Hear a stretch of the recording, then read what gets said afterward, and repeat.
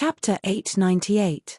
Wuming dragged the blackened world of Warcraft Eulidium with one hand.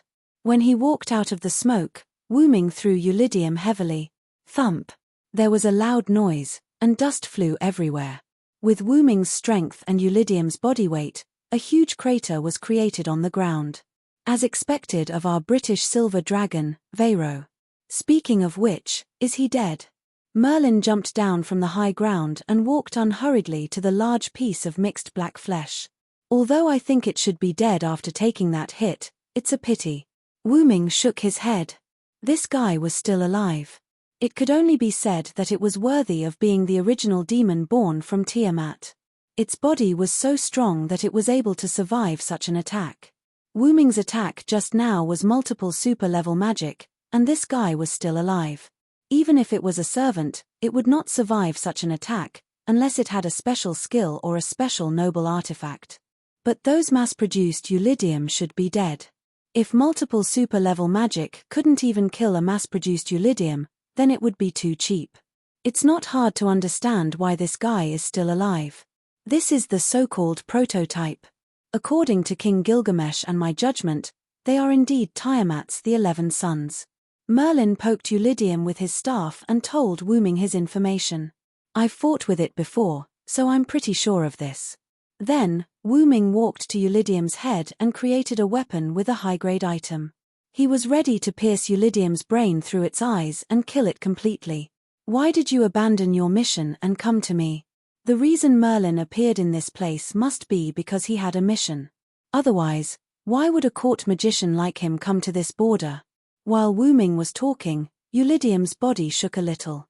It was the desire to live. Wait. If it's not dead, don't kill it. Merlin grabbed Wuming's hand and quickly stopped Wuming's action, saving Eulidium, one of the 11 sons of Tiamat. Eulidium, who was still conscious, heaved a sigh of relief. Thanks to the Mother Goddess, Eulidium could breathe more air between heaven and earth. It felt like he was in the embrace of the Mother Goddess. It's Tiamat's son, and it's an existence that can be communicated with. It's a pity to kill it. In other words, Merlin wanted to take Eulidium as a prisoner to obtain information. Let me say this first. I don't think you can get any useful information. Wuming knew what Merlin wanted to do. It was nothing more than to use an illusion to obtain information. However, Wuming didn't think highly of Merlin, or rather, he didn't think highly of the magical beast. Wuming didn't think that this magical beast had any information in its head. The plan of the magical beasts was nothing more than to attack the humans. As the saying goes, counter soldiers with arms, water with an earth weir. Silent Wonder wasn't exaggerating. Since Silent Wonder had returned, he wasn't afraid of not being able to stop the attack of the magical beasts, even if it was a strengthened version of the magical beasts. No, Villo. A lot has happened in the 6 months you left Uruk. The magical beasts have undergone earth-shattering changes, and they have caused a very serious impact on this world. At that moment, Merlin didn't care about Eulidium's presence. He told Wuming some things. Half a year ago, 11 magical beast commanders who called themselves the 11 sons of Tiamat appeared. In order to eliminate the magical beast commanders, a magical beast commander attacked the Uruk and killed all his servants. The Sage King summoned new servants and established new defense systems in the sky, rivers, lakes, underground, and so on. Although it was just a general description and didn't explain the details, if the audience was Wuming, they would definitely understand. Don't think that it's easy for you to defeat Eulidium. This is a magical beast comparable to a god-level servant. Wuming was also aware of this fact. Previously, Eulidium had used only his body to resist the multiple supreme-level spells he had cast. Although Eulidium was already half dead, the fact that he could withstand multiple supreme-level spells without dying was enough to prove his strength as a demon commander. Moreover, the servants summoned by King Gilgamesh basically killed a few magical beast commanders at the cost of 2-1 or even 3-1. That was why Gilgamesh chose to summon new servants. After all, there was a shortage of manpower. It seemed that the Uruk side was able to eliminate the magical beast commander that attacked the Uruk in a suicidal manner. It could be said that they took a big advantage. However, Wu-ming said this. I really didn't mean to underestimate the magical beast commander. He didn't underestimate the magical beast commander. This made Merlin feel very helpless, so Merlin continued to explain. Since the magical beast commander has good wisdom, then we can't treat the magical beasts as beasts. Merlin's implication was that they must treat the other side as a country where soldiers are magical beasts. Since they could capture one of the generals alive, naturally, they couldn't kill it easily. They had to squeeze out the last bit of value before killing it. If this kobold Eulidium knew about this, he would definitely call Merlin a monster. Anyway, I didn't mean to refute you. You can do whatever you want. Shrugging his shoulders, Wu-ming walked to the side and removed the weapon in his hand. The weapon turned into blue magic particles and dissipated. Yes, you've helped me a lot. Merlin nodded with a smile, then walked to the front of Eulidium, who had lost the ability to resist. Then, he gently tapped Eulidium's head with his staff. All right, Eulidium of Warcraft, relax. I'll be gentle. I'll take care of you like a dream. Then, Eulidium fell into an illusion that Wu-ming could not see. After about a minute or two, Merlin dispelled the hallucinating spell, and the last trace of Eulidium's life force dissipated. What did you do to it? Wu-ming glanced at the lifeless Eulidium, then looked at Merlin strangely. Ahahaha. Nothing. Merlin laughed proudly, which made Wu-ming speechless. It had to be said that in comparison, Merlin was even more ruthless than Wu-ming. Anyway, I've already obtained information about the magical beasts. Then, Merlin quietly looked at Wu-ming. How about it, Villo? Do you want to hear it? Wu-ming snapped his fingers in response to Merlin. Pa. The instant he snapped his fingers, Eulidium's corpse instantly burst into flames. Although Eulidium had said that he wanted to eat Wu-ming, Wu-ming was not perverted enough to eat Eulidium. However, the sudden burst of flames gave Merlin a fright. Clearly, this was Wu-ming's answer to Merlin's question. Okay, calm down, I'll tell you now. As the flames burned, Merlin told him the information he had obtained from Eulidium's mind. Chapter 899. The magical beasts are preparing to attack the north wall and destroy it in one fell swoop. Is that so? Wu-ming replied to Merlin unhappily. After all, this didn't seem to be any important information. Not only that, the magical beasts are also preparing to launch a fierce feint attack on humans from the mountains in the northeast, the Persian Gulf in the southeast, and the highlands in the southwest. Depending on the conditions, they will turn the feint attack into their main force. If that's the case, we will be in danger. The strengthened magical beasts posed a great threat to humans. If 2 or 3 people could barely deal with an ordinary magical beast in the past, now it would take nearly 10 people to deal with an ordinary magical beast. Moreover, if it weren't for King Gilgamesh calmly issuing new defense regulations and strengthening the defenses of the North Wall and even other areas, the Uruk wouldn't have been able to hold on for more than half a year. But even so, the North Wall could only barely hold on. It wouldn't be surprising if it was broken through at any time.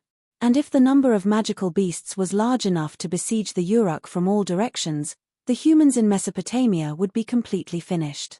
Merlin told Wu-ming about this analysis and also some details about the magical beasts, reminding Wu-ming not to underestimate them. I see, it's already that serious. At this moment, Wu-ming had a thorough understanding of the current situation. Wu-ming even wondered if Jisha had made some changes to the last singularity. Then, Wu-ming realized a problem. Speaking of which, does the commander of the magical beasts want to break the agreement of the 3 goddesses and include the Quetzalcoatl in the attack? Or has the fact that the Quetzalcoatl changed sides been exposed? The mountains in the southwest were adjacent to the forest of the Quetzalcoatl. Even if they went around the edge of the Uruk, they would still be considered to have stepped into the territory of the Quetzalcoatl. However, if they did so, they would be considered to have crossed the border. Therefore, if they wanted to cross the border and attack the Uruk from the southwest, they would have to face the wrath of the Quetzalcoatl. Although the commander of the beasts was at the level of a deity, the Quetzalcoatl was still one of the 3 goddesses in the alliance, an existence equal to Gorgon. Since they were intelligent, they wouldn't do something so ridiculous.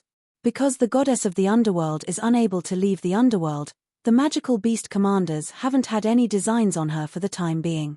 I don't know whether the feathered god has been exposed or not, but from Ullidim's memories, the feathered god has indeed been included in their list of targets to be destroyed along with the humans. Through Ullidim's memories, Merlin knew that there would be a new magic beast commander coming to support Ullidim, preparing to annihilate the humans along with the feathered god. As for whether or not the feathered god's betrayal of the three goddesses' alliance was exposed, Merlin had no way of knowing. If the feathered god has to face more than 3 magical beast commanders, I'm afraid it will be difficult for the feathered god to deal with them, Merlin judged. The Quetzalcoatl that appeared in this world was only a servant. Even if it was a servant at the level of a god, it was still a clone. When facing the 11 sons of Tiamat, it was inevitable that it would not be able to do much. It's better not to underestimate the feathered god. Wu Ming did not think that the feathered god, as the main deity of South America, would be weak. Although Wu Ming used Enkidu to capture the feathered god at that time, if the feathered god had refused, the result would have been unpredictable. The most important thing was that the feathered god's heart was with the humans. Wu Ming only told the feathered god the fact that there is still hope for the humans, so the feathered god finally chose to compromise. King Gilgamesh also has great expectations for the feathered god. After the feathered god defected to our side, Gilgamesh let the feathered god expand the scope of the jungle, including the entire south and southwest into the feathered god's jungle. This is to guard against the magical beasts that try to bypass the north wall from the southwest plateau. Letting the feathered god guard the southwest was part of Gilgamesh's defense plan. However, it's better to be cautious. The servants on the human side dared to gamble, but the humans could not afford to gamble at the moment. If they failed, it was likely that they would lose everything. I'll go back to Uruk first and see the king. The current situation was not something that Wu Ming and Merlin could decide. They had to discuss it with Gilgamesh. By the way, why did you come to the remote border? Merlin didn't answer this question from the beginning. If it wasn't for the fact that Wu Ming was going to Uruk to find Gilgamesh, he almost forgot to ask Merlin the purpose of coming here. Ha ha ha tilde actually, I accompanied the people of Chaldea to support the feathered god. When Merlin said that, Wu Ming's eyes lit up. Sure enough, Tachika and the others have arrived. They just arrived in Uruk not long ago. After being trained by King Gilgamesh, they began to carry out the king's first order. And that order was to support the jungle in the south. Sure enough, the speed of time passing is not the same. Wu Ming said to himself for a while. The speed of time passing was not the same, Wu Ming already knew that, so Wu Ming didn't make a fuss about it. If that's the case, then I won't go to Uruk for now. No matter what, he had to meet Gudazi and the others first. Gah, at this moment, a small pterosaur descended from the sky and came to Merlin's side. Oh, is this news from King Gilgamesh? Merlin untied the clay tablet fixed on the small pterosaur's back and handed it to Wu Ming. It must be related to you, you can take a look first. Indeed, as Merlin guessed, the clay tablet said that Merlin and Chaldea were to find Wu Ming and meet up with him, and they were to follow Wu Ming's instructions in the following operation. It's just for you to meet up with me. Wu Ming didn't read it out loud. After reading it, he crushed the clay tablet. Hey tilde, I haven't read it yet. If King Gilgamesh knows about this, he will definitely blame me. Merlin looked like he was going to suffer. Don't I know you? Your skin is thicker than Chaldea. Wu Ming's implication was that Gilgamesh's scolding would not affect Merlin, and Merlin would still eat and drink as usual.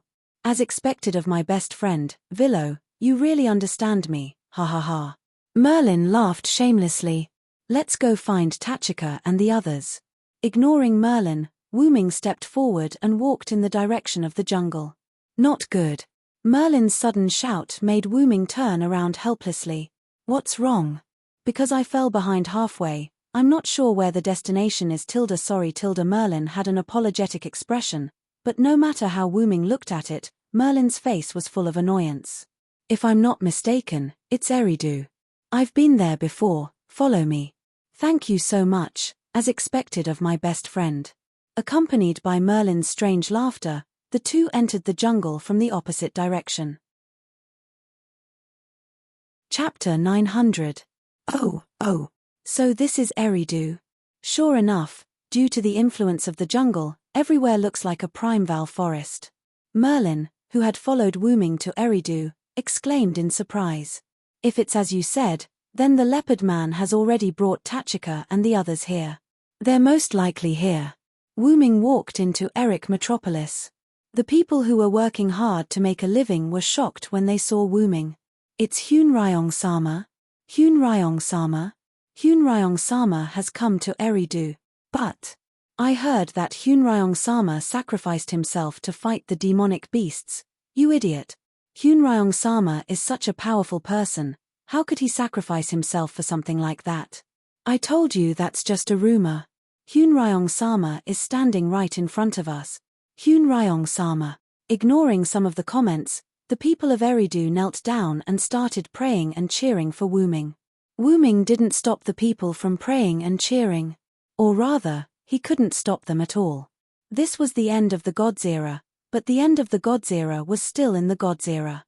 Stopping the people from praying, supporting, and cheering for the gods was the same as killing them.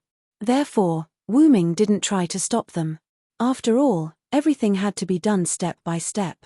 Even if the Gods era was about to disappear, it was still the same. Wuming nodded at the people who were praying and cheering. He quickly left the place where the people were praying and headed towards the feathered serpent god's temple.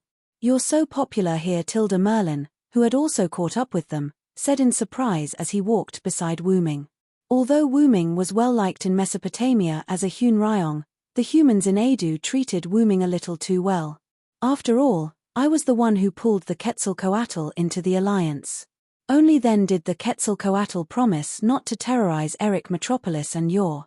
They must be very grateful to me for that. Wuming did not think much of it. However, it was precisely because the Quetzalcoatl was no longer terrorizing them that Gilgamesh was relieved to let the Quetzalcoatl manage the southern cities temporarily. Ha ha ha. In that case, the feathered serpent god will become your stepping stone. Wuming only smiled at Merlin's debauchery. Be careful, the feathered serpent god might hear you and give you a wrestling combo. At that moment, Merlin put away his smile and became serious, which was rare for him. However, it was not because Merlin was afraid of the feathered serpent god's wrestling combo, but because Gudazi and the others appeared. Assassin Senior Villo. Gudazi and Marshu looked at Wuming in surprise. They fell into a state of shock. Long time no see, Tachika, Matthew. After leaving the residential area of Edu, Wuming, Merlin, Gudazi, and Matthew went to the special house that the leopard man prepared in advance for Gudazi and the others near the temple of the feathered serpent god. They sat around a stone square table. Originally, Gudazi and Matthew were resting here, but the people working near the temple bustled toward the city center, and while running, they said, Hunryong-sama is here. After that, the two, who were not familiar with Hunryong, learned from Roman that Hunryong was the most mysterious and powerful god among the Sumer gods. Hunryong should also be a servant. I detected a very dense mana source here, which is probably emitted by Hunryong. According to my judgment, Hunryong is probably one of us. The two, who were a little interested in Hunryong, and Roman proposed to meet this one of us, so Gudazi and Matthew went out of the house to see what Hunryong looked like.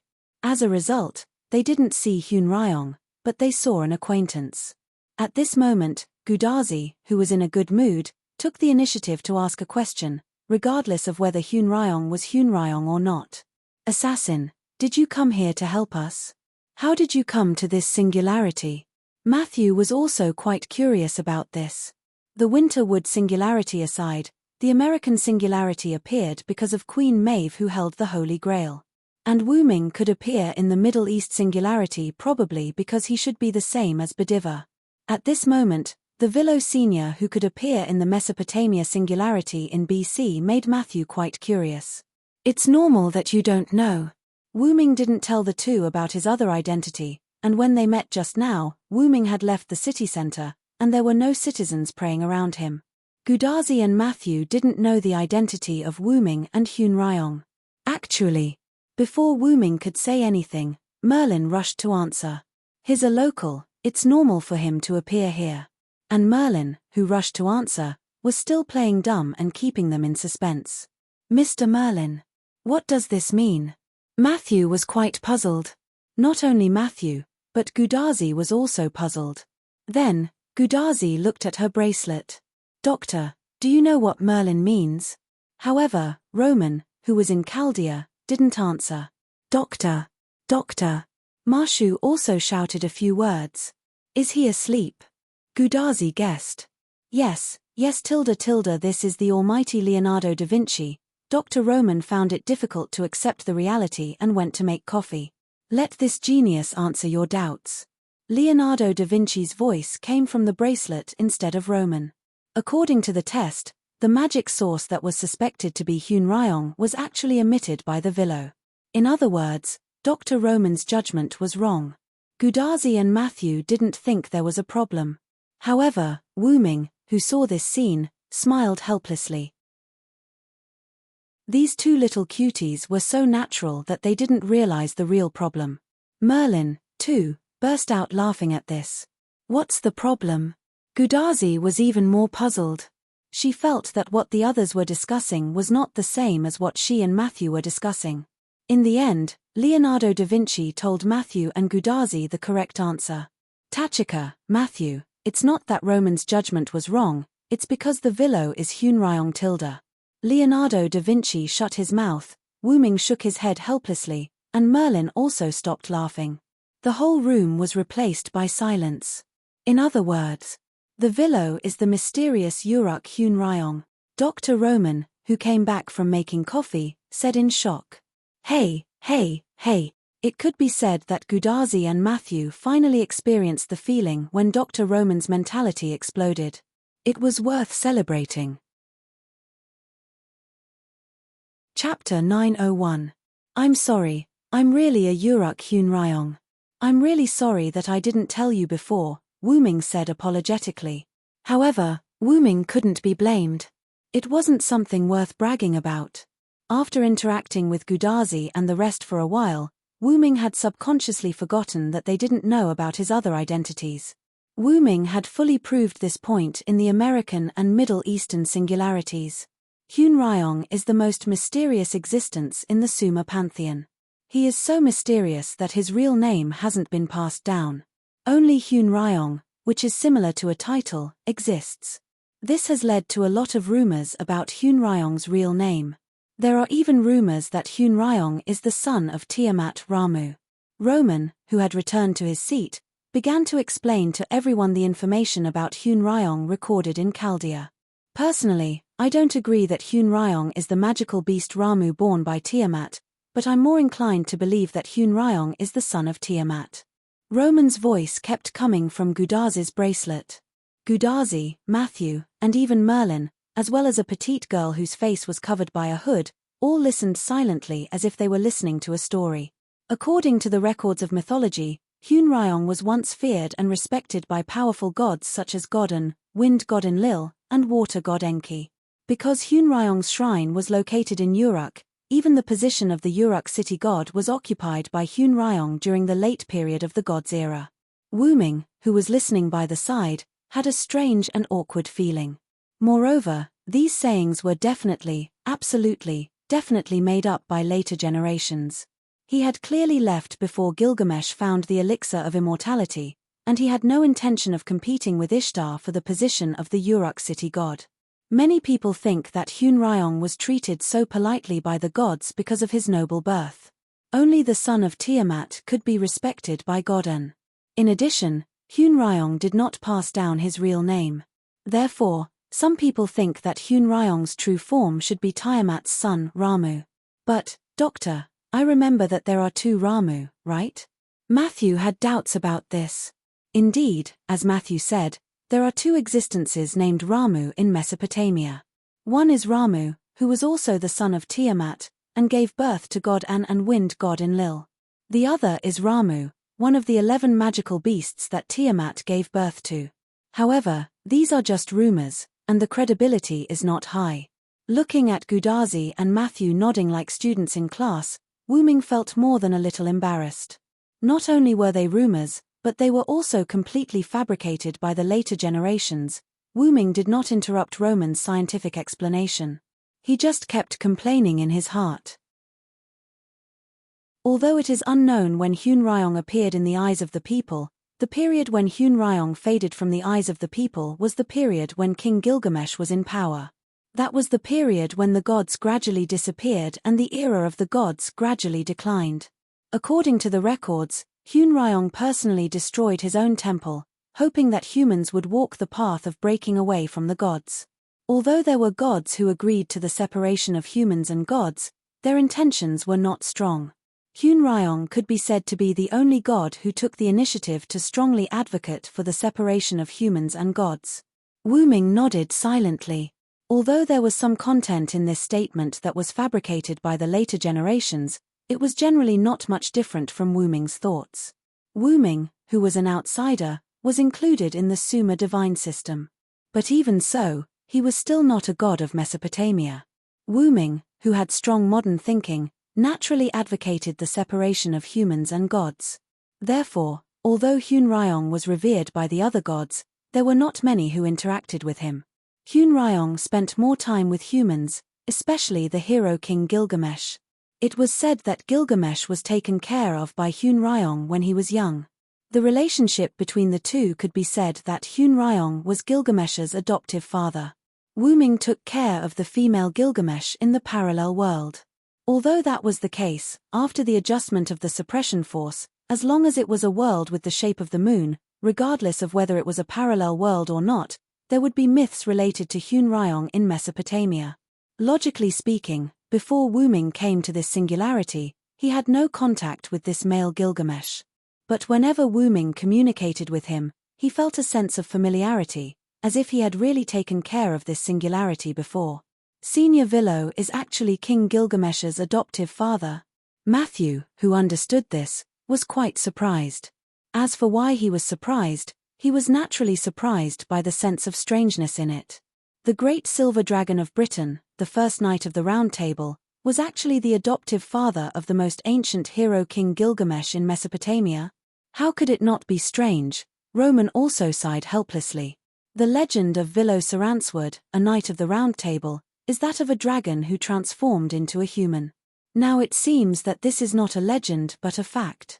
Probably Hun Ryong went to ancient Britain after leaving Mesopotamia. This was the only explanation at present. Why don't we ask Assassin? Isn't he right in front of us? Gudazi looked curiously at Wu-ming, who was sitting in the most inconspicuous position. Since the person involved was present, why not just ask him? Matthew and Roman, who was now in Chaldea, were both stunned. Because of Wu-ming's silence at the beginning, coupled with Roman's extensive scientific knowledge, Matthew and Roman had subconsciously forgotten that the person involved was present at the scene. It seems, that is indeed the case. Matthew smiled awkwardly. Yes. Why didn't I think of it? Damn it. Roman's deafening voice made Gudazi subconsciously move her arm away. Great. It's good that the person involved is present. I really don't understand why the Uruk Hun Ryong is a knight of the Round Table Villo. Sumer turned out to be a knight of the Round Table. This is so strange. Is it really okay for you to be so agitated? Wu-ming silently complained. You'll die of overwork if you're too conflicted, Roman. Wu-ming even heard Leonardo da Vinci's nonsensical teasing. How can it be so easy to die of overwork? If it was so easy, I don't know how many times I would have died of overwork. Ignoring the mutual teasing of the Chaldea duo, Matthew looked at Wu-ming with great seriousness. Senior Villo, what is the truth? Matthew's small eyes sparkled with interest. Ahem. Matthew, you have to know that the reason why mystery is because of its uncertainty and most importantly, confidentiality. Chapter 902. Wu-ming coughed and pretended to be serious, which made Matthew sit up straight. Ah. Yes, I'm sorry, Villo-senpai, I've offended you. After all, the world of magic was all about concealment and mystery. It was likely that if the truth was exposed, it would have a certain impact on the Villo-senpai. Matthew thoughtfully made up an excuse for Wu-ming. Only Merlin looked like he wanted to laugh but didn't dare. It seemed that Merlin knew everything. Wuming looked at Merlin as if he was looking at a dead man, as if to say, if you dare to laugh or expose my information, I'll kill you. Anyway, let's talk about my problem later. Speaking of which, where did the feathered serpent god go? And where's the leopard man who brought you here?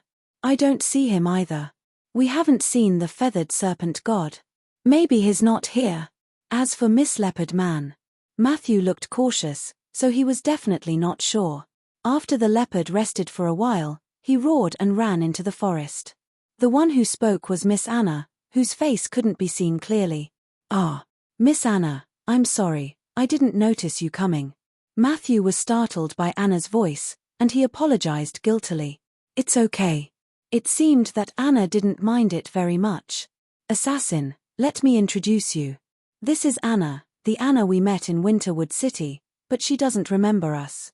When we met Merlin, Anna was with Merlin. Yo, Anna, long time no see. Wuming greeted her as if they were old friends. Anna nodded silently to the powerful existence who had protected her master, Sakura Madou. Hey, is this singularity Anna the one in Winterwood? It seemed that Gudazi had thought of Anna as the Anna in Winterwood City from the very beginning. Of course it's Anna. It's not difficult to understand why Anna can appear in this singularity. Firstly, the goddess of magical beasts of the Three Goddesses Alliance was Gorgon, who wielded Tiamat's authority. Secondly, the master of Anna in the Winterwood singularity, Sakura Madou, was sealed in the Holy Grail that Wuming had given to the fake Enkidu. It's not impossible for Anna's master to appear in this world. However, this was difficult for Gudazi and Matthew to comprehend. After all, they did not have enough information. But Miss Anna acted as if she didn't know us at all. She didn't talk to us at all. Matthew said weakly, I just hate humans. I didn't mean to avoid talking to you, Anna suddenly interrupted, although her explanation was full of contradictions. By the way, you should know Anna's real name, right? Gudazi and Matthew exchanged glances and nodded. As expected, Miss Anna is Medusa. Back in Winterwood City, Gudazi and the others did not interact much with Anna, so they did not get her real name from Anna. However, based on their encounter with Stheno and Uriel in Winterwood City, as well as the way the twin goddesses addressed and treated Anna, Roman guessed Anna's real name through future analysis. At this moment, Anna, who was called by her real name, did not show any emotion. It was as if she was not interested in anything. Do you know that the goddess of magical beasts is Gorgon, who wields Tiamat's authority? Matthew's exclamation told Wuming that she was indeed unaware of this. Indeed. Although we have some information, it's only a little. Part of the information about the goddess of magical beasts was heard from the civilians, Gudazi added. Although many people knew that the goddess of magical beasts was Gorgon, the civilians did not have a deep understanding of it. Whether it was Tiamat or the outer gods who wielded Tiamat's authority, as long as it was a goddess who could produce magical beasts, it was Tiamat to them. At most, it was Tiamat who changed her appearance. In short, it was true that the magical beasts that attacked them were produced by the mother goddess. It seems that Merlin hasn't told you yet. With a sigh, Wuming looked at Merlin. Gudazi and the others were unlikely to get information from Gilgamesh. After all, he was the most ancient hero king who approached Gudazi and the others as soon as he came up and immediately arranged for them to undergo training in the Uruk after confirming that they were unqualified. However, if it was Merlin, he should have known about this piece of information. Because King Gilgamesh told me not to disclose any information to Chaldea and the others who were training in the Uruk, I completely forgot about it over time. Merlin laughed and scratched the back of his head proudly. In short, let's analyze the current situation now. The scientific meeting immediately turned into an intelligence meeting, and Roman also abdicated his position and stopped talking. The Three Goddesses Alliance is the goddess of the underworld in Mesopotamia, the Quetzalcoatl in Central and South America, and the Greek goddess of monsters Gorgon, who holds Tiamat's authority. Gudazi and Marshu nodded. They were not surprised. It seemed that this was part of the information they had. The Quetzalcoatl was betrayed by me, and the goddess of the underworld can't leave the ground.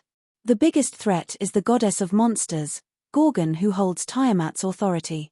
In the face of this biggest threat, my last spiritual base attempted to perish together with Gorgon's spiritual base, but unfortunately, the fake Enkidu came and stopped it.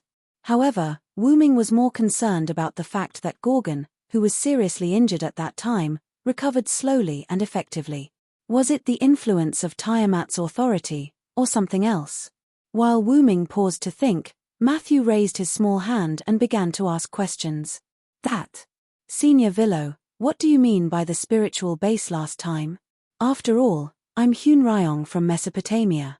When a singularity appeared in Mesopotamia, I naturally came back to take a look. By the way, I appeared in Uruk one step earlier than Merlin. Yes. But it's a pity that Hyun Ryong, who appeared in Uruk one step earlier than me, left early last time, and he didn't even manage to perish together with me. What a pity. In response to Merlin's whispering, Wu Ming responded with a murderous glare. However, in Matthew's view, this scene was indeed a quarrel between friends. By the way, it's a great fate that Mr. Merlin and Senior Villo can meet in Uruk. The two of them were both subjects of King Arthur in Britain, and now they met in Uruk as subjects of King Gilgamesh. It was indeed a great fate.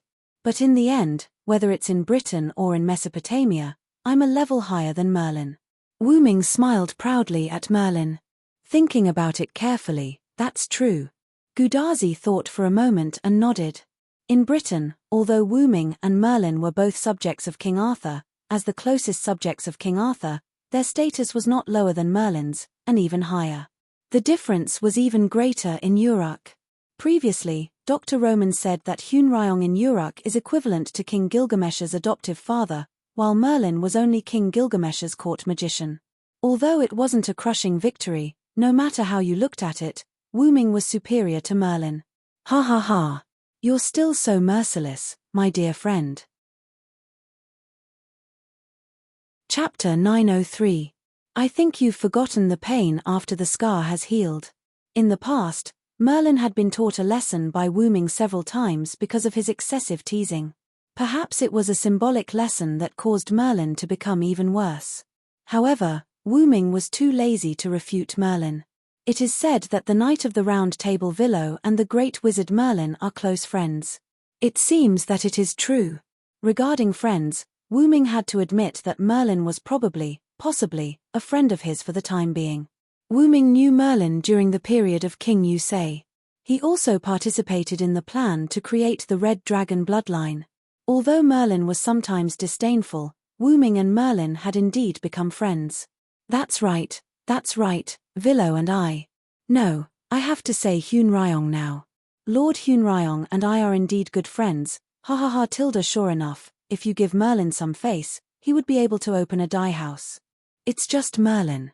Breathe with gills in the future. Wu Ming directly gave Merlin a dead fish's eye. What the hell do you mean by breathing with gills? And my name is Merlin. Merlin, not Merman tilde Merlin waved his staff to express his dissatisfaction, but Wu Ming turned a blind eye. Sure enough, you two have a good relationship tilde just like Matthew and me. Seeing this scene, Gudazi smiled and immediately hugged Matthew. Senior, please don't be like this, Fut. Miss Anna, who was alone, couldn't help but make a sound. Even I want to have a good chat with my best friend. Roman from Chaldea also made a sound of dissatisfaction. Oh, if I remember correctly, Romani is someone who doesn't have that kind of beautiful existence. Damn it. Leonardo da Vinci. Don't expose me. It was about time for the farce to end. At this moment, Wu Ming coughed. Let's talk about my best friend later. Let's continue our conversation. Wu Ming knocked on the table, and a 3D map projection appeared in front of everyone. This was a map made by Wu Ming using magic. The mountains, plains, hills, and so on were clearly visible on the map. Even the Uruk and other cities were depicted very realistically, like a high-quality model. Oh, that's amazing. Gudazi's clear eyes reflected the projected map, and she exclaimed in surprise. The Quetzalcoatl is on our side, and the goddess of the underworld can't leave the underworld, so we don't have to worry about it for now. The original goddess of magical beasts was also severely injured when I left last time. It stands to reason that the situation at this moment shouldn't be so serious. Then, Merlin continued Wu Ming's words. Hunryong's departure last time caused heavy damage to Gorgon, and countless magical beasts were also affected by the aftermath of the battle between Hunryong and Gorgon. But 3 months ago, for some reason, a large number of strengthened magical beasts poured out of the fir forest. Not only did their physical fitness and size increase, but there were also new types of magical beasts. A large number of new magical beasts and strengthened magical beasts attacked the north wall and caused heavy damage to the north wall. Merlin recalled the reports from the front line and narrated little by little. These words were not only for Gudazi, but also for Wu Ming, who didn't know about these things. Then, 11 magical beasts commanders who claimed to be the sons of Tiamat appeared on the magical beasts front. That night, Mu Xiu Hu Xiu led a large number of mass-produced magical beasts to raid the Uruk from the underground.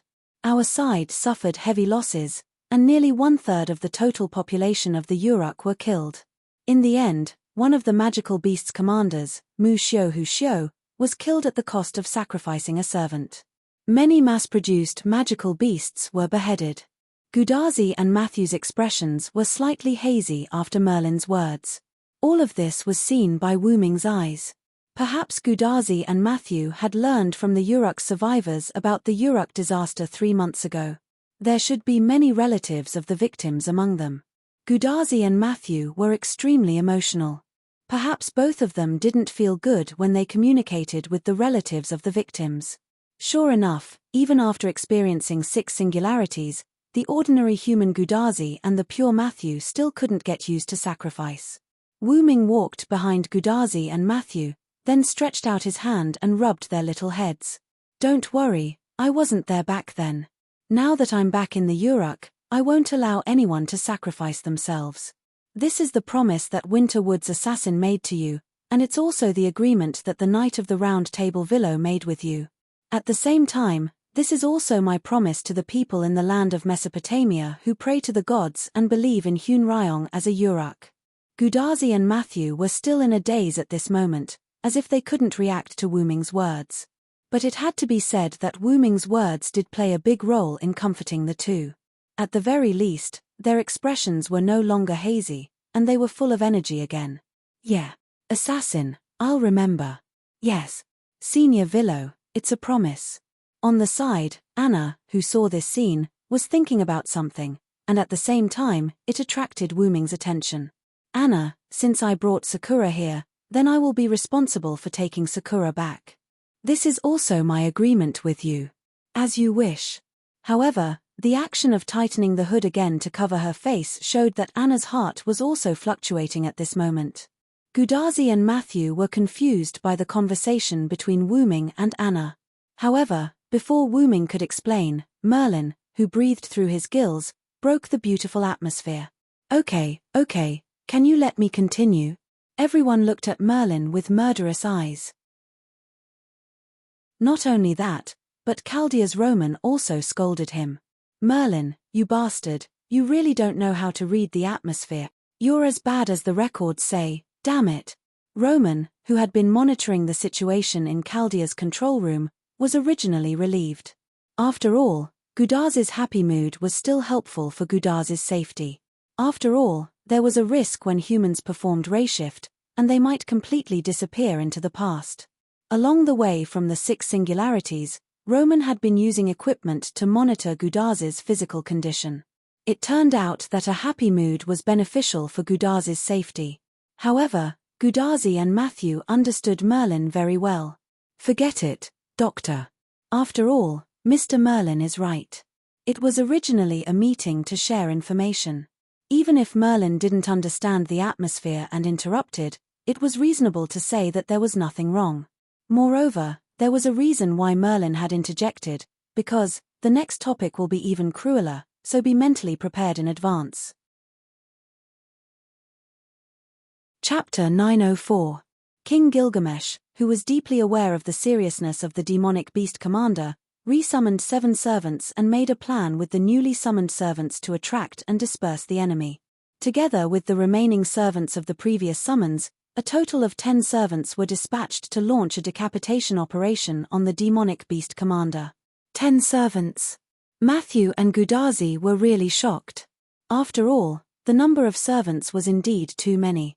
Although Gudazi and Marshu did encounter a lot of servants in the first few singularities, those servants were either alone or in small groups. At most, Gudazi could gather a lot of servants around himself with his master's identity. But in this singularity, King Gilgamesh, as a human in the singularity, had 10 servants under his command. How could this not be shocking? So that's why King Gilgamesh is sitting in Uruk as a magician. Roman from Chaldea also made a reasonable judgment on the posture of the sage king. It was because of the need to command the people that the hero king became the sage king. It was because of the need to summon servants to resist the demonic beasts that Gilgamesh changed from a warrior to a magician. So, the supply of magic for so many servants is supported by King Gilgamesh alone? Matthew's question made Gudazi aware of the problem. After the growth of 6 singularities, Gudazi also had a lot of understanding of the servant's contract and the supply of magic. Gudazi was able to form a contract with many servants because of the magic support behind Chaldea. If it was really relying on Gudazi to provide magic alone, as an ordinary human, she was afraid that she could not even support Matthew to fight. However, this was not Chaldea, but Mesopotamia in BC, and Gilgamesh did not have the magic support behind Chaldea like Gudazi. In that case, the magic needed to form a contract with so many servants was all provided by Gilgamesh alone. Indeed, assuming that the servants rely on food to replenish their magic, and Gil only provides the magic to maintain the contract, that is quite a large amount of magic power. When Gilgamesh was suggested by Wuming to summon servants, he proposed that the magic source should be solved by Wuming, because Wuming was worried that providing a large amount of magic to the servants would overwhelm Gilgamesh. However, Wuming's proposal was rejected by Gilgamesh. Coupled with the fact that Gilgamesh summoned new servants, the burden on him was not something that ordinary people could bear. King Gilgamesh is so great, I thought he was just a bad-tempered tyrant. Gudazi scratched the back of her head embarrassedly. Ha ha ha. If King Gilgamesh heard it, I'm afraid he would praise you for your honesty. After all, the gift that King Gilgamesh gave you was really rough. At that time, the trial that King Gilgamesh gave to Gudazi really scared her. At that time, Gudazi's face changed color. It was no wonder that Gudazi had a bad impression of King Gilgamesh. No one would have a good impression of a guy who almost killed them when they first met, and Gudazi was the same. However, listening to Merlin's words, Gudazi's view of Gilgamesh has greatly changed. Gil won't care about your opinion of him, especially the current Sage King, don't think too much about it. Wuming rubbed Gudazi's head and comforted her. I know. Gudazi's cheeks were slightly red. Even after experiencing 6 singularities, Gudazi was still an immature and cute little girl. Then, Wuming looked at Merlin and restarted the topic. If I didn't guess wrong, the result should not be ideal. That's right. We sacrificed 8 servants to kill 3 demonic beast commanders. Sacrificed 8 servants. Matthew's eyes widened. Only 3 demonic beast commanders? Gudazi couldn't help but stand up and hit Wuming behind her. This result is too unsatisfactory. Chaldea's Roman couldn't help but make a helpless sound. Even Leonardo da Vinci, who was always smiling, couldn't smile at this moment. In addition to Merlin and Wuming, who proposed that the result was not ideal, only Anna didn't have any emotional or physical fluctuations, but Anna's heart was probably not calm at this moment. Including the one that was sacrificed in the Uruk, the result was that a total of 9 servants were sacrificed, but only 4 demonic beast commanders were killed, and there were still 6 demonic beast commanders alive. Even so, there should be more than 2 servants in the Uruk. Wuming asked again. Huh? Gudazi and Matthew were stunned again. The result is so miserable because Merlin deliberately said that to let you hear it. As Merlin said before, the next topic will be more cruel. In short, Merlin did it deliberately. As Wuming spoke, he glanced at Merlin, who was wearing a mischievous smile. And there's one thing I'm sure of. Merlin definitely won't participate in the decapitation operation, so he won't be one of the surviving servants. In that case, the number of servants left in Uruk must be more than 2 mounts. And since there were more than 2 servants left, how could there be only 3 servants left? There must be more than that. Ha ha ha, Tildawell said, you are indeed my best friend. At this moment, there are still 10 servants left on the human side. There are still 10 servants left. This number is very optimistic for the current situation. This time, it was Roman's voice. Roman is right, after all, there are only 7 servants in the ordinary Holy Grail War. Wu Ming said in agreement. Then, Wu Ming looked at Merlin again. But you should have counted me, Merlin. Of course, after all, you are indeed a servant on our side, aren't you? Sure enough, Merlin was still the strongest when it came to trickery.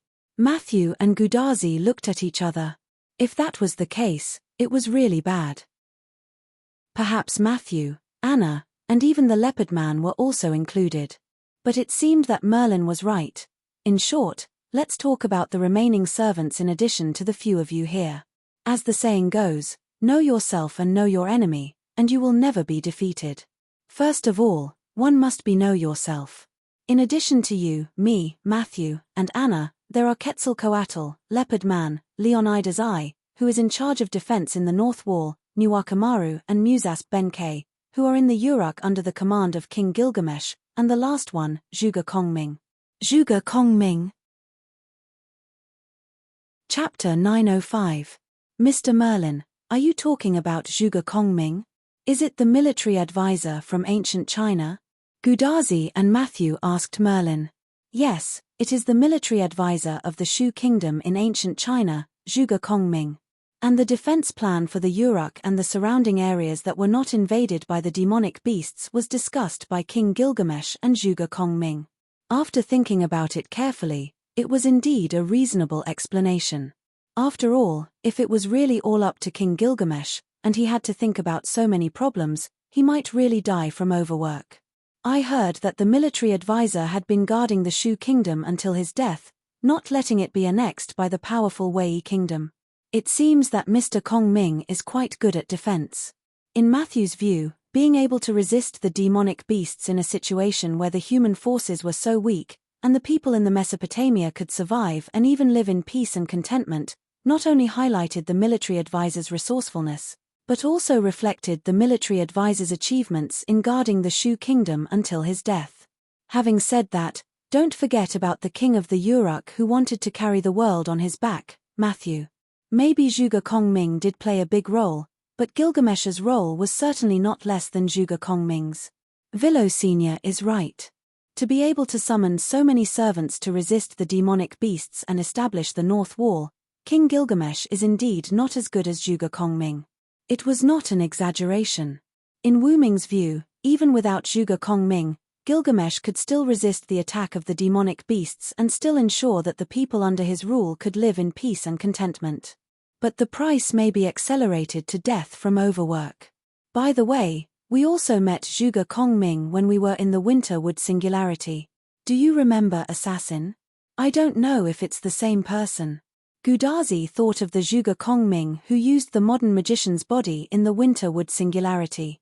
Maybe it's the real Zhuge Kongming, Sr. Matthew also discussed with Gudazi. However, whether it was the pseudo-servant Zhuge Kongming or the real servant Zhuge Kongming, they were the same person, just different in appearance. Mr. Merlin, what kind of person is Zhuge Kongming? Matthew turned to look at Merlin. As the court magician of King Gilgamesh, Merlin should know the situation of Zhuge Kongming. Unfortunately, I only know that Zhuge Kongming is a person wearing a China-style robe. Because I was often asked to run errands by King Gilgamesh, I didn't have much contact with Zhuge Kongming.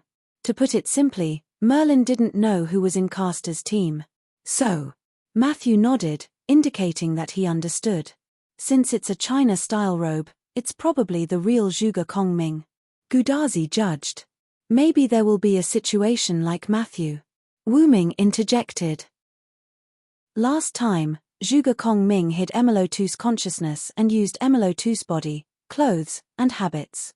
However, a pseudo-servant could also let the original personality of the body dominate the body. Although Matthew was not a pseudo-servant, Matthew's identity was a subservient, which had the same effect as a pseudo-servant. When Matthew used the power of Galahad, the clothes on his body would turn into purple armor. Therefore, it was also possible that Emilo too would wear Zhuge Kongming's clothes. Then, Wu Ming thought of the leopard man. By the way, the leopard man here may be the same, but the situation may be completely opposite. Wu Ming didn't realize it before, but thinking about it carefully, Wu Ming did see that face in Ilya's world. Miss Leopard Man is also a pseudo-servant. Vilo Senior means that Miss Leopard Man is a god on the inside, and the appearance is a human on the outside. Although they were shocked, Matthew and Gudazi recalled the leopard man's doll-like appearance, and they couldn't help but believe Wu Ming's words.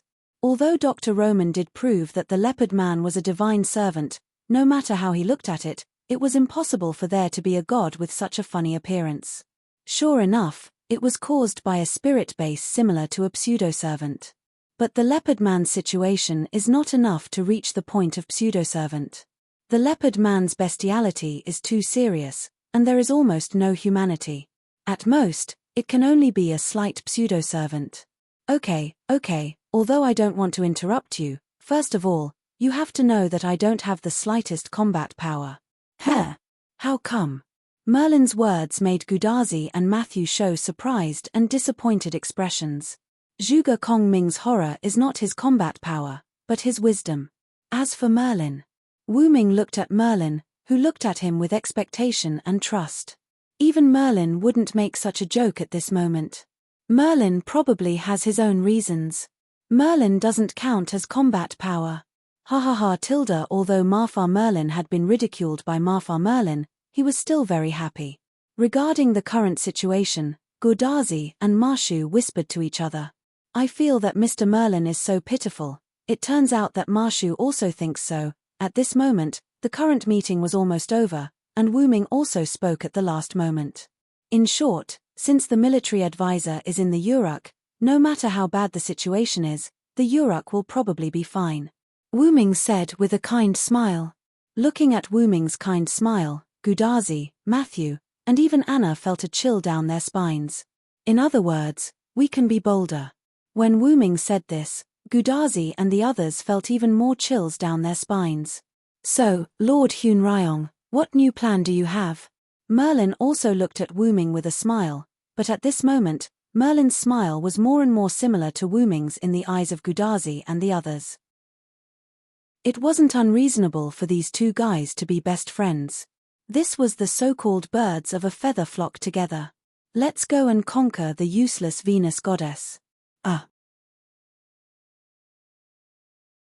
Chapter 906. Northwest of Mesopotamia, at the foot of Mount Abif, where the mountain range stretched out continuously. Black and purple ripples suddenly appeared here. Then, like carps jumping out of the water, one figure after another jumped out of the black and purple ripples and stood firmly on the ground. There was a black-haired, red-eyed youth wearing the common male clothing of this era, a white-haired nightmare holding a wooden staff, an orange-haired girl with a single ponytail wearing a special magic dress, and a cute girl wearing a slightly revealing purple armor with one of her eyes covered by a fringe. The newcomers were Wu Ming, Merlin, and the slightly reluctant Gudazi and Matthew. The four of them all arrived at the foot of Mount Abif. Is it really okay for us to leave Miss Anna there like this? Matthew, who had his feet on the ground, was the first to speak uneasily and slightly embarrassed. It's okay, Matthew. This is also Anna's idea. Wu Ming was right. This was indeed Anna's idea. Previously, when Wu Ming was prepared to bring Gudazi and the others to cause trouble, to attack the Venus goddess, Anna expressed that she was not interested in it. She would rather stay and help clear out the monsters in the surrounding area.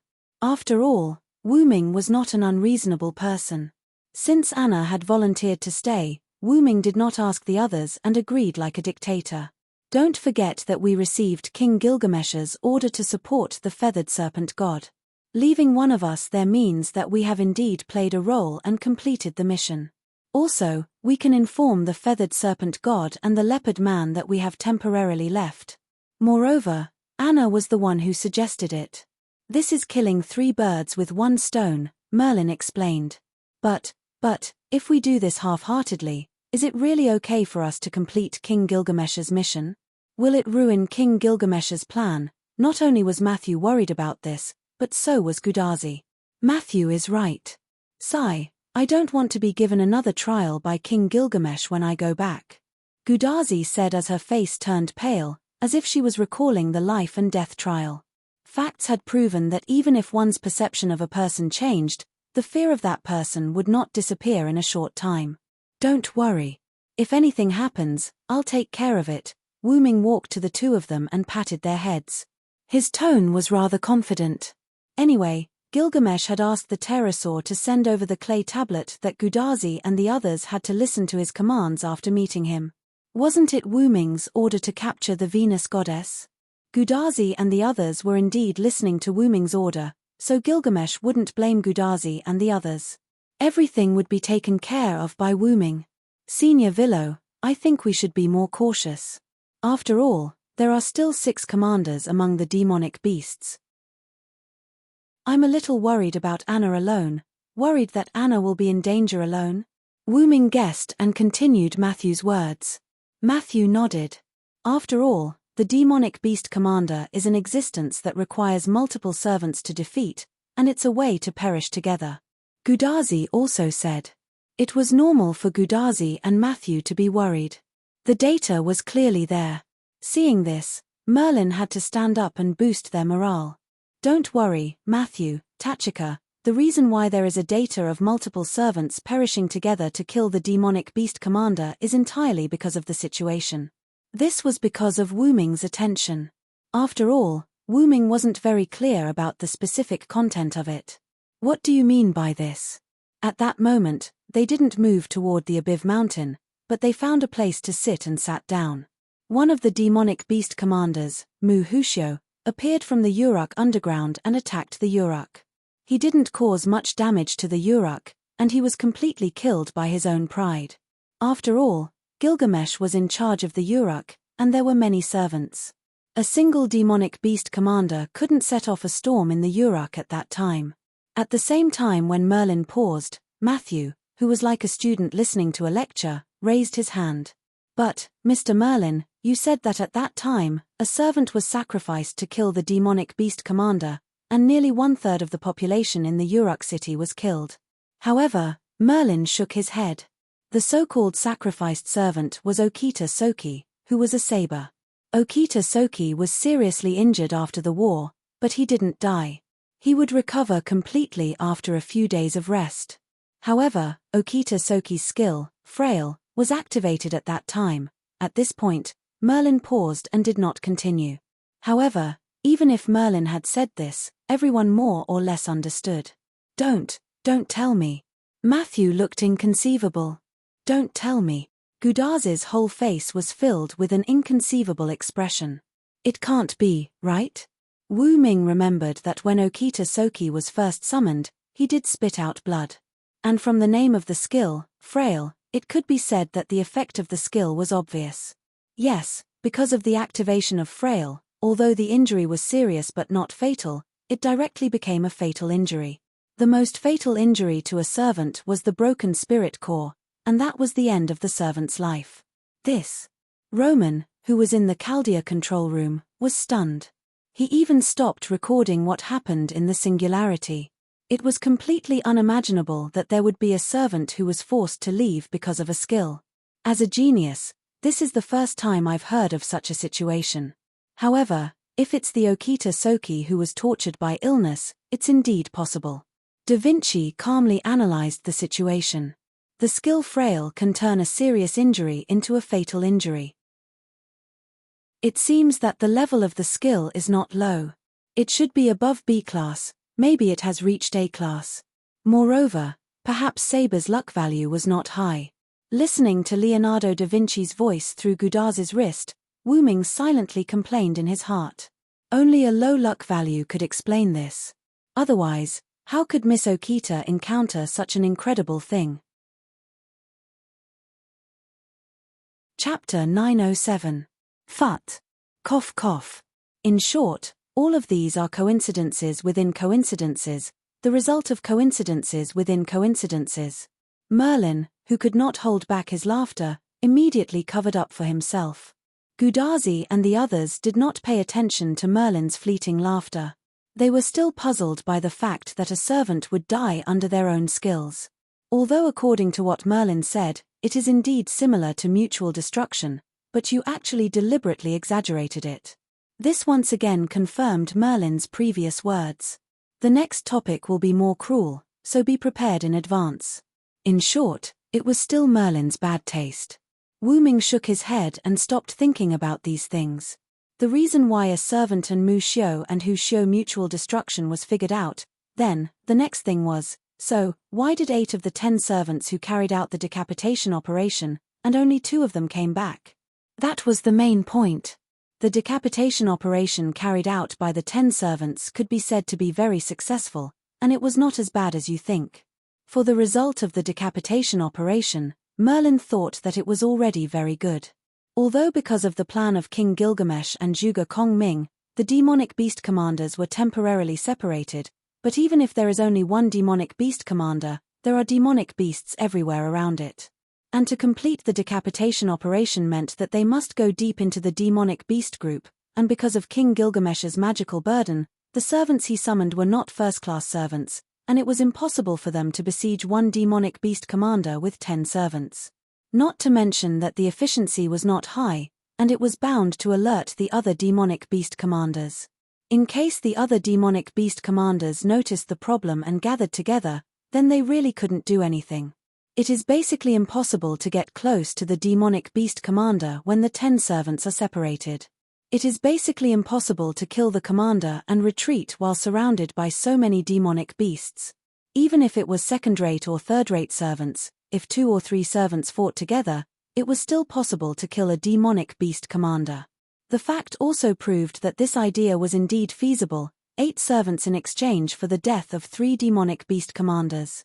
And to put it bluntly, demonic beast commanders seemed to be unable to be mass-produced, and King Gilgamesh could summon servants again as long as he could hold on, although he probably won't do that again. In the end, there were 2 servants that returned to Uruk alive. For a one-way decapitation mission, it was a pleasant surprise that a servant could come back alive. After sacrificing the lives of 3 demon commanders, 2 followers came back alive. Based on this operation decapitation alone, it's already an excellent result. Merlin was very optimistic about this. How could this be? Matthew was shocked. Isn't this a suicide squad? Gudazi vividly interpreted the essence of the beheading operation. Indeed, King Gilgamesh didn't expect the 10 servants to come back alive. King Gilgamesh assigned this task with the consent of the servants, and they were also very willing to serve as a suicide squad in order to give hope and a future for mankind. Merlin said the truth indifferently. This is too cruel. Matthew's eyes were full of sadness again. Although it was cruel, Matthew really couldn't refute it. Was this the so-called necessary sacrifice? Humans couldn't deal with demonic beast commanders, only servants could, and combined with the situation at that time, they could only send servants to the depths of the demonic beasts to carry out the decapitation operation. However, even so, in the face of another sacrifice, Matthew still couldn't look at this problem calmly. Matthew, in a war, anyone's sacrifice is just a number. This is the essence of war. In the past, he, Artoria, and many knights of the Round Table, led countless knights to fight in the north and south, and it could be said that he had already seen through the essence of war. But, in this war between the demonic beasts and the humans, even if the servants sacrificed themselves, as long as their sacrifice created the conditions for the humans to win in the future, then their sacrifice was not in vain. Just like the servants who sacrificed themselves for you in the previous 6 singularities, we should remember them and work harder for the next operation. We can't let their sacrifice go to waste. Merlin is right, the original 11 demonic beast commanders have now been reduced to 6, but there are still 10 servants on the human side. The scale of victory is gradually tilting to our side. At this time, we should work harder. How can we be depressed because of the servant's sacrifice? Yes, Vilo-senpai, I'm still recovering, sorry. Matthew patted his cheek and recovered again. Because of his incomparable emotional state, Matthew's mood recovered quickly after the training of 6 singularities.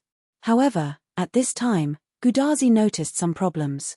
Wait a minute, why are there still 6 demonic beast commanders left? Didn't we defeat 4 in total? It stands to reason that there should be 7 demonic beast commanders left, right?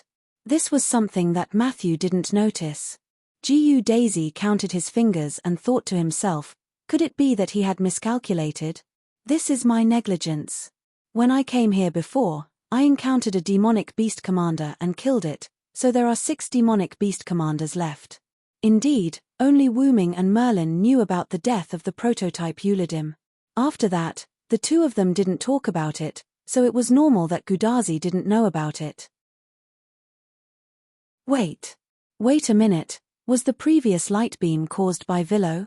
Roman's incomparably shocked voice came from Gudazi's bracelet, and Wuming could imagine Roman's expression at the moment. That guy was different from the other demonic beasts, so I paid a little attention to it, but I overdid it. Wuming smiled a little embarrassedly. Gudazi, Matthew, Roman, and Leonardo da Vinci fell into a state of shock. Ha ha ha, Lord Hunryong overdid it a little, but it's very scary. Only Merlin smiled at the side.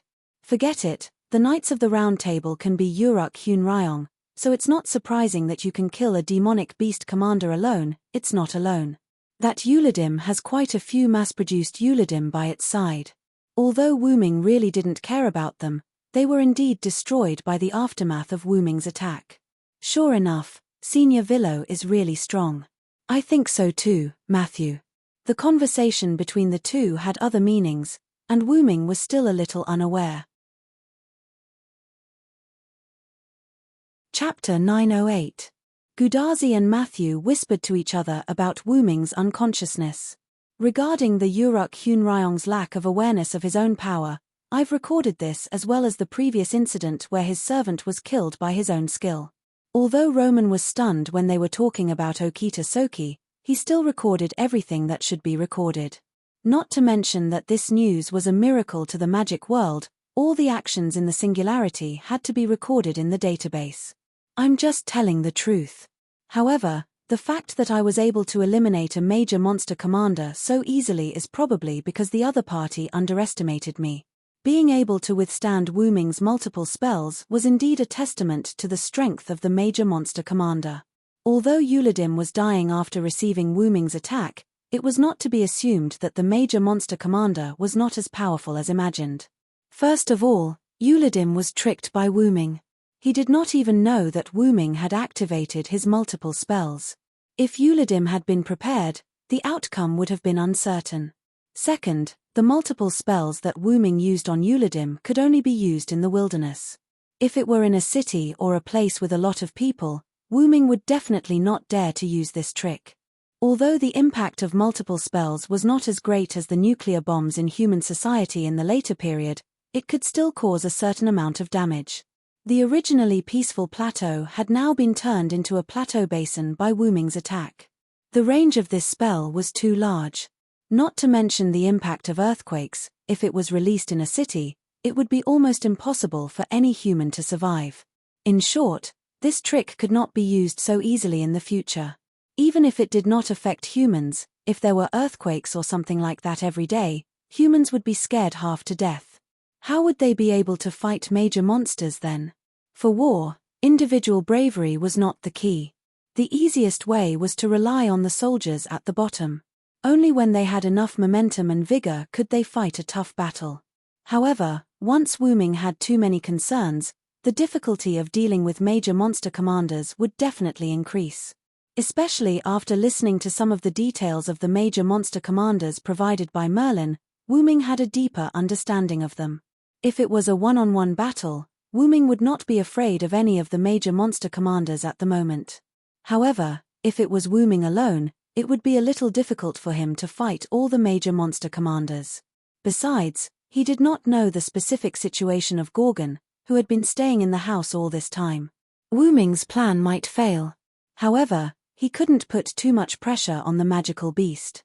He had to learn to grasp the principle that going too far was as bad as falling short. He could not underestimate the enemy, nor could he pay too much attention to the enemy. This way, he could pay attention to the enemy without too much pressure and achieve the best results. One thing is clear now. Merlin, You deliberately exaggerated the current situation. It's obviously not to that extent yet. There should be a limit to your jokes. Gudazi and Matthew, who agreed with Wu Ming's words, nodded, and then looked at Merlin with indifferent eyes. I'm just trying to make everyone feel more threatened. Why are you treating me like a bad guy? Alas, it's hard to be a good person. Gudazi and Matthew were a little moved by Merlin's words. Moreover, if Wu Ming did not know Merlin well, Wu Ming might have been deceived too. In short, although the major monsters are very powerful, our forces are not weak either. You don't need to worry about Anna. After all, that is the territory of the Quetzalcoatl. Thinking of the Quetzalcoatl who once showed him great respect, Wu Ming had to admit that as a god, that guy was completely qualified. Don't underestimate the Quetzalcoatl. With the Quetzalcoatl, unless Tiamat appears in person, the southern jungle will be a very safe place. Yes, we understand. Gudazi and Matthew stood up and saluted Wu Ming, like primary school students who listened to their teacher. Then, let's go and head to the temple of Abiff Mountain. Then, the four of them set off to climb Abiff Mountain. As they walked all the way up the mountain road, Matthew took the lead and asked, "By the way, is the goddess of Venus in the temple on this mountain?" Although Wu Ming did not make it clear who it was, just the word goddess of Venus basically exposed who they would meet next. Speaking of the goddess of Venus in Mesopotamia, I'm afraid only Ishtar is the goddess of Venus. Is she the mistress of the heavens? In Chaldea's control room, Roman sat in front of his seat, his hands constantly tapping on the keyboard. The screen in front of Roman also showed images that ordinary people could not understand. But, Chaldea's instruments have detected that there are only 4 gods in Mesopotamia. What's going on? 4. Gu Daisy stopped. He didn't understand what was going on. The doctor is referring to the 4 gods, the goddess of warcraft, the Quetzalcoatl, the goddess of the underworld, and Senior Villo. The first 3 were the goddesses of the 3 Goddesses Alliance. Although Wu Ming did not say much, his spiritual base also belonged to the Uruk Hun Ryong. But assassins said that there is a goddess on this mountain. So, shouldn't there be 5 gods? Gudazi subconsciously looked at the top of the mountain, where she could vaguely see the shadow of the temple. I'm also wondering about this. On the big screen in front of Roman, 5 dialogue boxes appeared. The goddess of warcraft, the Quetzalcoatl, the goddess of the underworld, and the Uruk Hun Ryong each occupied a box, but the last box was a series of question marks. Is it possible that the divinity is not strong enough, so it can't be detected? Matthew asked. The leopard man they encountered before was also a god, but if they didn't encounter him, Chaldea's instruments couldn't detect his existence at all. Only gods with strong divinity like the goddess of warcraft and the Quetzalcoatl could be detected by Chaldea's instruments without contact. That's impossible. Ishtar is the mistress of the sky. Even if she is a pseudo-servant at the moment, her divinity can't be that weak. Wu Ming saw Ishtar the last time he came here. Although she came as a pseudo-servant in the form of a girl, her divinity didn't decrease much. She was still a very powerful divine servant. Oh, another pseudo-servant. Gudazi nodded. She always felt that she always encountered pseudo-servants. Although Ishtar is a pseudo-servant, she is much more powerful than the leopard man Wu Ming added. At that moment, the almighty Leonardo da Vinci spoke. Is it related to the goddess of the underworld? Chapter 909. What does this have to do with the goddess of the underworld? Gudazi expressed that she really didn't know anything about the myths of the Mesopotamia region. The goddess of the underworld that Leonardo da Vinci refers to is an existence named Ereshkigal. She is known as the mistress of the underworld. In a sense, she is the half-body of the mistress of the heavens, Ishtar. Wu Ming explained to Gudazi. He was also a Uruk Hun Ryong. As a local, at least he knew more than Roman and the others. Since there is a legend of half-body, it naturally means that the two are different sides of the same pillar god. In this case, the goddess of the underworld and the loser goddess on this mountain should be considered the same pillar god. If they share the same divinity, it's normal that they can't be detected. If the goddess of the underworld is Ereshkigal, then this situation is true. Roman, who was sitting in Chaldea's seat, was constantly tapping on the keyboard, modifying the data of the singularity of Mesopotamia registered in Chaldea's database.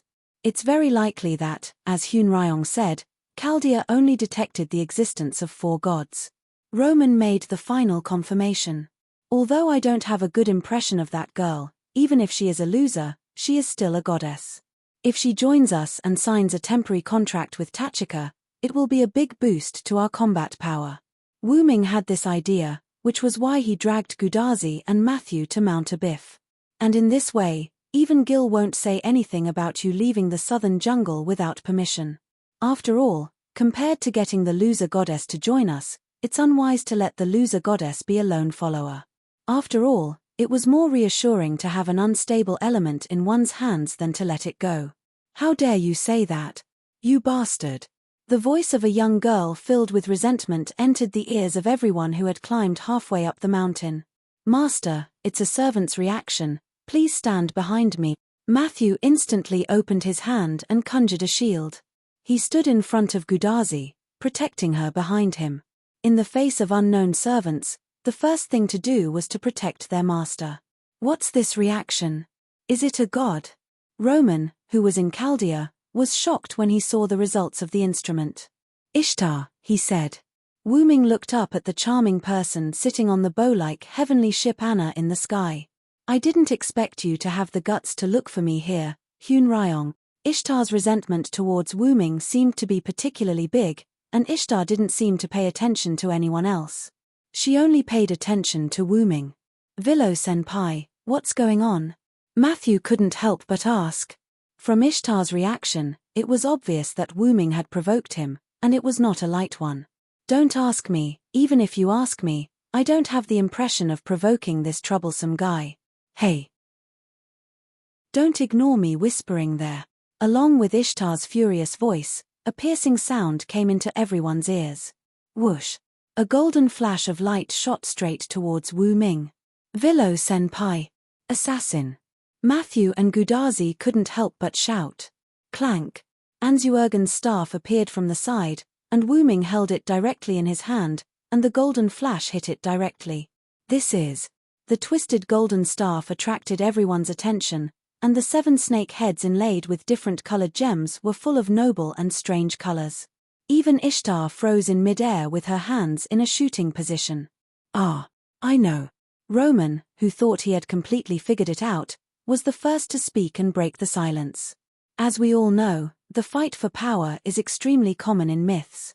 Even the virtuous Uruk Hyun-ryong also has a desire for power. According to the Gilgamesh epic records, the Uruk Hyun-ryong once seized Ishtar's position as the Uruk city god and drove Ishtar out of the Uruk.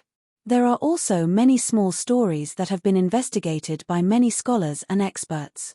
Although various experts and professors have different opinions, there are many parts that are worth referencing. For example, Uruk Hyun-ryong seized other things from Ishtar. When Roman said this, Wuming more or less understood what he was trying to say.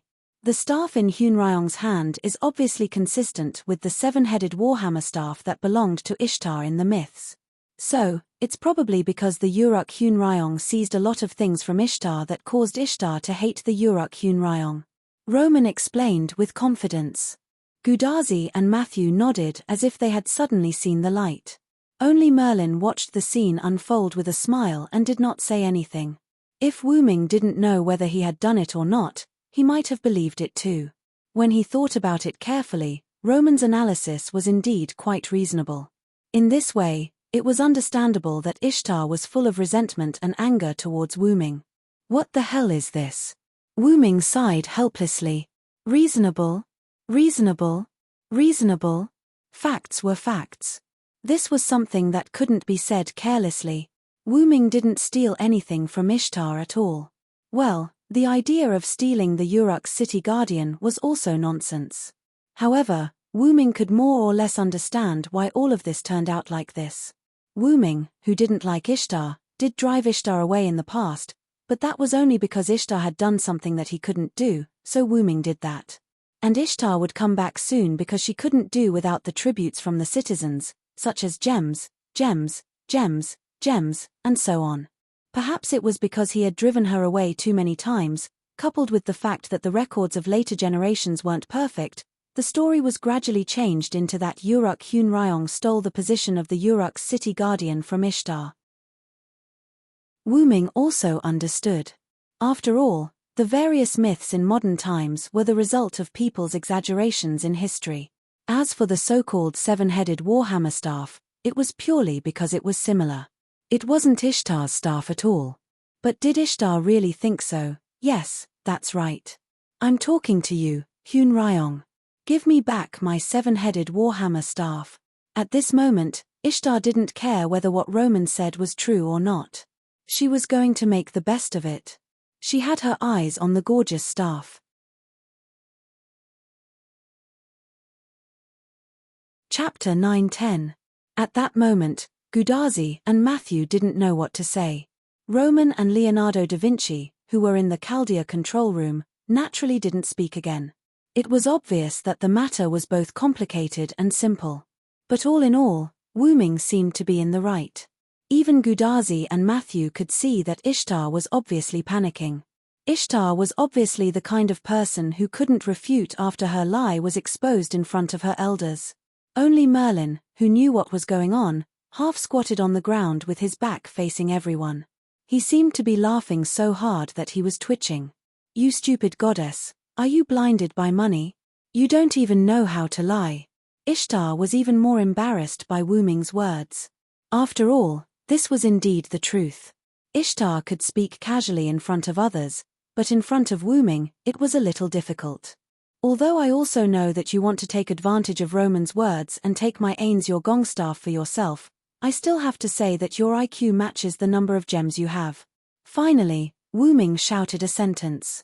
You shameless loser and stupid goddess. Reflect on yourself. The roar like a dragon resounded through the sky, and Gudazi and Matthew couldn't help but cover their ears. The magic contained in Wu Ming's voice even interfered with the communication between Chaldea and Gudazi. In short, although Wu Ming's voice couldn't spread to the Uruk, it was not a problem for it to spread to the entire Abif Mountain. However, no matter who was right or wrong in this matter, Wu Ming's voice was a disaster not much worse than social death for Ishtar. Damn Hunrayong! As if she had lost her mind, Ishtar hugged her head with both hands, and her eyes lost their focus. She sat on horse Anna and swayed as if she was about to fall off. Seeing this scene, the innocent little angel Marshu quickly reminded Ishtar. After all, Ishtar really looked like a daughter who couldn't do anything if no one took care of her. Miss Ishtar, please be careful. It's dangerous. Matthew's words made Ishtar stunned, but then, she also recovered from the torture given by Wu Ming. Don't worry, I won't fall off horse Anna. Ishtar flipped her hair as she spoke.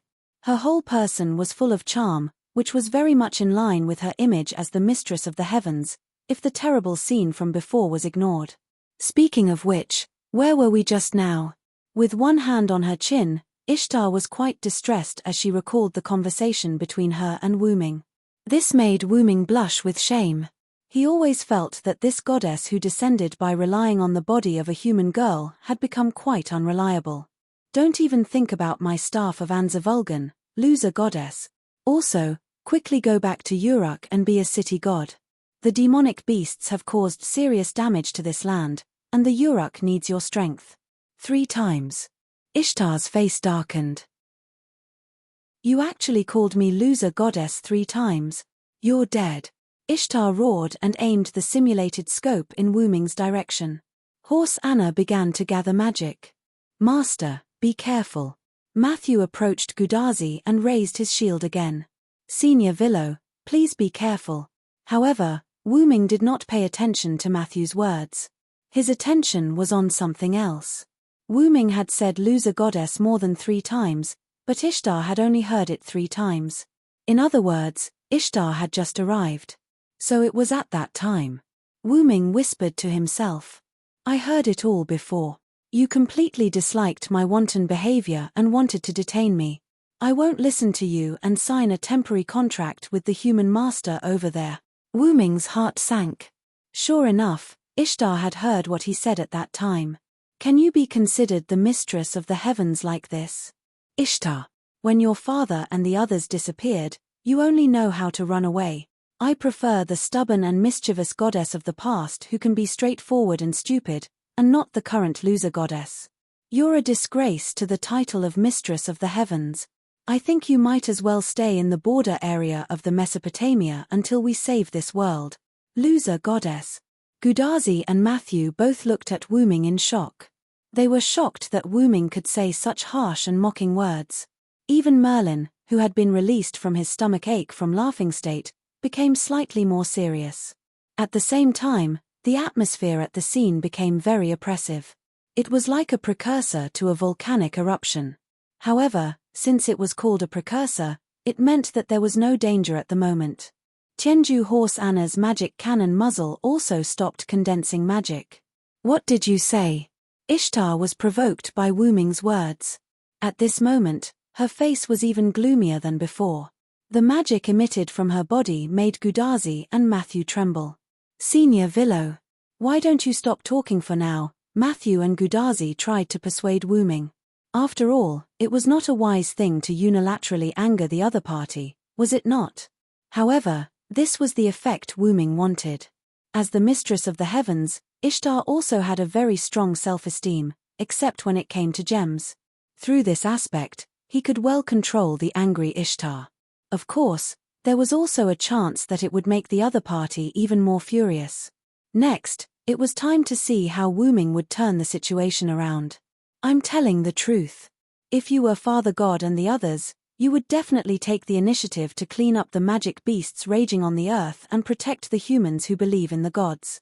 And you, if I'm not wrong, in addition to driving Tianju Horse Anna around, you would definitely only go to a sparsely populated place like the ranch to kill a few magic beasts and then sweep away the ranch owner's money, Ishtar. Wu Ming's words made Ishtar's face turn red instead of exploding. The magic stagnant at Ma Anna's muzzle also dissipated. You, what are you talking about? How could I do that? I'm just taking the offerings from the ranch owner. In other words, you did do that. This time, it was Wu Ming's turn to be gloomy. How thick-skinned must she be to do such a thing? Squeak. Seeing Wu Ming like this, Ishtar seemed to be frightened and let out a strange cry. Gudazi, Matthew, and Roman and Leonardo da Vinci who were in Chaldea's control room looked like they had seen a ghost.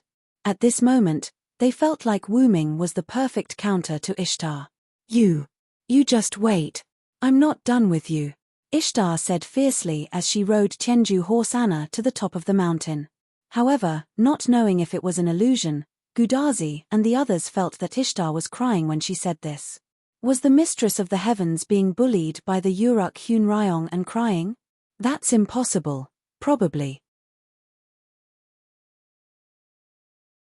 Chapter 9:11. While everyone else was entangled by these messy matters, only Merlin was paying attention to Wu Ming with a clear mind. He felt that Wu Ming's expression at the moment was a bit similar to how he felt when he faced Artoria. Although the target was different, Wu Ming did give Merlin such a feeling at the moment. A worried old father. That's right, Wu Ming at the moment seemed to be worried about his disobedient daughter. Wu Ming was indeed worried. Everyone in Mesopotamia knew that Ishtar was spoiled by the gods. Although she was a good god, she always did evil things. Back then, the reason why Wu Ming came to the Uruk was mainly because Wu Ming was tricked by Morgan Le Fay. By chance, he forcibly unlocked the bloodline of the Origin of Dragon, allowing Wu Ming to use the body of the Origin of Dragon when he was still a minor.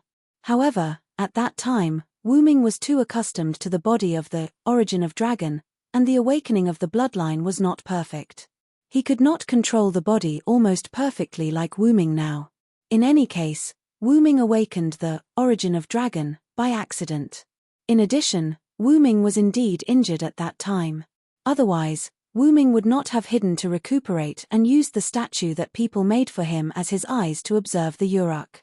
After that, Wu Ming used this eye to observe Ishtar's series of evil deeds. Wu Ming did not hate Ishtar, or rather, Wu Ming did not hate anyone, provided that no one provoked him. As long as no one provoked him, everything was fine. Wu Ming's attitude towards Ishtar was the same. As long as Ishtar did not provoke him, he would not pay attention to Ishtar. However, things did not go as planned. Ishtar would do some troublesome things from time to time. Not only did she easily provoke Wuming, but the Uruk citizens also always prayed to Wuming. The content of the prayers was not excessive like getting rid of Ishtar, but they were basically complaints about Ishtar and begging Ishtar to stop her evil deeds. Wuming was respected and worshipped by the citizens of the Uruk and even Mesopotamia. When Ishtar really crossed the line and provoked him, Wuming would teach her a lesson. For example, he would beat Ishtar up and chase her out of the Uruk. At that time, Wuming was completely unfamiliar with his dragon body. He did not have a certain degree of understanding and development. Naturally, he was not that strong, but he was not so weak that he could not even defeat Ishtar. Logically speaking, Wuming's dragon body would only be completely restored after reaching adulthood.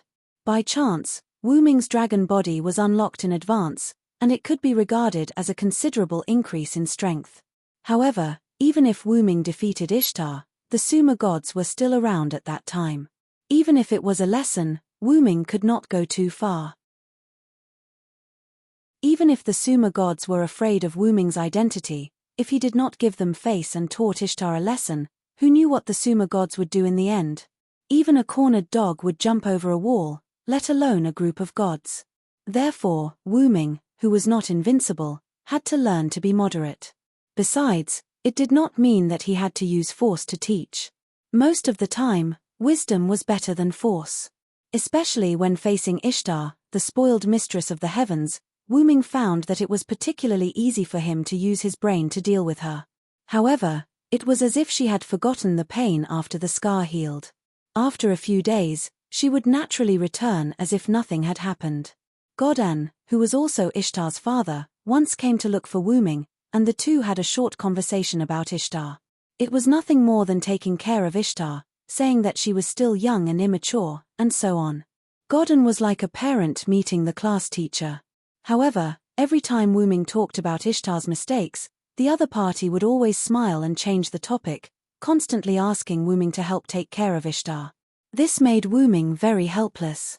After all, even if you asked Wuming to take care of Ishtar, he could not do so. After all, Ishtar did not have the slightest respect for Wuming. To put it simply, Ishtar would not listen to Wuming at all. It was like a naughty student being reprimanded by the class teacher. On the surface, they would say that they would change, but afterward, they would forget everything they promised. Ishtar was obviously such a student, and whether it was in the open or in the dark, she did not show the slightest willingness to be obedient. She still did things her own way, and in the end, she became even worse. The Bool of Heaven incident was the embodiment of Ishtar's worsening behavior. However, it was not only bad. Ever since the Bool of Heaven incident, Ishtar had a trace of fear for Wuming. Although Ishtar herself was not aware of it, Wuming obviously noticed it. Wuming also had a big prejudice against Ishtar because she indirectly released the Bool of Heaven. Therefore, after that incident, Wuming became stricter with Ishtar. Ishtar, who had a trace of fear, was also frightened by Wuming's strictness. Gradually, she did not return to Uruk. This was probably the origin of the legend that Uruk Hunryong was the Uruk city god who stole Ishtar. Not long after that, the gods gradually separated from humans, and gradually left the human world. Wuming also left Uruk with Enkidu, who was opportunistically avoided death by himself. However, after the Bool of Heaven incident, the nature of the relationship between Wuming and Ishtar did indeed change. Especially now that Ishtar appeared as a pseudo-servant, the special relationship between the two became even more obvious. If one had to describe it, it was like the relationship between a melancholy homeroom teacher and a naughty student had changed to an old father and a spoiled daughter. Because there was still kindness in Ishtar's bones, and Wuming's previous actions were also good intentions. After the gods disappeared, Ishtar, who appeared as a pseudo-servant in this world, had a feeling of dependence on Hunryong, who used to be very strict with her. It was like a naughty student whose father was in trouble would subconsciously ask for help from their neighbor who used to take care of them and teach them a lesson. However, neither of them noticed this, otherwise, things wouldn't have turned out this way. Merlin, as a bystander, saw through everything. This was probably the so-called the onlooker sees the game more clearly. Willow-senpai, what should we do next? Anyway, Matthew thought that her brain couldn't think anymore. This series of events made Matthew at a loss, and she didn't know what to do next. Continue to climb the mountain. Wu Ming pointed at the faintly visible palace on the mountain, and then immediately moved.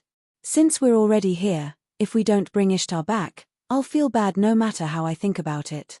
However, as soon as Wu Ming finished his sentence, the entire Abif mountain shook violently. Chapter 9:12. What's going on? Gudazi, who lost her balance and almost fell, could not help but look at Wu Ming. Oh, it seems to be an Abifu spirit. Merlin looked thoughtfully in a certain direction on the mountain and said in surprise. Abifu spirit? Gudazi and Matthew were full of doubts about the so-called Abifu spirit. What is that? A monster? A ghost? However, at the next moment, as if responding to Gudazi and Matthew's doubts, a super-huge magical pig rushed down from the mountain. From the looks of it, it seemed like it wanted to destroy Gudazi and the others in one blow. That's an Abifu spirit? Gudazi was shocked. It was clearly a large magical beast.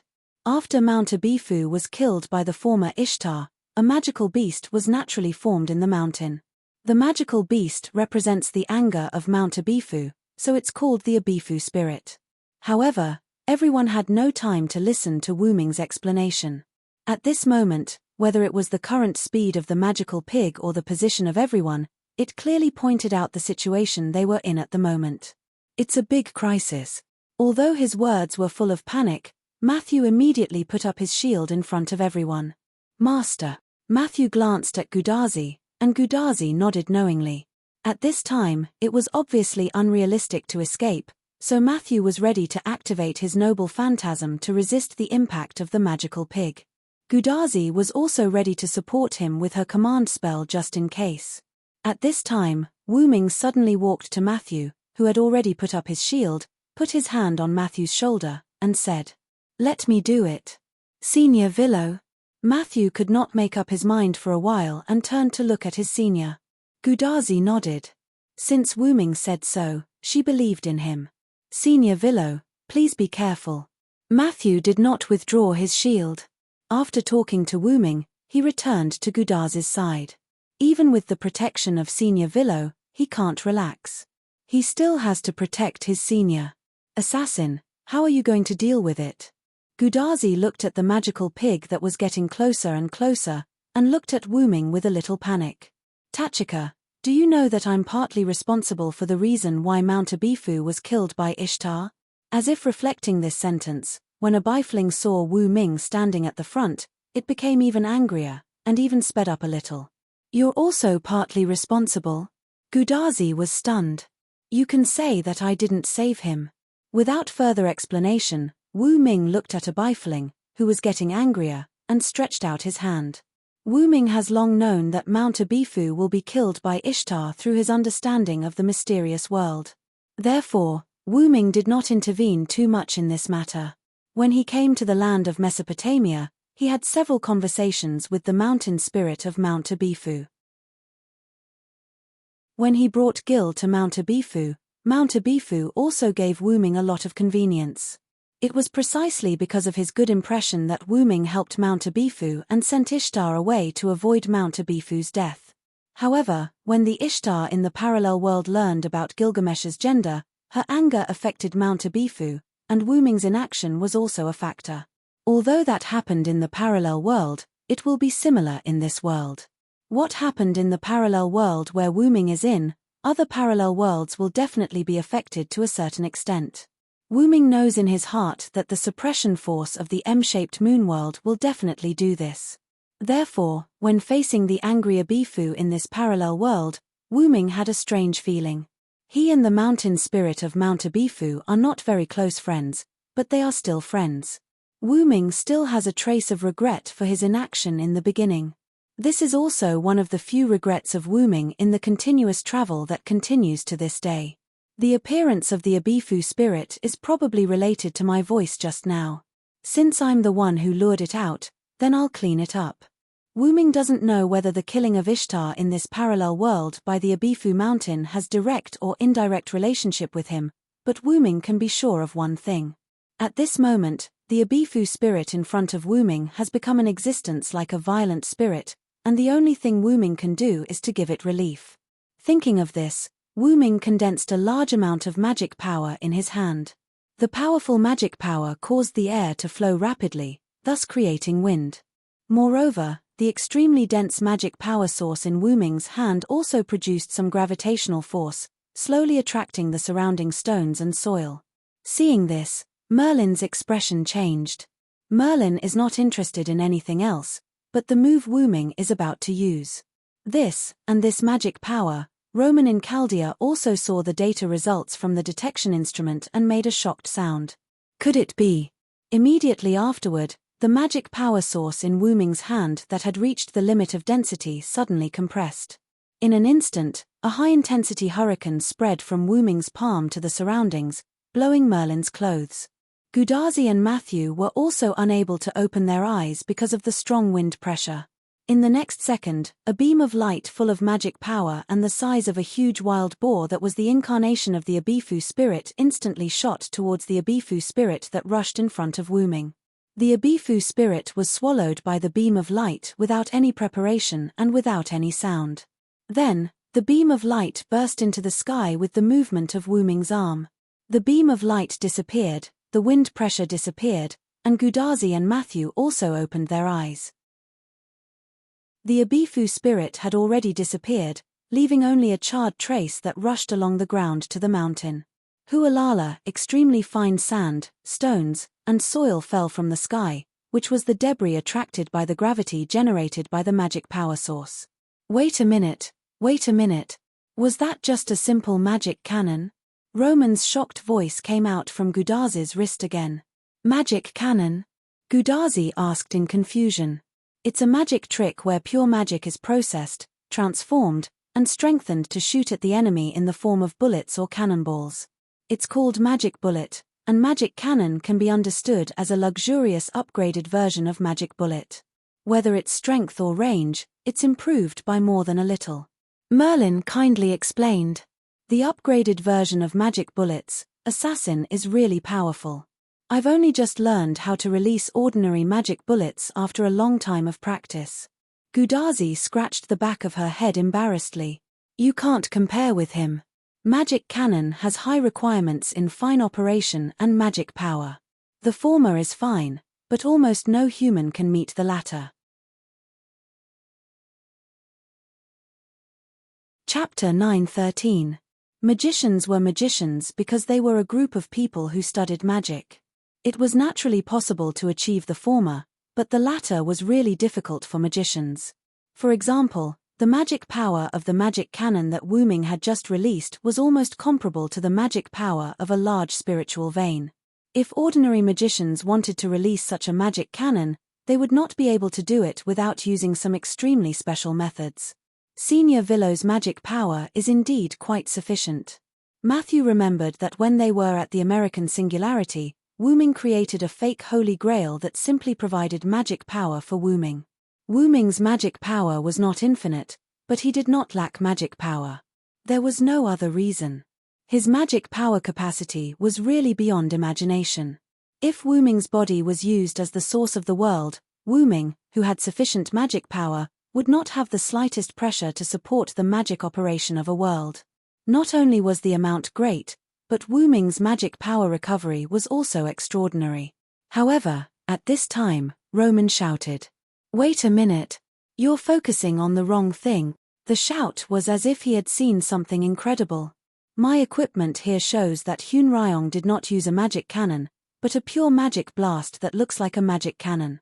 Roman's words focused everyone's attention on Gudazi's communication bracelet. Doctor, what do you mean? It did not go through the processing, deformation, and strengthening of the general magic bullet process. He directly compressed the magic power to the extreme and simply released it. Gudazi and Matthew looked at each other, and then at Wu-ming at the same time. The three of them looked at each other without saying a word, but Wu-ming could clearly see that Gudazi and Matthew's mouths were slowly opening wide. Hey, hey, hey. Merlin, who had already expected this, covered his ears in advance to prevent his ears from suffering. Ahahaha, although I have never seen Villow's magic power before. Merlin smiled rather relaxedly. But, to be able to burn the ground like this, how much magic power must be compressed and released? Matthew had some experience in magic, unlike Gudazi, who was a newcomer.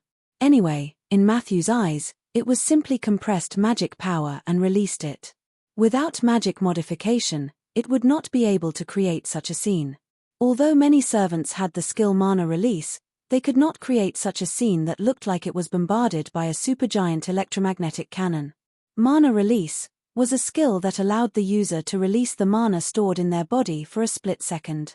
It was a good choice for both damage and movement speed. Moreover, some servants also had obvious magic attributes. In that case, mana release could achieve different effects. For example, take Kana as an example. As a servant, the attribute of his skill mana release was flame.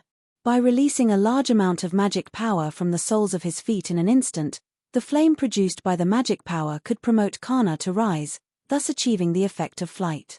By controlling the magic power intermittently, it could achieve the effect of hovering in the air. That was the advantage of mana release with obvious attributes. Although the ordinary mana release could also achieve this point, the ordinary mana release was indeed not as good as the mana release with the flame attribute.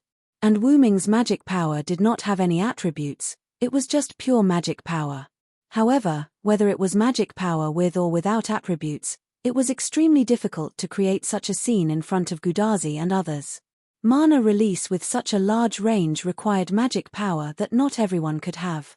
In short, ordinary people and even servants did not have enough magic power. Almost no servant had as much magic power as Wu Ming, and even the energy in the god's body could not catch up with Wu Ming. And what was the advantage of having more magic power? It was the unlimited use of magic power, from quantitative change to qualitative change. Only quantitative change can lead to qualitative change, which was understood by everyone, but not everyone could do it. After all, no one could squander their magic power like Wu Ming. The magic power compressed by Wu Ming even produced a trace of gravity, which was enough to imagine how huge the base of the magic power compressed by Wu Ming was. It can be said that if Villo didn't artificially raise the magic power after the compression, I'm afraid half of Ebif Mountain would have been impacted and exploded. Roman made the final statement. I'm going to drink some coffee to relieve my shocked heart. See you later. However, Wu Ming did not think that drinking coffee would have an effect on relieving heart fatigue. After that, Roman closed the communication channel. Matthew saw that Roman's voice no longer came out of the communication bracelet, so he raised his head and looked at Wu Ming. Matthew swallowed his saliva to show that he still hadn't recovered from the shock just now. Gudazi was not affected much. By the way, Assassin, what will happen if you blow yourself up? Gudazi suddenly asked a question, which also attracted Matthew's attention. The explosion will probably affect the range between here and the Uruk. Ebif Mountain was still some distance away from the Uruk, which was indeed terrifying. At this moment, Wu Ming's bad taste broke out. Why, do you want me to try? Wu Ming looked at Gudazi with a smile on his face. If it's your request, Tachika, it's not that I can't do it. I'll be happy to try it for you. Let's not. Let's go up the mountain. Goddess Ishtar is probably tired of waiting for us. Gudazi immediately waved her hand, but the trace of sweat on her forehead still showed a trace of panic in the girl's heart. You're right. We pretended to think for a moment, then turned around and continued climbing the mountain. When we passed by the scorch marks on the mountain, Gudazi and Matthew couldn't help but take a few more glances. If they were hit by this cannon, it would indeed be terrifying. The two thought of the angry Ebif spirit. It was really pitiful, then the two rejoiced. Fortunately, when they fired the magic cannon just now, they didn't aim it at the mountain, otherwise, I'm sorry, Tachika, Matthew, the mountain path opposite us is broken in half, and we can't use it, Wu Ming, who was walking in front, suddenly said. Maybe it was affected by the magic cannon. Anyway, we can't use it for a while. Okay, let's pretend that they didn't say anything. Wuming looked at Gudazi and Matthew, then looked at Merlin, and made a decision in his heart that made Merlin feel a little uneasy. A moment later, Wuming carried Gudazi and Matthew to the top of the mountain. Is this goddess Ishtar's palace? The first thing that came into Matthew's sight was a building that was different from the surrounding barren land, and it flashed with a hint of gold. But, it's just a little. Gudazi smiled awkwardly. What was Gudazi laughing about? It was none other than Gudazi laughing at the two large mannequiniko in front of the entrance of Ishtar's palace. Chapter 9:14. Wuming naturally also noticed the large mannequiniko in front of Ishtar's palace. Although it looked funny, it was not as simple as it looked. However, Wuming did not think that it was from Ishtar's memory. After all, there was no such thing as a mannequiniko in Mesopotamia before BC. It was probably the knowledge brought by the girl that Ishtar relied on. After all, the girl lived in the 21st century. By the way, Merlin hasn't come up yet. Wuming did not see Merlin for a long time and could not help but ask. This. Gudazi and Matthew looked at each other. They did not know what to say. At this time, a weak voice came into Wuming's ears. Damn it, Vero, you bastard. How dare you make me climb up the cliff by myself? At a certain cliff, a hand so white that it didn't look like a human suddenly reached out and grabbed the ground. Then, a staff was stretched out by the person's other hand and pierced into the ground to complete the fixation. Finally, the white-haired Big Brother Dream Demon appeared in front of Wuming and the others, looking exhausted. I can't bring 3 people with me, so I have to trouble you. You are also a servant, Merlin. You can't let Tachika and the others climb up here. Wuming comforted Merlin with both reason and emotion. But, Matthew is also a servant. However, as soon as Merlin finished this sentence, Wuming stared at him. It was as if he was saying, I'm a girl, are you? Let's go, maybe Ishtar will escape if we stay here for a long time. After Wuming finished, he did not care about Merlin. Gudazi and Matthew, who wanted to say a few good words for Merlin, went straight to the gate of the temple.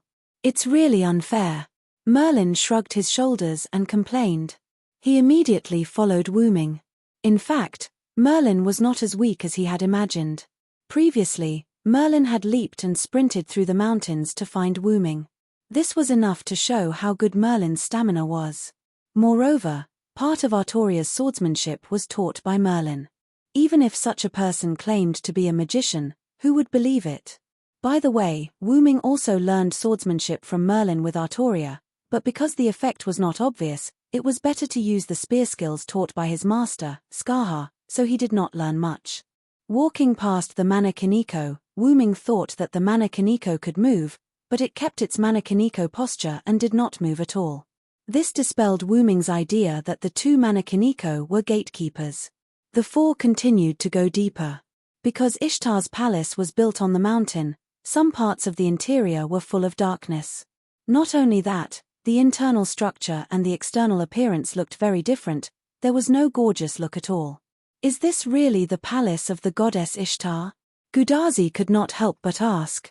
Obviously, the palace looked so gorgeous from the outside, but the inside was quite disappointing.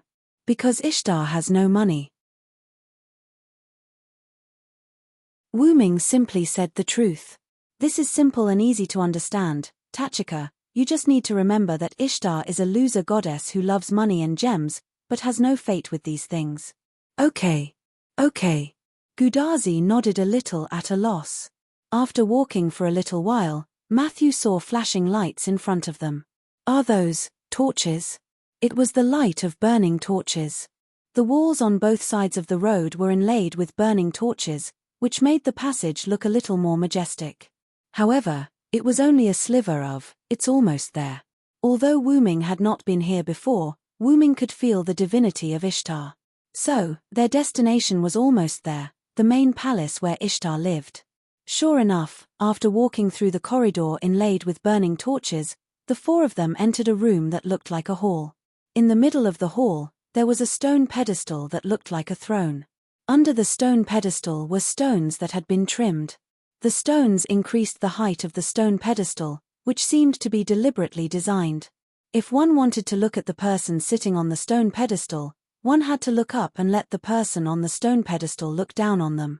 It had to be said that this was the work of the gods to make the visitors worship them.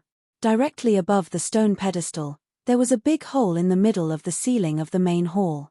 Although it was artificially repaired, it could still be seen that it was violently damaged. Sunlight shone through the big hole like a skylight into the palace, making the originally rather shabby palace look high-end and classy. And the stone pedestal happened to be completely illuminated by the sunlight. Whether it was morning or evening, as long as there was sunlight, the stone pedestal would be illuminated. This design was quite satisfactory. It seems that Ishtar's brain is not as bad as I thought. Wu Ming looked at the scene and nodded in praise. Of course, who do you think I am? A charming voice came from the shadow of the palace. Then, a beautiful goddess slowly walked out of the shadow and came into everyone's sight. This person was Ishtar, who ran away after being angered by Wu Ming. I am Ishtar, the mistress of the heavens. This is my palace, Ishtar, so of course I have to be more careful. As Ishtar said, she gently jumped directly onto the stone pedestal, and crossed her legs, looking down at Wu Ming and others below. Goddess Ishtar, your posture is really good. The innocent Matthew couldn't help but complain. He had to admit that this posture was indeed very annoying. Ishtar adhered to her usual style. Even in the state of pseudo-servant, the material on her clothes was still very little. And Ishtar, who was sitting on the raised throne with her legs crossed, in front of Wu Ming and others, was already in a state of naked state in the future. However, among the 4 people present, Gudazi was a woman, and Merlin was a nightmare who didn't understand human feelings. Neither of them would be moved by Ishtar. Only Matthew was too innocent to remind Ishtar. As for Wu Ming, he was completely used to it. Don't worry about this girl, she didn't care about her clothes at all since a long time ago. It was precisely because the previous Ishtar was extremely thin every day, coupled with Ishtar's bad character, that caused Wu Ming to have no interest in Ishtar at all. After all, he would get tired of seeing too much. The original Ishtar didn't have the slightest interest in Wu Ming, let alone the human girl Ishtar. The pseudo-servant state of Ishtar was really far from the original Ishtar in terms of beauty. More importantly, the human girl that Ishtar relied on was someone that Wu Ming knew. Chapter 9:15. The mentor who once accidentally led Ilya onto the path of a magical girl, Rin Enasaka. Ishtar's face was exactly the same as Rin Enasaka's face, and similarly, Ishtar also retained Rin Enasaka's slightly regrettable breasts, just slightly. But to Wu Ming's surprise, after Ma Shu reminded him, Ishtar showed a hint of shyness and embarrassment. He didn't know if it was because of their existence in Ishtar's body, but after Ma Shu reminded him, Ishtar showed a shy and embarrassed look. Shocked. Ishtar actually blushed out of shyness. But seemingly noticing Wu Ming's surprise, Ishtar's face suddenly changed, and her slightly red cheeks instantly became normal. In the next second, Tianzhou's horse Anna flew in through the big hole in the ceiling. Ishtar jumped slightly and sat directly on horse Anna, and let horse Anna rise into the air and stay away from Wu Ming. It could be considered as indirectly preventing her from being exposed. However, Wu Ming didn't give Ishtar any face. When Ishtar sat on horse Anna and moved, Wu Ming directly said the truth of his guess. By the way, were you hiding over there just now? Sigh. Wait, no, why would I hide over there? Although Ishtar seemed a little flustered, she immediately pretended to be calm. I thought you didn't dare to see me. In that case, let's get straight to the point. Wu Ming no longer held back with Ishtar. Come back to Uruk with us, mistress of the heavens Ishtar. The Uruk needs the power of your goddess. Wu Ming stretched out his right hand to Ishtar, who was flying high in the sky and bathed in the sun, and very simply and violently pulled her to his side. This made Gudazi, Matthew, and even Merlin dumbfounded. Even Roman and Leonardo da Vinci, who were monitoring in Chaldea, were taken aback by Wu Ming's sudden invitation. Villo senpai, goddess Ishtar wouldn't agree. In the end, Matthew raised a question. Both sides were clearly standing on opposite sides, so why did Wu Ming still ask such a question that would definitely be rejected? Not only Matthew, But Gudazi also didn't understand. Why wouldn't she agree? Ishtar never said that she wouldn't return to Uruk with us. Everyone was stunned. Carefully recalling Ishtar's words, it seemed that it was indeed as Wuming said. Ishtar never said that she wouldn't return to Uruk. She only said that she wouldn't sign a temporary contract with Gudazi. Ishtar, who was also stunned by Wuming's sudden invitation, also recovered at this moment. Ishtar was also surprised by Wuming's approach, but after carefully recalling, she really didn't say that she wouldn't return to Uruk. In other words, there was still a chance for things to turn around. Yes, Ishtar was a little happy, but she couldn't help it because Wuming was here. Ishtar was indeed hiding just now. She knew that if there were only a few people in Chaldea, Ishtar wouldn't have to care about their expressions at all and could do whatever she wanted. However, Wuming just had to come with her. When she returned to her palace, she heard a loud noise and felt a strong magic power. It was undoubtedly Wuming's magic power, and Ishtar always felt that Wuming was stronger than before. Ishtar knew that she couldn't beat Wuming. Without her father's protection, Ishtar would definitely be hung up and beaten by Wuming. In the end, she would be shipped back to Uruk and forced to sign a contract with that human girl. Even worse, Ishtar would be forced to become Gold Twinkle's subordinate and act according to his orders. This was something she didn't want to encounter in any case. However, she couldn't compromise just like that. Sign a contract with a human master and then go back to work for Gold Twinkle? What a joke. And for some reason, Ishtar felt like she couldn't raise her head in front of Wuming. Just like most human beings, like a child meeting their parents, or a student meeting their teacher, Ishtar realized that she had a natural fear of Wuming for some reason. That was why when she faced Wuming before, no matter how angry she was, Wuming lectured her, or when she saw Wuming get angry, she was like a deflated balloon. She could only blame it on the after-effects of being bullied by Wuming in the past. That was why Ishtar was thinking when she hid. If she couldn't do it, she would just run away. It had to be said that Wuming guessed Ishtar's thoughts. It felt like the person who knows you best is not your friend, but your enemy. Wuming was afraid that if they spent too much time on the road, Ishtar would run away after letting her imagination run wild, so Wuming directly flew up with Gudazi and the others. Anyway, it wasn't like Ishtar hadn't done this kind of thing before, and for her, it wasn't something to be embarrassed about. From the looks of it, it was also because Wuming and the others came a little too quickly that Ishtar didn't have time to run away. She had no choice but to face them with force. Ishtar, I can take a step back. You don't have to sign a contract with our master, and you don't have to be Gil's servant. You only have to cooperate with us to deal with the monsters. This is already the greatest respect we can give to you as a goddess. Since Ishtar refused to sign a temporary contract, Wuming would just cancel this condition. As for the content of the second condition, it was even easier to understand. We have already made a big concession. I hope you can consider it. After Wuming finished speaking, he didn't say anything else. This made Ishtar a little surprised that Wuming would actually give in. According to Ishtar's understanding of Wuming, in this kind of situation where the gods disappeared and she did something slightly out of line, Wuming should directly attack her. She really couldn't beat Wuming, and there was no other way except to run away. However, according to Ishtar's understanding, before Wuming and the others came, she could still run away.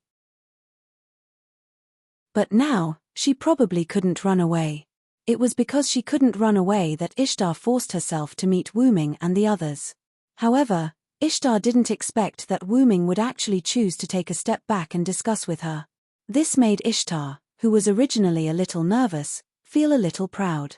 It was really just a little and a little. I didn't expect that one day, Hunryong Sama would also bow to me very good tilde. As Ishtar spoke, her face revealed a smile that she thought was perfect. However, this smile in front of Gudazi and the others was like a blooming flower. Then what do you think? Ta. Wuming's entire face darkened, only his red eyes emitting a deeper red light. He had, indeed, taken a step back, but when he saw Ishtar's complacent look, he was still displeased.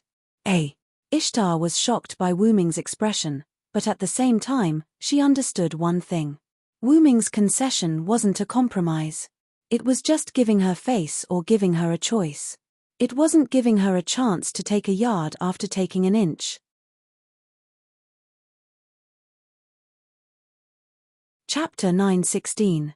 Well, since you are begging me, I can consider it. Although Ishtar's tone was quite weak when she said this. I originally wanted to use force against you, but for some reason, I gave up on this idea. Then, Wu Ming looked back at Merlin. That one is here. As soon as Wu Ming spoke, Merlin knew what Wu Ming was talking about. Indeed, they have arrived. Merlin nodded. Then, Merlin turned and walked toward the passage behind him.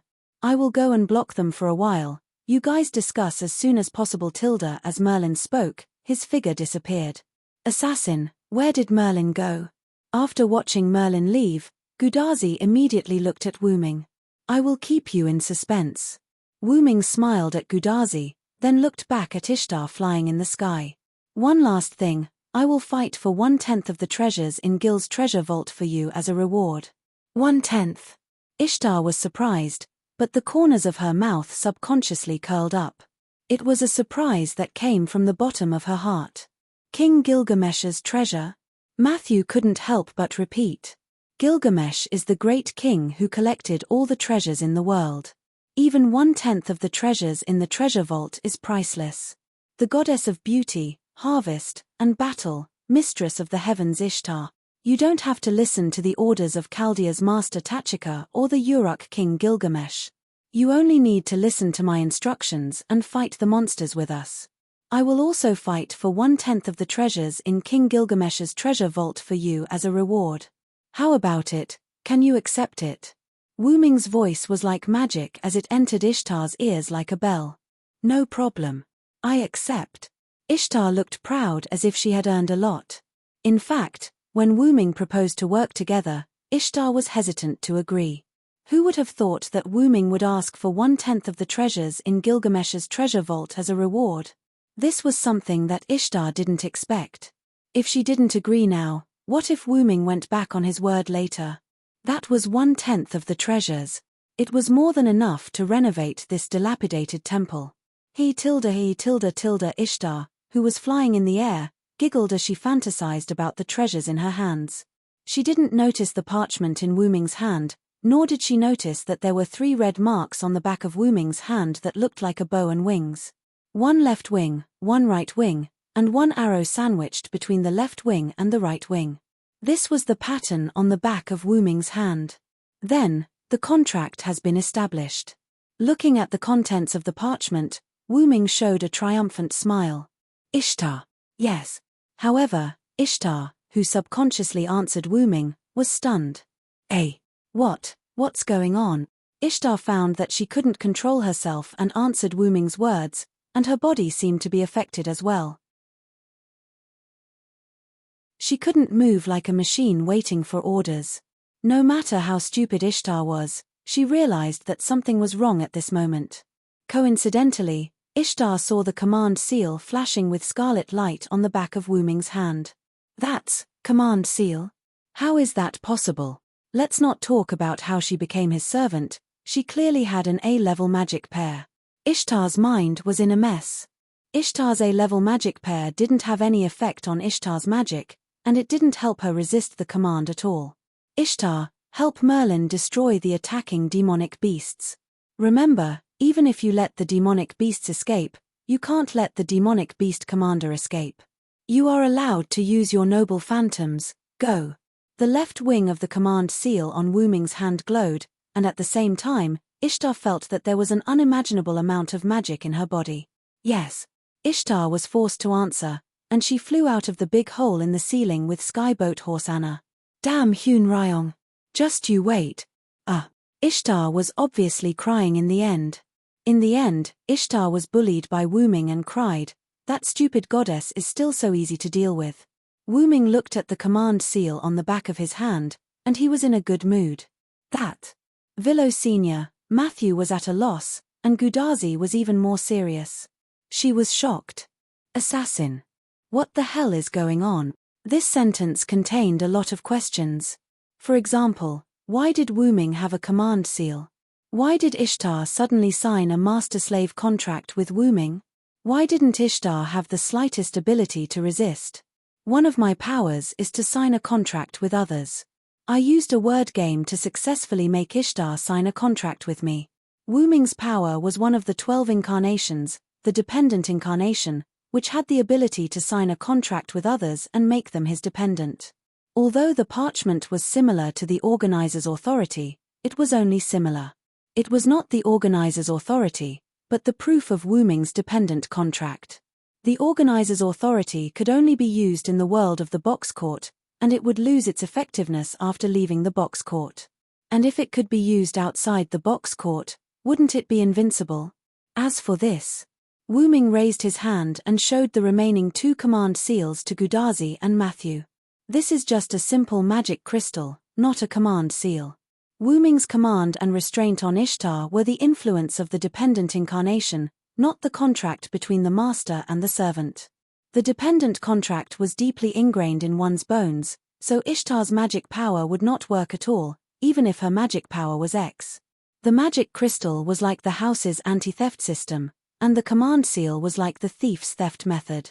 The anti-theft system could naturally play a certain role in the thief's theft method. However, the contract between Wuming and Ishtar was the product of Ishtar's consent. It was like Wuming got the key to the house from Ishtar. With the key, Wuming could naturally bypass the anti-theft system and enter Ishtar's house. Ishtar, who signed a word game contract with Wuming, would be directly under Wuming's control, and would not have any effect on magic at all. And these 3 command seal marks were just the magic crystals that Wuming used to support Ishtar. It could be said that they had nothing to do with the command seal. And Wuming used such a magic crystal only because Wuming wanted Ishtar to directly use the noble phantasm when her magic was saturated. Boom.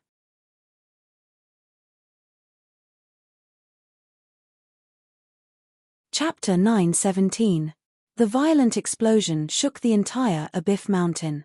Bits of stone fell from Ishtar's palace onto Wuming, Gudazi, and Matthew. What was that sound? Gudazi and Matthew both looked in the direction of the explosion. It's probably Ishtar releasing her noble phantasm. Through the contract, Wuming could feel the rapid depletion of the mana in Ishtar's body. He guessed that Ishtar had most likely released her noble phantasm. By the way, Senior Villo, how did you know that the demonic beasts would appear here? Matthew was quite puzzled. This was an area with continuous mountains. The demonic beasts would not be able to advance from here. I captured one of the demonic beasts' commanders, Ulidim. Merlin used an illusion to obtain information from Ulidim's mind. We learned that the demonic beasts would advance from the mountainous areas in the southwest, near the Persian Gulf, and the mountainous areas in the northeast. Then, Wuming told the 2 of them his plan. The reason why Wuming brought Gudazi and Matthew here to look for Ishtar was not only to recruit Ishtar, but also one of the reasons why Wuming came here. He had already killed the demonic beast's commander, Ulidim, who was preparing to attack from the mountainous areas in the southwest. In addition, there was the Quetzalcoatl in the south.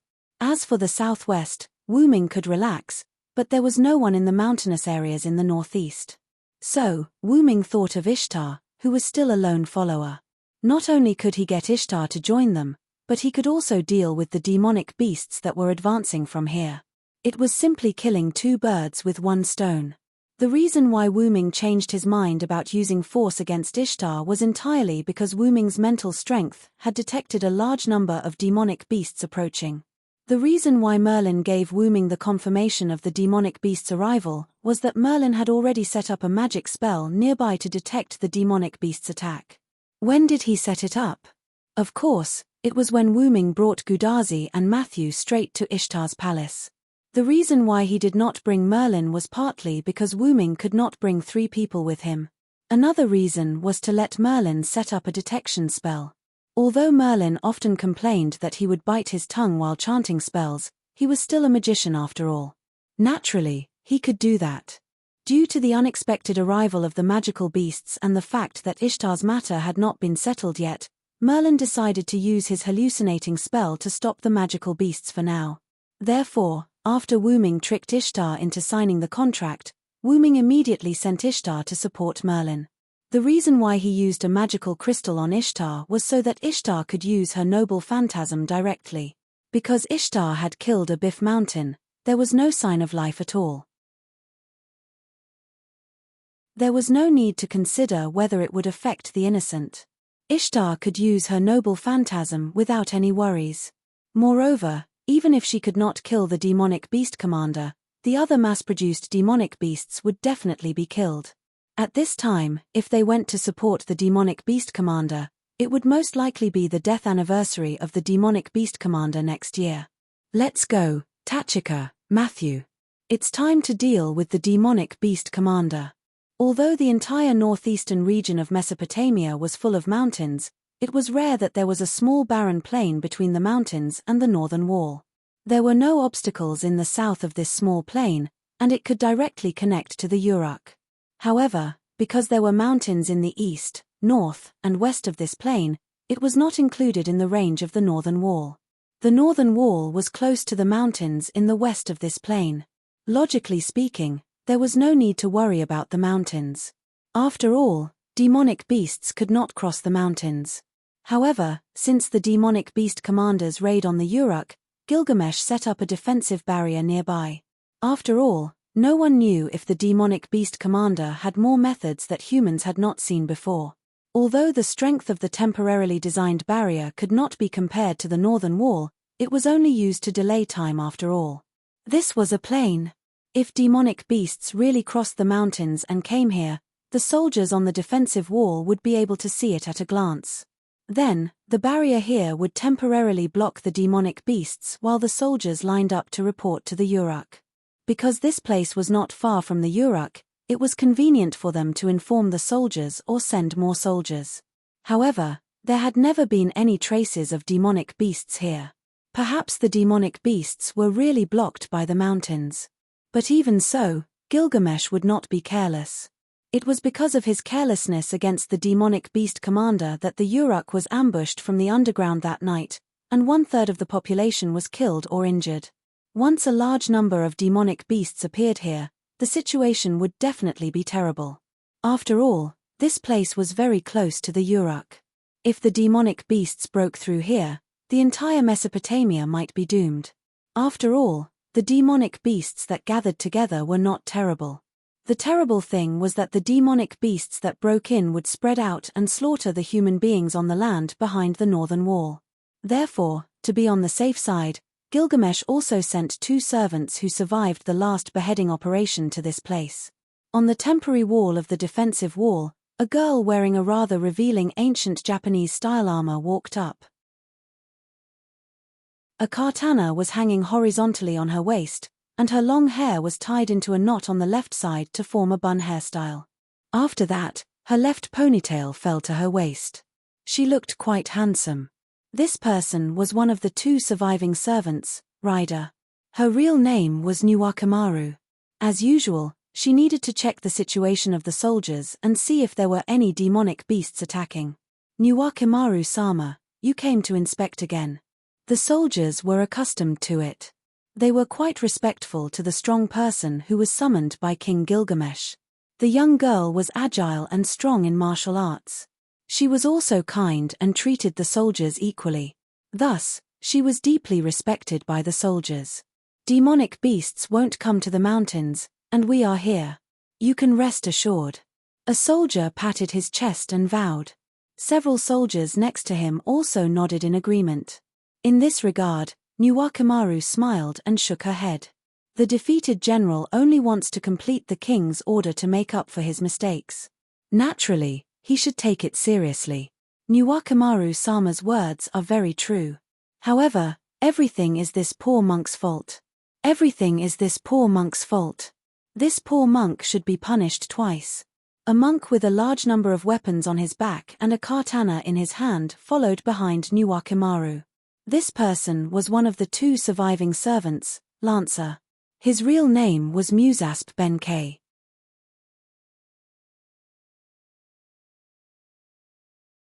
Chapter 9:18. Don't say that, Bianqing. No matter what, you saved my life. Nyo Ruowan closed his eyes. It was as if he was recalling the last moment of the operation to decapitate the commander-in-chief. At that time, 10 servants carried out the beheading operation. The reason why Nuwakamaru and Musasp Benkei survived was entirely because Musasp Benkei, who was Nuwakamaru's minister, saved Nuwakamaru from being killed by the beasts. Musasp Benkei pulled Nuwakamaru into the Euphrates River. However, there were also mass-produced beasts in the river, the winged mermaid Kururu. Musasp Benkei and Nuwakamaru were almost killed by the winged mermaids. Fortunately, Musasp Benkei activated his noble phantasm in time and temporarily affected the spirit of the winged mermaids. Musasp Benkei and Nuwakamaru were able to escape, but both of them were seriously injured. It could only be said that it was fate. Although both of them were seriously injured, they were lucky not to die. By coincidence, both of them drifted to the North Wall. Both the Euphrates River and the Tigris River flowed through the North Wall. In the past, the Uruk did not defend these two rivers, causing a large number of winged mermaids to appear from the river and cause damage to the surrounding area.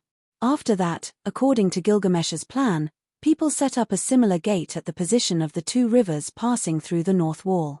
The effect of the gate was simple: beasts couldn't swim through, and the river flowed normally. Since demonic beasts couldn't swim past the barrier, the servants naturally couldn't swim past it. Nyoruaru and Musasha Benkei were blocked outside the barrier. They happened to be discovered by the daily maintenance inspection personnel and were rescued. They were the only two servants who returned to Uruk alive. If Musasp Benkei didn't pull Nuwakamaru into the river at that time, perhaps both of them would be buried in different groups of beasts like the other 8 servants who participated in the beheading operation. No, Lord Nyoruaru. Kyeqing of Musashigaru seemed to have something else he wanted to hide as he stammered. However, before Musasp Benkei finished hesitating, on the wall of the stronghold, a soldier with sharp eyes suddenly saw a large cloud of dust on the plain in front of them. What's that? Many of the soldiers climbed to the top of the stronghold's walls to take a look. Even Nyoruaru did not listen to the hesitant words of Tarkashij K. Instead, he jumped onto the battlements of the tower and squatted down. Because of his clothes, Nyoruaru's seductive figure looked in the direction where the soldiers were looking. Nuwakamaru, whose eyesight was much better than many soldiers, instantly saw what was coming toward them along with the dust. That's beasts. Thousands or even more red-furred lion-like magical beasts were mixed in the smoke and dust, charging towards them like a flash flood. It was a rather impactful sight. It's the mass-produced Yugar. Nuwakamaru's eyes sharpened, and he instantly felt that something was wrong. He could only say that it was all thanks to King Gilgamesh and military advisor Zhuge's foresight. They had predicted that there would be beasts coming from here and set up the stronghold in advance. Otherwise, with so many beasts rushing over, without any defensive facilities, this place would definitely become the beasts' attack point, and they would destroy the entire Mesopotamia. Di Ching. Immediately return to the Uruk and report the situation here to King Gilgamesh and ask for backup. Nuwakamaru immediately jumped down from the high platform and went to Musasp Benkei. This. Yes, Sir Nuwakamaru. Although Musasp Benkei was a little hesitant, he immediately agreed. As for the reason why Nuwakamaru did not let the soldiers report to the Uruk but let Musasp Benkei do it, it was entirely because the strength of the servants was much stronger than the human soldiers. This was indeed the gods' era, and the humans here were indeed much stronger than the modern humans. Their physical fitness was obviously different, but the servants were still stronger than the humans here. Therefore, it was the best choice to let one servant go to the Uruk to report, and the other servant to command the soldiers to resist the beasts. Gilgamesh let Nuwakamaru and Musasp Benkei come together to guard this place. Although one less servant may lead to a decrease in combat power, it was better to be able to bring reinforcements faster than anything else. This was a war between humans and beasts, and the overall situation must be taken into account. Musasp Benkei immediately set off. He did not need anything like a mount. The legs of a servant were the best means of transportation. Although Musasp Benkei's dexterity was only C rank, but even a C rank's dexterity was much better than a human's. In addition, His durability had reached B+ rank. Musasp Benkei could run all the way to the Uruk at high speed. Watching Musasp Benkei leave, Nuwakamaru also pulled out the famed sword on his waist. Everyone, prepare to defend. Let these beasts see how powerful we are. Nuwakamaru was her nickname. Her real name was Minamoto Yoshitsuga. She was a general of the Minamoto family. Since she was a general, it was easy for her to command the soldiers. Oh. Although there were only a few of them, the soldiers still made a deafening sound. The soldiers began to defend themselves. Some soldiers set up spears in the gaps of the walls, while others set up bows and arrows in the concave battlements on the walls. Everyone was waiting for the magic beasts to approach, ready to attack at any time. Nuwakamaru held the famed sword Bo LV and was ready to attack. She was ready to jump down when the beasts approached and use the Uruk as a springboard to cast her noble phantasm. Since the beasts can cross the mountain, there must be a commander commanding them from the back. Nuwakamaru gathered magic in her eyes and tried to look at the back of the army of beasts that was covered by the smoke. A lion-headed man was walking upright on the plain under the cover of the smoke. Just one. Nuwakamaru's mouth curved, and her face was a little twisted.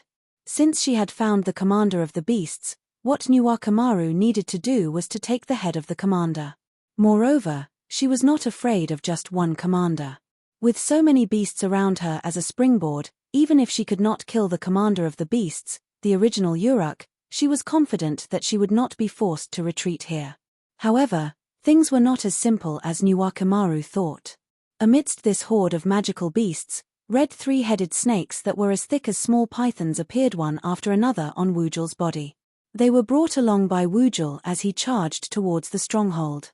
Gradually, the entire horde of magical beasts became a horde of magical beasts mixed with lions and snakes.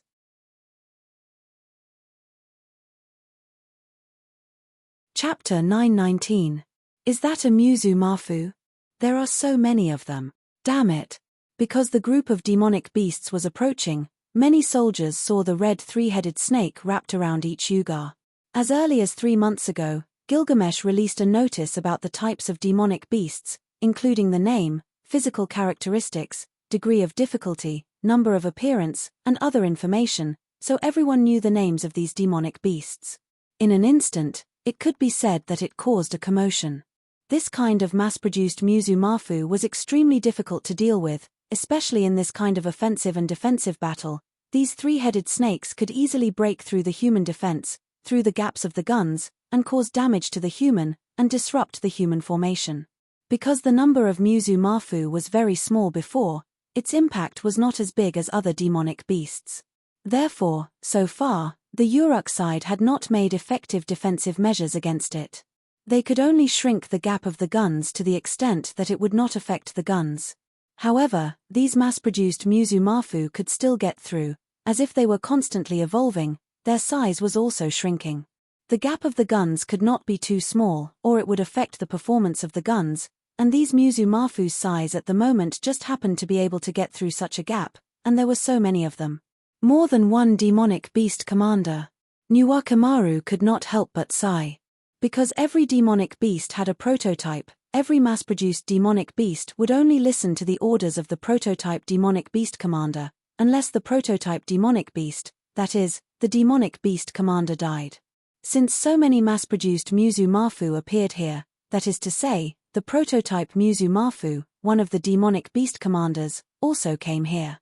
If it was only Yugar, Nuwakamaru could deal with it, and even have the opportunity to kill it. During the beheading operation, she, Musasp Benkei, and another servant were responsible for the demonic beast commander was the prototype Yugar. Unfortunately, the strength of the prototype Yugar was beyond their expectations, and the other servant died directly. If it were not for Musasp Benkei risking his life to save her, Nuwakamaru would definitely die under the claws and fangs of the Yugar. Nuwakamaru's mission failed. Before Nuwakamaru said in front of the soldiers to make up for the mistakes, referring to the mistakes of the mission failure. Moreover, escaping death was not without any benefits. At least, after the last test, Nuwakamaru had figured out the strength of the demonic beast commander, prototype Yugar. Even if Yugar was a mythical beast, it was not out of the category of living creatures. So, as long as the head of the prototype Yugar was cut off, the prototype Yugar would definitely die. Nuwakamaru, who was holding Bo-Lu, was sure that the mass-produced Yugar demonic beasts were used as a springboard to cast his noble phantasm. After being strengthened by the noble phantasm, if Bo-Lu's attack hit the neck of the prototype Yugar, it would definitely be cut off. Therefore, when Nuwakamaru saw that the opponent's demonic beast commander was only Yugar, he was so happy that he almost became evil. However, this time, the opponent did not have one demonic beast commander, but two. Although the prototype Muzu Mafu was nowhere to be seen, the other party must be lying in ambush somewhere. Sure enough, the beheading operation made the demonic beast commanders have a sense of crisis. As a result, two demonic beast commanders are now acting together. Nuwakamaru was rather melancholy as he pondered. At present, they could not retreat, and they could not block the attack. Looking at the soldiers around him who had lost their morale, Nuwakamaru made a decision. Since they could not advance or retreat, they might as well cut off all means of retreat. Even if there's another demonic beast commander hiding in the dark, I'll still chop off Yugar's lion head.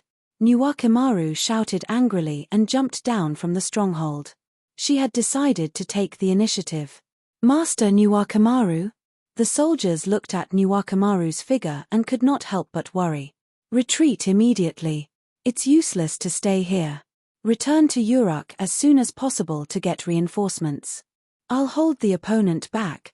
Nuwakamaru did not even turn his head as he finished speaking and directly rushed towards the demonic beasts. The soldiers on the stronghold looked at each other. Although Nuwakamaru said so, they still could not make up their minds. If it was only Yugar, they could still hold on for a while. However, Yugar was entangled with Muzu Mafu. Once Yugar brought Muzu Mafu close to the stronghold, those Muzu Mafu would definitely squeeze through the gaps between the weapons. There was no need to think about it. They definitely could not stop them. However, he couldn't just become a deserter and abandon Nyo Ruowan.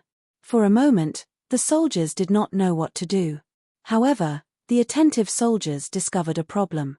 Something's not right. Based on the time it took for us to see the demonic beasts should have already rushed over at this distance. The attentive soldiers raised their doubts. The soldiers began to look around and discovered that the demonic beasts had not rushed over even after a long time. There was no change in the distance at all. Ever since they discovered Muzu Mafu, the soldiers lost their morale and did not observe the enemy's situation. That was why they did not discover anything. Now that they observed again, the soldiers really did discover something different. In the middle of the plains, a white-haired man holding a magic staff appeared out of nowhere and stood there. Is that the court magician, Lord Merlin? Some of the soldiers had seen Merlin before and immediately recognized the strange-looking Merlin. Could it be that Lord Merlin is helping us? That must be it. Otherwise, why would the demonic beasts seem to be walking on the spot? It had to be said that when humans faced a crisis, there would be a moment when their minds would become emotional.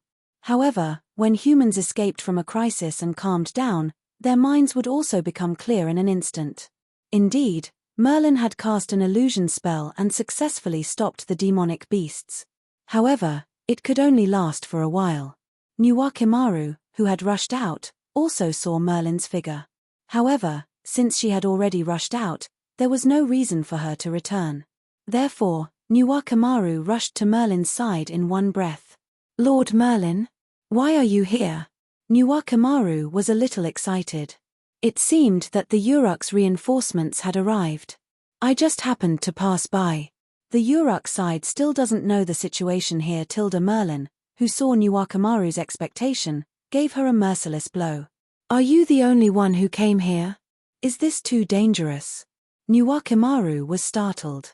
If Merlin's illusion spell was broken, then including Merlin, Nuwakamaru, and many soldiers would become food for the demonic beasts. For example, now. Bang! The sound of glass breaking was heard. The demonic beasts began their official charge as the light purple fog dispersed. I took the initiative to break the illusion spell. Merlin explained the situation without waiting for Nuwakamaru to ask. Lord Merlin?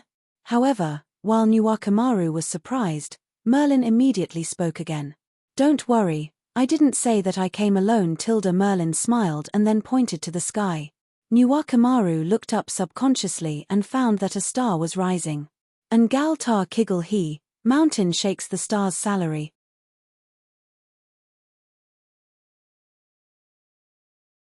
Chapter 920. The rising golden star was like a falling meteor, crashing straight into the center of the horde of monsters. Boom! The impact of the golden star directly penetrated the ground, as if it had been blasted by countless TNT.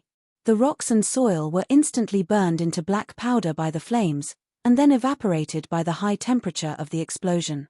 At the same time, countless monsters were also affected. If someone could see from the center of the explosion, they would see that the monsters were instantly vaporized by the flames and high temperature. The mass-produced Yujul was still fine. At least some of its limbs were left, such as its teeth and skull with a trace of magic power. The mass-produced Muzu Mafu, which was much smaller than Yujul, suffered. Its entire body was engulfed by the high temperature of the explosion, and the flames had completely melted the slender bones of the mass-produced Muzu Mafu. The huge explosion caused the ground to collapse.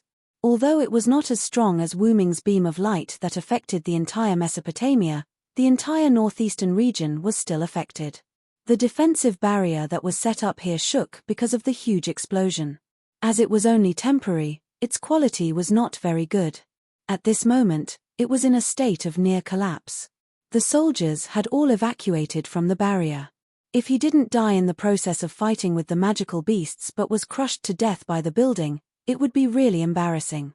But even if they were far away from the barrier, the soldiers still found out who had released such a terrifying golden star. In Mesopotamia, when the golden star was mentioned, Ishtar would definitely be thought of. As expected. It's Lady Ishtar. Lady Ishtar, the mistress of the heavens. As expected of the goddess. She's still on our side. Long live Lady Ishtar. Oh! Ishtar, who was flying in the sky beside Ma Anna, heard the soldiers' cheers and praises for her. Her originally rather angry mood was now relieved. Ishtar was dissatisfied and even angry that Wu Ming had used his authority and word games to force a contract with her. After following Wu Ming's orders to come here, Ishtar's anger, along with the huge amount of magic power that Wu Ming had transferred to her, and most of the magic power in her body, were channeled into her noble artifact. She released it with resentment towards the monsters. This made Ishtar's noble artifact even more terrifying. At the same time, Ishtar was relieving her anger from falling into Wu Ming's trap. However, the soldiers thought that Ishtar came to help them because she saw the monsters attacking, and they all praised Ishtar. After hearing these praises, Ishtar felt a little ashamed, but her mood completely changed into pride and joy. Although it was not his intention, Ishtar had indeed helped the humans to eliminate the demon beasts. The humans praised and cheered for Ishtar from the bottom of their hearts, which made Ishtar feel happy, which was rare for Ishtar. Even if she had been spoiled since she was young, Ishtar's nature was still good. Helping the humans, being praised, thanked, and cheered by them, naturally made Ishtar's mood very comfortable. Seems like the situation after the contract is not as bad as I thought. Ishtar was obviously referring to the contract that Wu Ming had tricked her with his word games. Ishtar lifted the ponytail that was fluttering in front of her chest, and then crossed her arms in front of her chest. Her face showed a hint of sadness. It's just that the magic consumption is a little high. Because she was too upset, in a fit of rage, Ishtar used up almost all the magic in her body. It could be said that the current Ishtar was an empty shell. She really did not have a single bit of magic left. If there were enemies now, other than her advantage of being able to fly, she was completely a lamb waiting to be slaughtered. Looking at the end of the explosion, the ground was completely under the tower, and the ground was filled with smoke and dust. Ishtar nodded. Anyway, there's basically no such possibility. What's wrong? Are you lacking magic? Wu Ming, who had suddenly appeared beside Ishtar, suddenly spoke. Frightened, Ishtar hurriedly controlled the heavenly ship's horse, Anna, to retreat a distance away. You! When did you come over? Just now. Wu Ming replied very calmly, and then raised his hand again. The magic crystal on the right wing suddenly disappeared, and a large amount of magic was instantly replenished in Ishtar's body. Looking at Ishtar's dazed face, Wu Ming smiled. By the way, how does it feel to help a human? It feels pretty good. Although Ishtar still had a lot of resentment towards Wu Ming, she was already unable to be unyielding towards him. Because of Wu Ming, she was praised by the soldiers and received Wu Ming's magic. At this moment, Ishtar was even weaker than before. You can easily receive the praise of a human, and most importantly, you're very happy yourself. Why do you have to be a high and mighty and lawless goddess? Probably because of the fusion with Rin Enasaka. Compared to the original Ishtar, the current Ishtar was more reasonable, so Wu Ming began to reason with Ishtar. I don't want that. What I need is to be high and mighty. Humans only need to give me gems, I don't need their praise. However, these words were full of arrogance. Not only that, but Ishtar's actions were also full of arrogance. Ishtar once again crossed her arms and turned her head to the side to hide her blushing cheeks. Although the previous Ishtar was a little arrogant, now, she was more influenced by Rin Enasaka's arrogance. In this regard, Wu Ming did not say anything more. Instead, he looked at her quietly. Ishtar was indeed used to being arrogant, but even the most mischievous child would want to be a good child one day. However, after being labeled as a mischievous child in the eyes of others, Ishtar couldn't be more obedient even if she wanted to. Since that was the case, she might as well continue to be a mischievous child. This was why Ishtar became more and more unruly. And today, Wu Ming forced Ishtar to be a good child for once, and he even let Ishtar taste the sweetness of it.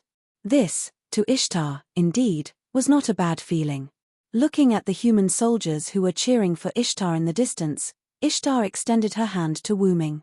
Okay, today, I, Ishtar, will temporarily recognize you, Hyun Ryong. You will serve me as my temporary master.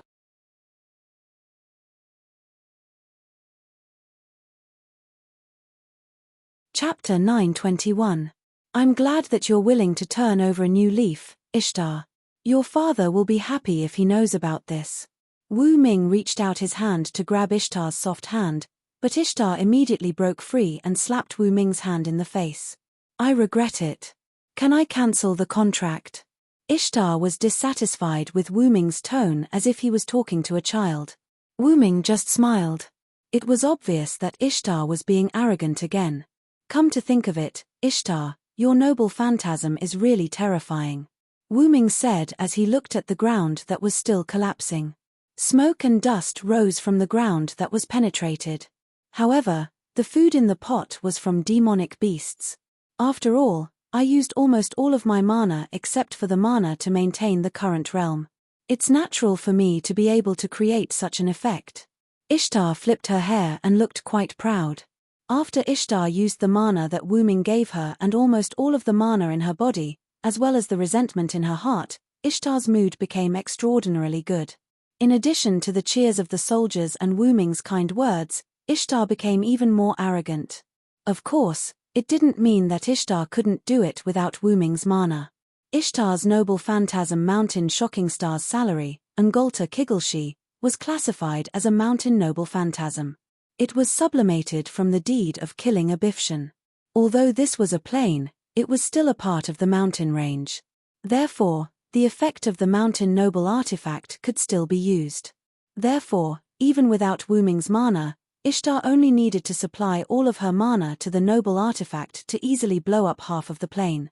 However, with such a large amount of mana provided by Silent Cry, Ishtar's noble phantasm was able to display an extraordinary effect. Half of the plain between the mountains was directly blown up by Ishtar's noble artifact.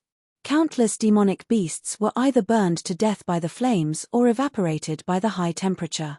Even if there were a few demonic beasts that were lucky enough to survive, they directly fell into the hole in the ground that was blown up by the explosion. Such a large number of demonic beasts were gone just like that. This could be considered a great victory for the humans. However, the demonic beast commanders definitely wouldn't die. Previously, Even Ulidim didn't die under Wuming's multiple spells. Therefore, the two demonic beast commanders who were lucky to survive and fall into the collapsed plane definitely included the two demonic beast commanders who were still alive. After looking at Gudazi and Matthew, who had already met up with Merlin, Wuming then looked at Ishtar. "Ishtar, do you dare to gamble with me?" Wuming's words piqued Ishtar's interest. "Woe tilde, what is there that this goddess doesn't dare to do?" Ishtar proudly puffed out her rather embarrassing chest, looking as if she wasn't afraid of anything.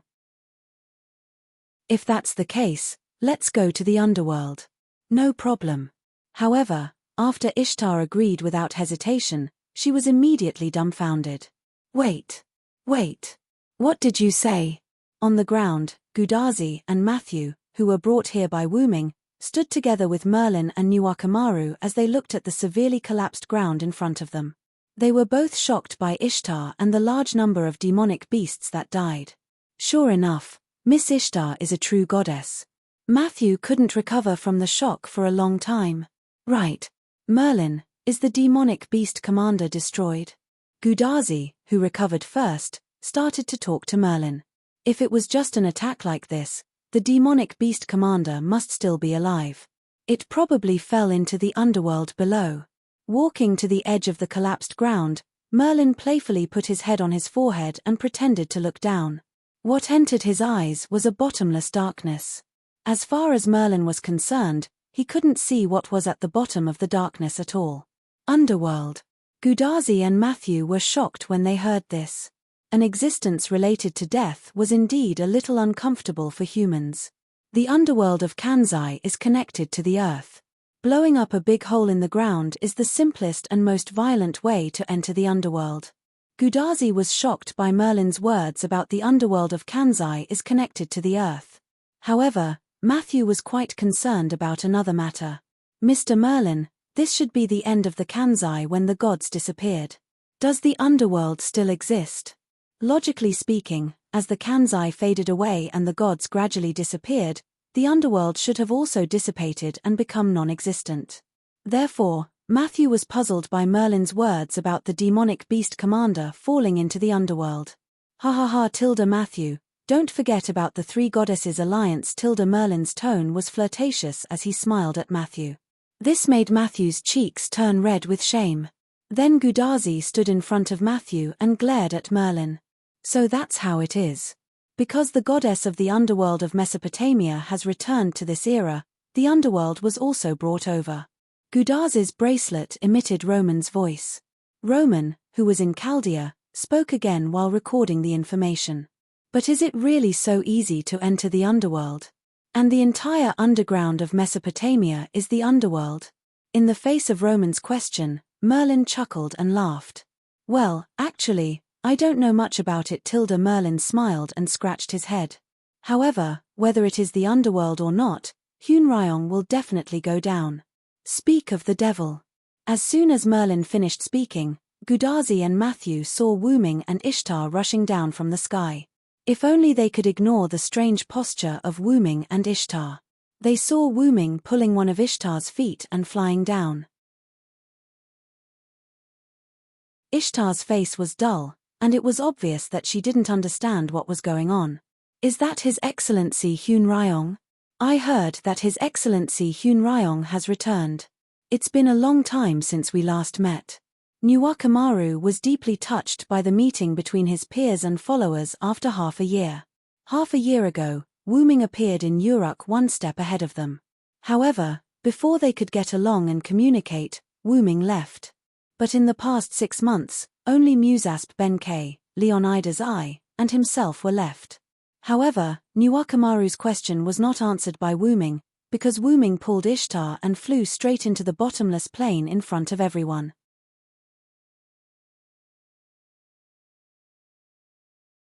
Chapter 922. That. Is it really okay for Ms. Ishtar to go to the underworld? Matthew, who had read Mesopotamia's mythology, knew very well that Ishtar arrogantly entered the underworld and was killed by the goddess of the underworld. As a servant, the inheritance of being killed by the goddess of the underworld may cause the underworld to impose some restrictions on Ishtar. However, before anyone could answer Matthew's question, Ishtar's miserable scream came from the collapsed crater. No. Everyone looked at each other and smiled awkwardly. It turned out that Ishtar was forced by Wuming. At this moment, Gudazi suddenly realized a problem. By the way, how do we go down? The way to go down? Well, whether it's me or Nuwakamaru, we don't have the means to safely enter the underworld. If you want to enter the underworld, you have to jump down. Merlin nodded proudly. Jump down. Roman, who was in Chaldea, couldn't help but exclaim.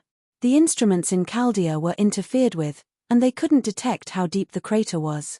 How could they jump down directly in this situation? Ms. Nuwakamaru, let's not talk about this for now.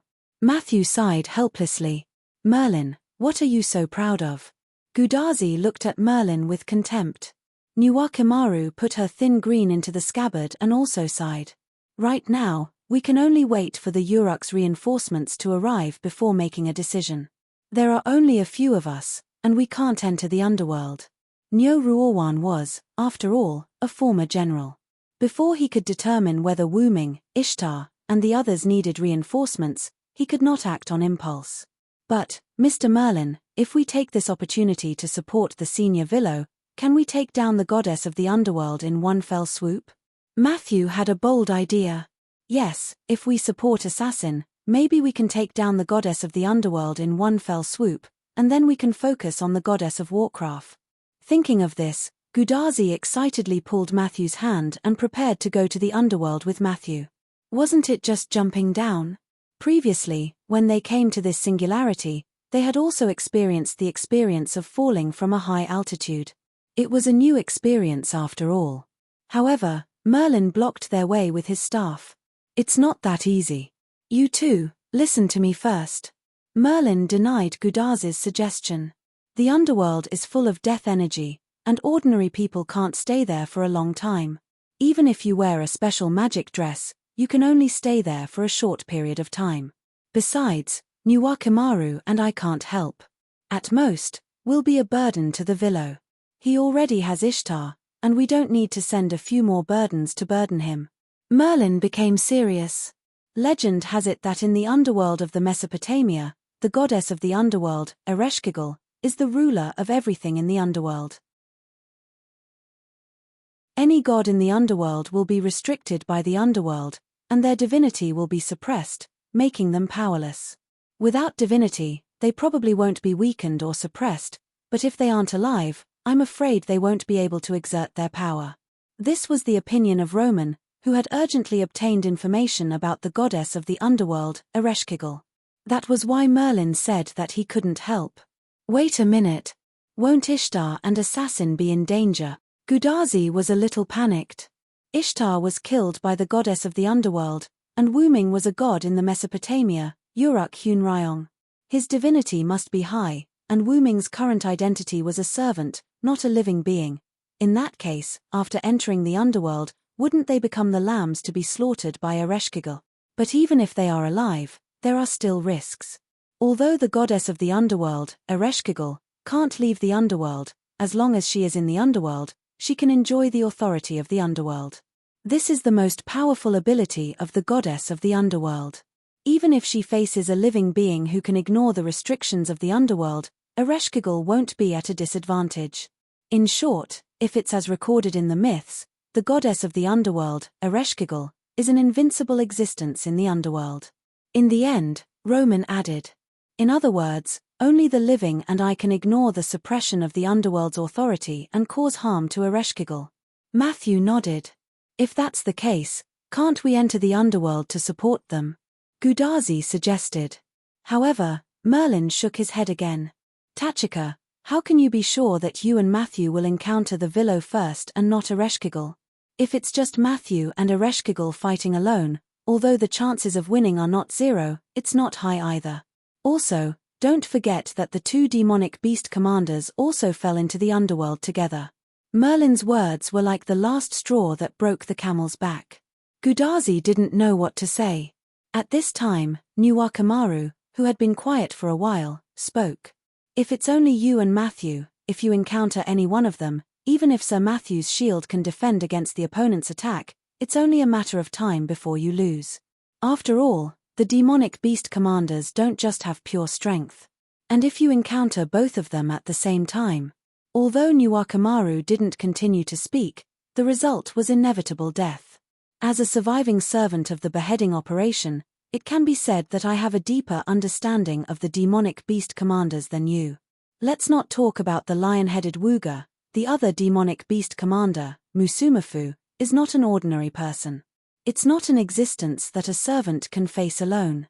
After Nuakamaru finished speaking, he walked directly toward the almost collapsed defensive barrier. I'm going to organize the soldiers and wait for the arrival of the Uruk's people before making a decision, and I believe that Sir Hyunryong will be fine. After Nuakamaru finished speaking and left, whether it was Gudazi, Matthew, Roman, or Merlin, they didn't speak anymore, as if they were giving Gudazi time to think. After a moment, Merlin opened his mouth. I'm also very worried about the Villo. After all, he is my close friend. However, worrying about him is useless. For now, we can only believe in the Villo. You must know that the Villo took the initiative to enter the underworld. Since he took the initiative to enter the underworld, then the Villo certainly won't make such a low-level mistake. Indeed, in the case of knowing that there is a tiger in the mountain, only those who had a card up their sleeves would do something like going to the tiger's mountain, otherwise, it would be a waste.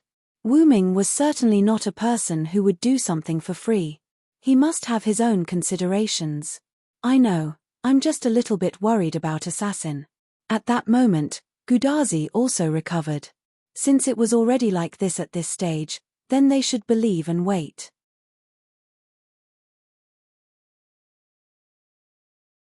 Chapter 923. Deep Underground, in the Underworld. After Ishtar's noble phantasm caused the earth to shake, the entrance to the underworld was opened. Wu Ming brought Ishtar into the underworld. When they arrived at a path that looked like a stone bridge, Wu Ming let go of Ishtar's ankle and took a deep breath. As expected, the place is filled with the aura of death. Not only that, it was dark everywhere. Along the way, there were 1 or 2 cages that looked like spears with a floating blue flame. The entire underworld was filled with darkness and faint blue light. Ouch, ouch, ouch. Ishtar was lying there in pain. She struggled to get up and held her head as if she was having a headache. After Ishtar was brought into the underworld by Wu Ming in a rather rough way, she had bumped into many things along the way. Ishtar's head was the most injured. When Wu Ming let go of Ishtar, Ishtar's head hit the ground first. As expected, I shouldn't have trusted your perverted character. Ishtar rubbed her head as she stared at Wu Ming fiercely. As Wu Ming used to deal with Ishtar, he knew her very well. Not only that, Ishtar also had to deal with Wu Ming. Indirectly, Ishtar also had a good understanding of Wu Ming. Ishtar already knew that this guy was a perverted person. Now, Ishtar had a deeper impression of Wu Ming's perverted interests. Ah, you despicable guy. You know that the underworld has a natural suppressive effect on the gods. Why did you bring me in? Ishtar walked up to Wu Ming in a threatening manner, his eyes ferocious as he vented his grievances. Because we need to chase after the magical beast commander. Wu Ming naturally turned his head, spread his hands, and shrugged his shoulders with a helpless look. But why did you drag me in? Why don't you just come in yourself? Ishtar hugged her head with both hands. Her eyes were empty, as if she was in the depths of hell. Although the underworld was hell to Ishtar in a way, cough cough. I'm not feeling too well. Maybe it's because of the death aura in the underworld. That's all. I'm leaving now. You can deal with the matter of the beast commander yourself. To put it bluntly, Ishtar wanted to escape. However, Wu Ming would not let Ishtar escape. Ishtar, help me kill the commander of the magical beasts and investigate the situation of the goddess of the underworld, Ereshkigal. Buzz. Ishtar's body glowed with a red light as if she was under a command spell. That was the embodiment of the coercive power of the dependent contract. Yes. Yes. Ishtar, who was about to turn around and leave, turned around and answered with difficulty. Ah. Damn you, Hyunryong. After that, Ishtar knelt on the ground with her hands on the ground and let out a sorrowful cry that moved even the underworld. Wu Ming's command from the dependent incarnation was different from the command spell. The command spell's command would be resisted to varying degrees depending on the details, the magic power of the servant, and other factors. The longer the command spell was delayed, the effect of the command spell would gradually weaken. Although the effect of the command spell could not completely disappear, in the end, the servant would be able to control the command spell to the extent that it would not affect them. However, Wu Ming's command came from the dependent incarnation. Wu Ming's ability to control his dependent was absolute. However, because Wu Ming and Ishtar signed a contract related to the magical beasts, Wu Ming could only use the magical beasts as the main command to forcibly control Ishtar. Under the influence of Wu Ming's command, the current Ishtar had no way to leave the underworld. Only by completing the command issued by Wu Ming, Ishtar could leave the underworld. Although it was somewhat inconvenient to use the command related to the magical beasts to control Ishtar, there was no other way. The existence of Wu Ming's dependent was basically voluntary. Only Ishtar was tricked by Wu Ming to sign a temporary contract. That was to say, the contract between the two would be completely lifted after the magical beasts were eliminated and the goddess of magical beasts was defeated. It was basically impossible to make Ishtar sign a contract with Wu Ming from the bottom of her heart. If it was really possible to make Ishtar obediently sign a dependent contract from the bottom of her heart, then Ishtar would not be so naughty before. Although Wu Ming also considered setting a word trap to make Ishtar his dependent permanently, Wu Ming considered that the disadvantages of making Ishtar his dependent outweighed the advantages, so Wu Ming gave up on the idea. Although Ishtar was the mistress of the sky in Mesopotamia and was a rather powerful goddess, she was also a willful fool. If Wu Ming really used a word game to trick Ishtar and make her his dependent, it would certainly solve the problem of Ishtar's willfulness once and for all.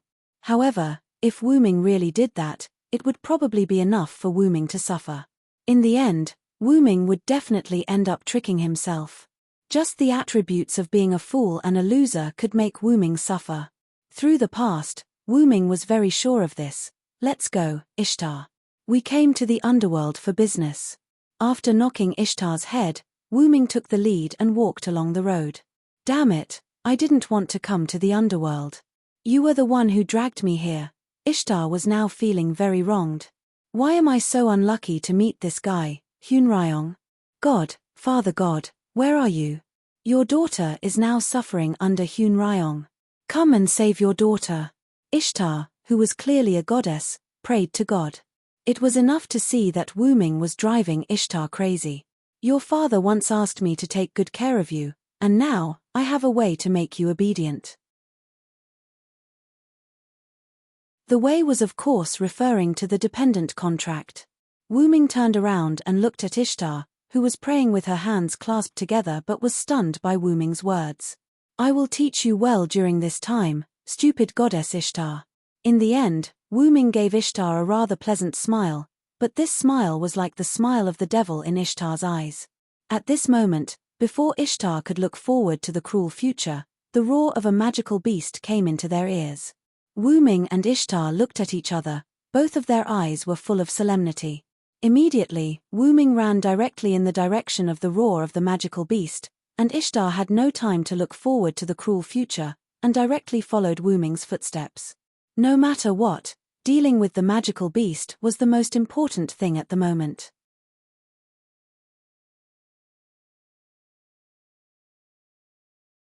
Chapter 924. The one that roared must be the commander of the demonic beasts. There was no doubt about that. Not to mention that the mass-produced demonic beasts wouldn't be able to make such a loud roar. Even if there were some demonic beasts that weren't killed by Ishtar's noble phantasm and fell directly from the ground to the underworld, at such a height, even if it was a strengthened mass-produced demonic beast, it would still be severely injured. Moreover, it would only be a serious injury and not a light one. Perhaps, only the demonic beast commanders with extremely strong physiques could fall to the underworld unscathed. Then, what did the uninjured magical beast commander encounter that caused him to let out such a bluffing roar filled with shock and panic? The answer was that the demonic beast commanders were attacked by the Garula spirits. The roads in the underworld went from the top to the bottom. They were all stone bridges that were naturally formed in the underworld. The stone bridges intersected with each other and extended downwards like a maze. But apart from that, There were also places where a few stone bridges converged to form a platform in the underworld. At this moment, Wu-ming and the rather reluctant Ishtar stood at the edge of a stone bridge and looked down at the platform that was formed by the stone bridges. There was a gigantic humanoid creature that was covered in red fur but had the head of a ferocious lion. It was one of the 11 demonic beast commanders, the lion-headed Wuga. Surrounding the tall Wuga was a group of skeletons with huge claws that didn't have legs. Their claws were as big as the heads of these skeletons. These skeletons were the Garula spirits. The Garula spirits emerged from all over the place and swarmed towards Wuga as if they had seen their enemy. Since these Garula spirits had no legs and were in the underworld, they all floated in the air of the underworld. Because of this, these Garula spirits were all over Wujul's body. His head, back, legs, claws, and even the maner on his neck were all firmly grasped by the Garula spirits with their giant claws. No matter how hard Wujul struggled, he couldn't shake off the Garula spirits. His physical attacks were basically useless against the Garula spirits because they were spirits. Every time the Garula spirit was torn apart by a claw, it would recover in less than a second. The Garula spirit's claws, on the other hand, were firmly fixed on Ujar's body while constantly dealing damage to him. Claw marks appeared on Mount Wujul, and traces of blood appeared on Wujul's body, attracting even more Garula spirits to swarm him. It had to be said that the demon commander's physique was truly tyrannical. If it were a servant, perhaps their spirit base would have already been forced to retreat after withstanding so many Garula spirits' attacks. However, Wujar was still as lively as ever. Even the angry roar produced by the Garula spirits was particularly powerful. The demon commander's physique is extremely strong, but it is precisely because of this that they appear to be in a predicament when facing spirits without a physical body. Like a commentator, Wu-ming said lightly, and Ishtar heard it clearly. However, Ishtar didn't care about it. But this is a demon commander that is comparable to the Father God. The implication was that only those ordinary mass-produced diamonds lacked the means to deal with spirits. For a demon commander that was not on the same level as a mass-produced demon commander, how could it only have an advantage in terms of physique? Wujul is the lion of the sun. It certainly can't be that its physique is far beyond imagination. After Ishtar finished speaking, as if to reflect Ishtar's words, Wujul finally stopped using its claws to deal with the Garula spirits. Wujul opened its mouth wide, and a sun-like radiance appeared in the underworld. In an instant, the Garula spirits that were attacking Wujul were stimulated and retreated. Some of the Garula spirits that were particularly close to Wujul even died from the intense radiance. In the next second, the radiance hidden in Wujul's mouth turned into flames. The instant Wujul swung its head to the surroundings, the flames were like rays that shot out in all directions. The fire of the sun engulfed a large number of Garula spirits, and a large number of Garula spirits perished in an instant in agony. Although the Garula spirits didn't let out any screams due to the fact that they were spirits, it didn't affect Wujul's mood at this moment. Roar. Wujul let out a victorious roar, and its roar echoed throughout the underworld. Why, aren't you going to attack? Now is a good opportunity to get rid of Wujul, isn't it? Ishtar looked at Wu-ming. Although a sneak attack wasn't a good thing, this was war. In a war between humans and diamonds, the true essence of war was to win by any means necessary. Besides, diamonds didn't have human rights. A sneak attack would be over. However, Wu-ming still chose to wait and see. Don't worry, someone will come and take care of this guy. Just by killing a few Garula spirits, it let out a triumphant roar that resounded throughout the underworld. Who did it think it was? It could only be said that this prototype Wujul's brain wasn't as good as the prototype Eulidim that Wu-ming killed. It didn't understand whose territory it was. This was the territory of the underworld goddess, one of the three goddesses' alliance. The underworld goddess was an existence that was on par with the goddess of magical beasts. Diamonds of the goddess of magical beasts, why are you behaving so atrociously in my underworld? Why are you provoking me? The voice of a creator resounded throughout the underworld, and Wujul subconsciously shut its mouth. Ishtar was so frightened that she trembled. At the same time, Ishtar also understood who Wuming was referring to when he said someone will come and take care of Wujul. It sounds a little like your voice. Wuming glanced at Ishtar. However, Ishtar rolled her eyes at Wuming. What nonsense are you talking about? This voice clearly belongs to Ereshkigal. Ishtar didn't want to talk about Ereshkigal. It could be said that other than Wuming, only Ereshkigal could give Ishtar a headache. After all, Ereshkigal had once stripped, pierced, and killed Ishtar when she was in the underworld. Before Ishtar could recall the past, Ereshkigal spoke again. Since you dare to behave atrociously in my underworld, prepare to die.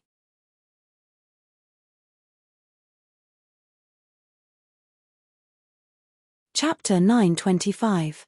However, the words that sounded like a death sentence did not strike fear in Ukar. Although Wujul had subconsciously shut its mouth, it did not mean that it was afraid. Perhaps this was what the saying "the ignorant are fearless" meant. Roar. Perhaps Ukar's brain was really not working well. It actually roared at the majestic voice in the void as if it was provoking it. Is it crazy? Wuming, who could understand the language of the monsters, naturally knew what Ukar was doing. After translating and subtracting the profanities, it was more or less bring it on.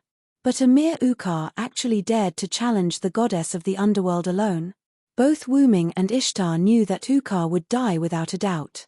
As expected, after Wujul let out a roar, black and grey stone pillars rose from the ground at irregular angles, as if they were dead. They firmly restrained Wujul's limbs. Although the sudden restriction gave Wujar a fright, he did not show any signs of panic or any other emotions. Wujar actually used brute force to break the rock pillar into pieces. Roar. Ukar stomped on the rock pillars until they were crushed under its feet. Then, it let out another roar of victory. This guy is definitely done for. Ishtar could not bear to look at the scene in front of him. To provoke Ereshki Gale in such a manner, if the original Yugar was supposed to die, then perhaps even its soul would be shattered by Ereshki Gale. As the other half of Ereshkigal and Ishtar's trip to the underworld, Ishtar understood Ereshkigal quite well. After Wugul let out what he thought was a victorious roar, but it was actually a declaration before his death. More rock pillars rose from the ground and restrained Wugul's body and limbs. However, after being restrained once again, Wujul was still about to use his brute force to break free. At that moment, the rock pillars instantly exploded and were replaced by spears of light. At the same time, they replaced the rock pillars to restrain Wujul's body even more. That's Ereshkigal's spear. Ishtar frowned at the scene as if she recalled something bad. However, the light spears were no different from the rock pillars to Ukar. It was just a matter of whether they looked good or not. However, just as Wujar was about to use the brute strength his mother had bestowed upon him to break free from the spears of light, a large number of new spears of light instantly appeared on the spears of light. They pierced into Wujar's flesh, causing him to cry out in pain. Roar, roar, roar. The light spears didn't miss a single part of Ukar's body. From top to bottom, head, neck, shoulders, chest, back, waist, abdomen, legs, knees, arms, and joints, they didn't miss a single spot. And because they pierced into Ukar's limbs, waist, and abdomen, Ukar's brute force was sealed and he couldn't use it anymore. I didn't expect Ukar to be able to withstand this attack. From Ishtar's point of view, being pierced by these light spears in the underworld was basically equivalent to death. But Ukar relied on the strength of his body to prevent all the light spears from piercing into his body. I have to say, I really can't underestimate a magical beast commander. Ishtar's expression turned grave. She finally understood how powerful a magical beast commander was. If she were in Wujul's shoes, her spirit base wouldn't be able to withstand these spears of light without any defenses. She would have been pierced in an instant. It could only be said that one of the magical beast commanders, the original Wugul, was not very smart. Otherwise, with such a powerful physique, it would have been able to escape from the underworld before Ereshki Galal made his move. But this Ukar was like a stubborn donkey. He didn't have the slightest intention to beg for mercy or repent. Instead, he opened his mouth and condensed the light of the sun again. Ukar's eyes were filled with the desire to kill and take revenge. How could this guy still want revenge in such a situation? Did he become arrogant because he didn't die time and time again? Or was Ukar really that confident in himself? Wuming felt that it was the former. No, this wasn't a problem of arrogance or confidence. To be more precise, it should be a problem with Ukar's brain. In the legends, it was described that Tiamat's son, Kingu, led the magical beasts to fight against the gods. The reason why Kingu led the magical beasts was probably because the magical beasts sired by Tiamat weren't intelligent enough. Wu Ming guessed that the reason why the demonic beasts lost was probably because there was a problem with their IQ. This might be the price to pay for obtaining great power. Tiamat's 11 sons are probably lacking in intelligence. Wu Ming shook his head regretfully. But then, for some reason, Wu Ming's nose suddenly itched and he looked like he was about to sneeze. This gave Ishtar a fright. She hurriedly slapped Wu Ming's mouth. Wu Ming stared at Ishtar. His eyes conveyed the meaning of "you've got guts." But Ishtar stared back at Wu Ming. "Don't drop the ball at this time." Ishtar looked at Wu Ming with a dissatisfied expression. Just as Wu Ming was about to have a problem, Wu Jia also had a problem.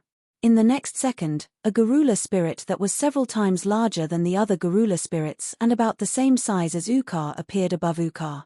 This Garula spirit held a huge, slender spear of light and slowly raised it high. Die! The Garula spirit, who issued the majestic voice of Ereshki Gal, was like the Grim Reaper who granted equal death to the people of the world. It raised its spear of light high up in the air and thrust it at Ugar. At this moment, Ukar finally sensed danger. If the spear of light pierced him from above, he would not be able to survive. As for whether he could pierce through its skull, Wujul didn't have the slightest confidence this time, because Wujul recognized that the huge Garula spirit above its head was actually the goddess of the underworld herself.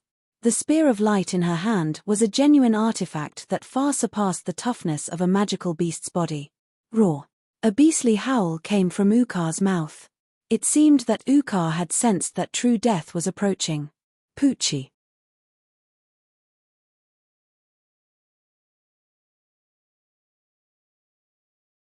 Chapter 926. Blood splattered all over the rock platform, and Ujar stopped moving. Wu Ming, who had witnessed such a cruel scene, did not do anything. Ishtar, who did move, only felt pity for Ujar's intelligence. No wonder these demonic beast commanders have not taken down the humans even after 3 months. It's because of their intelligence. Ishtar had to admit that King Gilgamesh was indeed a virtuous king, but the intelligence of the demonic beast commanders was also a major factor that affected the demonic beast battlefront. Alright, the demonic beast commanders have been eliminated. Let's go, Ishtar said, and wanted to leave quietly without alerting Ereshkigal.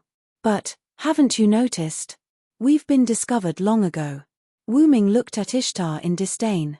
Wu Ming felt that Ishtar's intelligence was on par with the demonic beast commanders.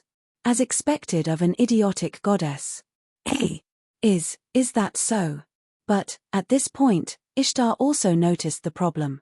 After Ereshkigal's giant Garula spirit killed Ujar and absorbed his soul into the spear of light in her hand, she stood still and looked at Wu Ming and Ishtar. Although there were a lot of rocks covering the two of them, there was no doubt that Ereshki Gal had discovered them. Ereshkigal is the mistress of the underworld. You can say that when we entered the underworld, Ereshkigal already knew. As the only god in the underworld, Ereshki Gal's authority was beyond imagination. But that was all. That's true. Ishtar's shoulders drooped helplessly, and she looked powerless. Ereshkigal only spoke after Ishtar showed a powerless look, as if she was waiting to see Ishtar make a fool of herself. Uruk Hun Ryong, mistress of the sky Ishtar, I already know why you are here.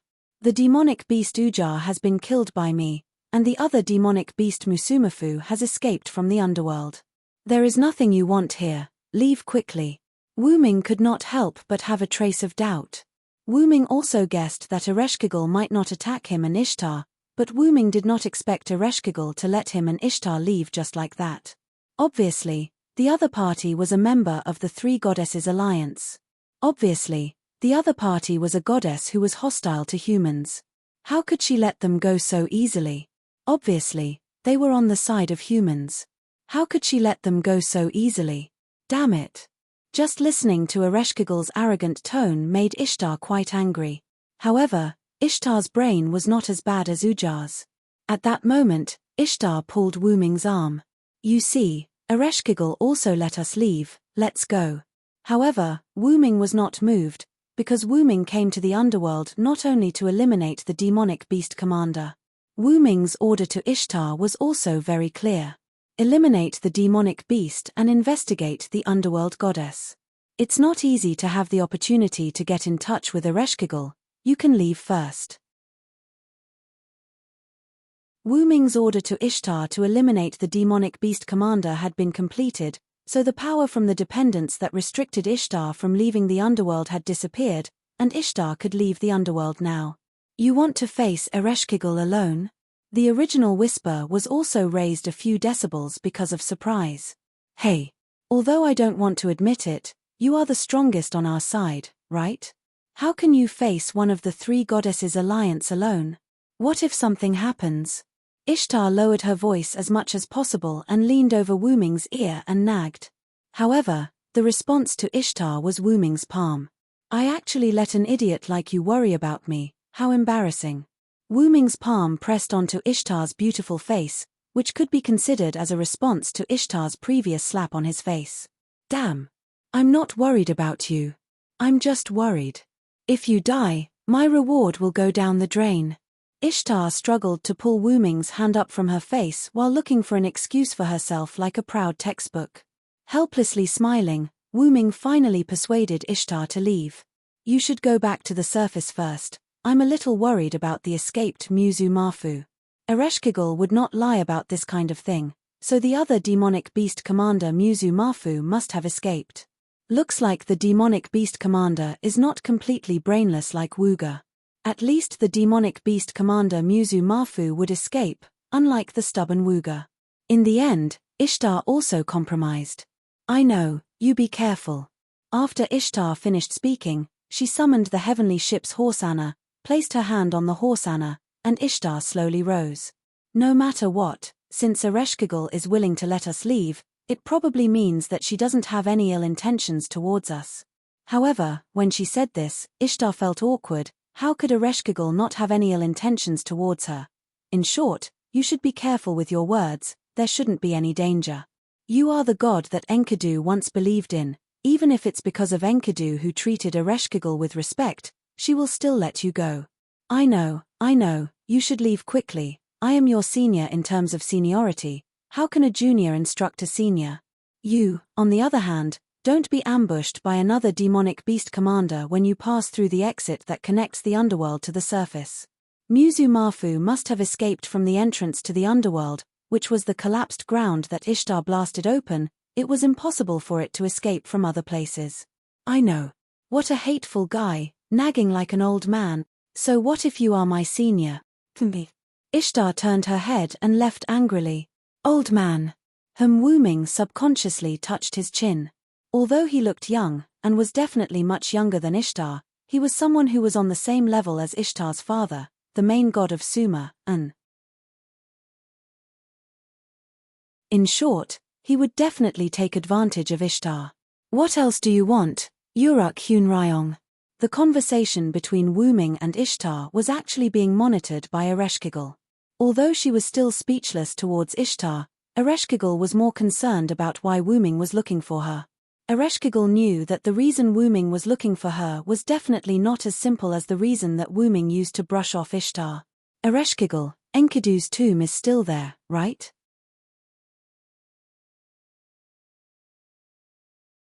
Chapter 927. That's right.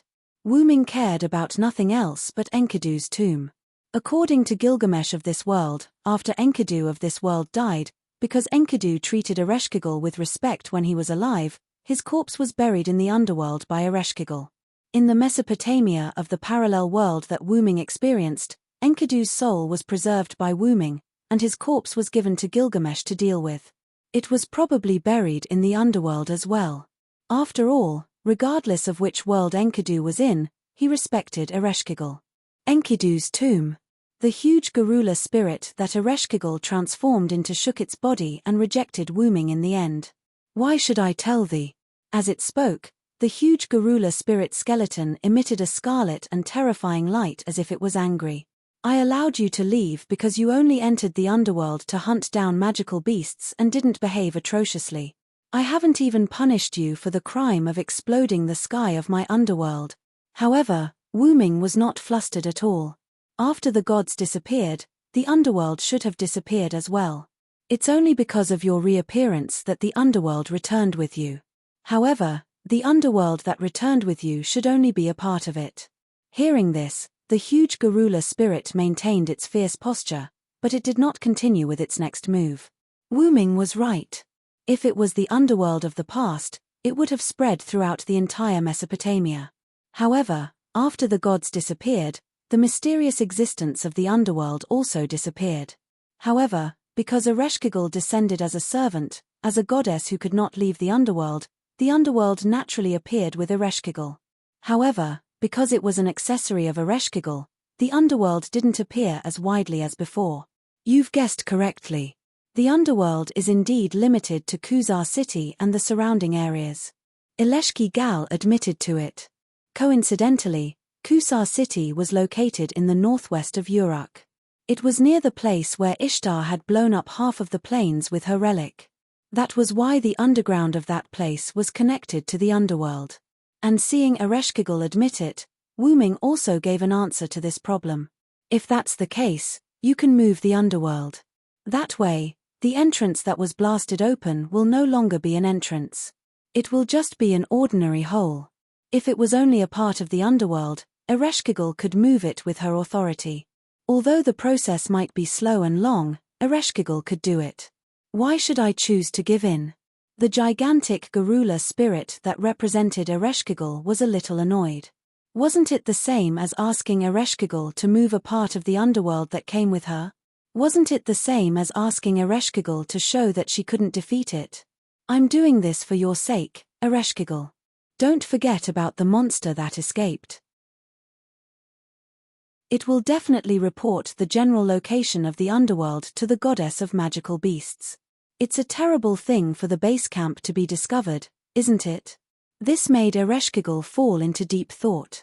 Indeed, because of its body, Muzu Maf didn't fall directly into the depths of the underworld like usual. Instead, it fell very close to the ground. Moreover, it had a snake body, so it quickly climbed up the cliff and escaped from the underworld. If it really returned to the northern fir forest, it would definitely know about the situation in the underworld.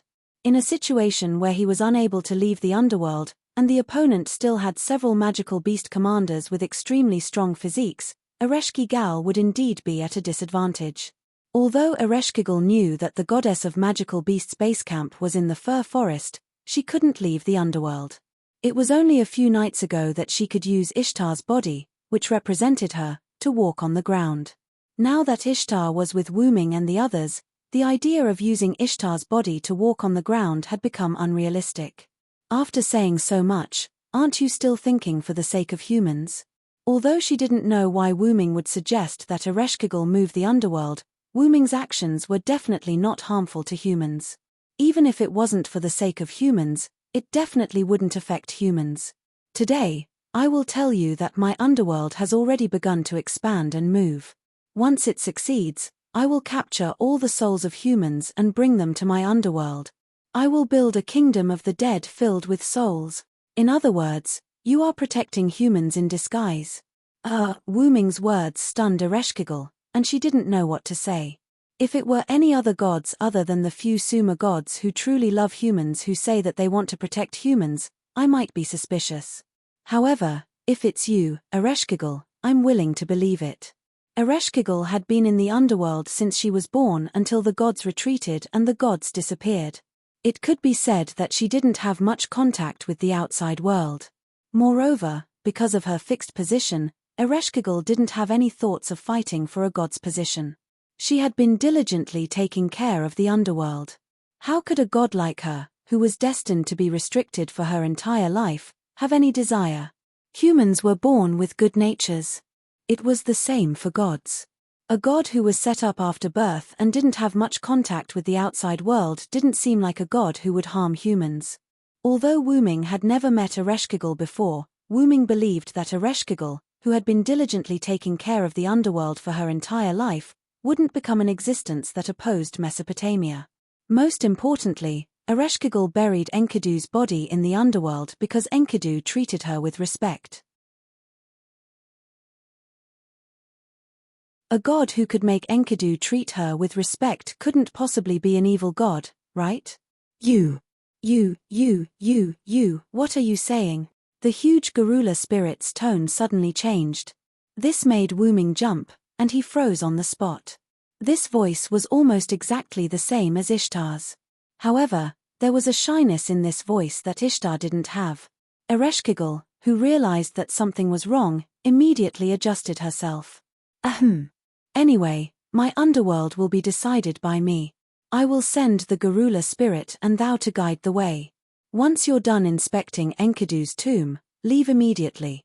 As soon as she finished speaking, the huge Garula spirit turned into a blood-red liquid and melted into the rocks of the underworld, disappearing.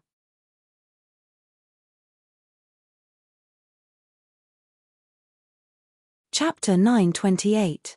Sure enough, there's more to it. If Wu Ming was only guessing about Ereshkigal before, then now Wu Ming was sure about Ereshkigal. He was sure that Ereshkigal was on the side of humans. However, Ereshkigal deviated from the right path. In a sense, she was an enemy of humans. However, as long as her thoughts were for humans, there was a way to change her. This can be considered another breakthrough point for the Three Goddesses Alliance after Quizza. If the goddess of the underworld also defected, 2 pillars of the Three Goddesses Alliance would be on Wu Ming's side. Then, the Three Goddesses Alliance would really exist in name only. In this way, humans could also deal with the goddess of Warcraft with peace of mind. However, Ereshkigal seemed to be quite extreme. It was better not to be too anxious.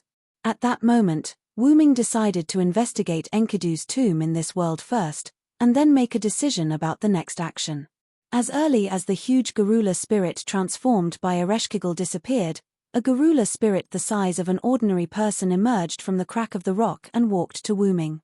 It stopped in place and seemed to be waiting for Wu Ming. Let's go, take me to Enkidu's tomb. Although Wu Ming felt a little awkward, he felt a little sorry for Enkidu. At that moment, the Garula spirit turned around silently and floated in a certain direction. Over there. After looking at his general direction, Wu Ming followed the Garula spirit. After all, Wu Ming still had to go back the way he came. The Garula spirit's speed wasn't slow, but Wu Ming was able to keep up, so Wu Ming soon arrived in front of Enkidu's tomb. It was a small stone platform with empty spear cages around it. Chains wrapped around the spear cages and surrounded this place. It should be like this.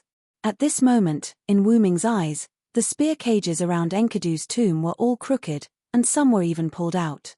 The chains around the spear cages were also violently broken and scattered on the ground. In the center of the stone platform, there was a pit that seemed to have been dug by a beast. Anyone could see that what was originally buried in this pit must be Enkidu's body, or the god's soil.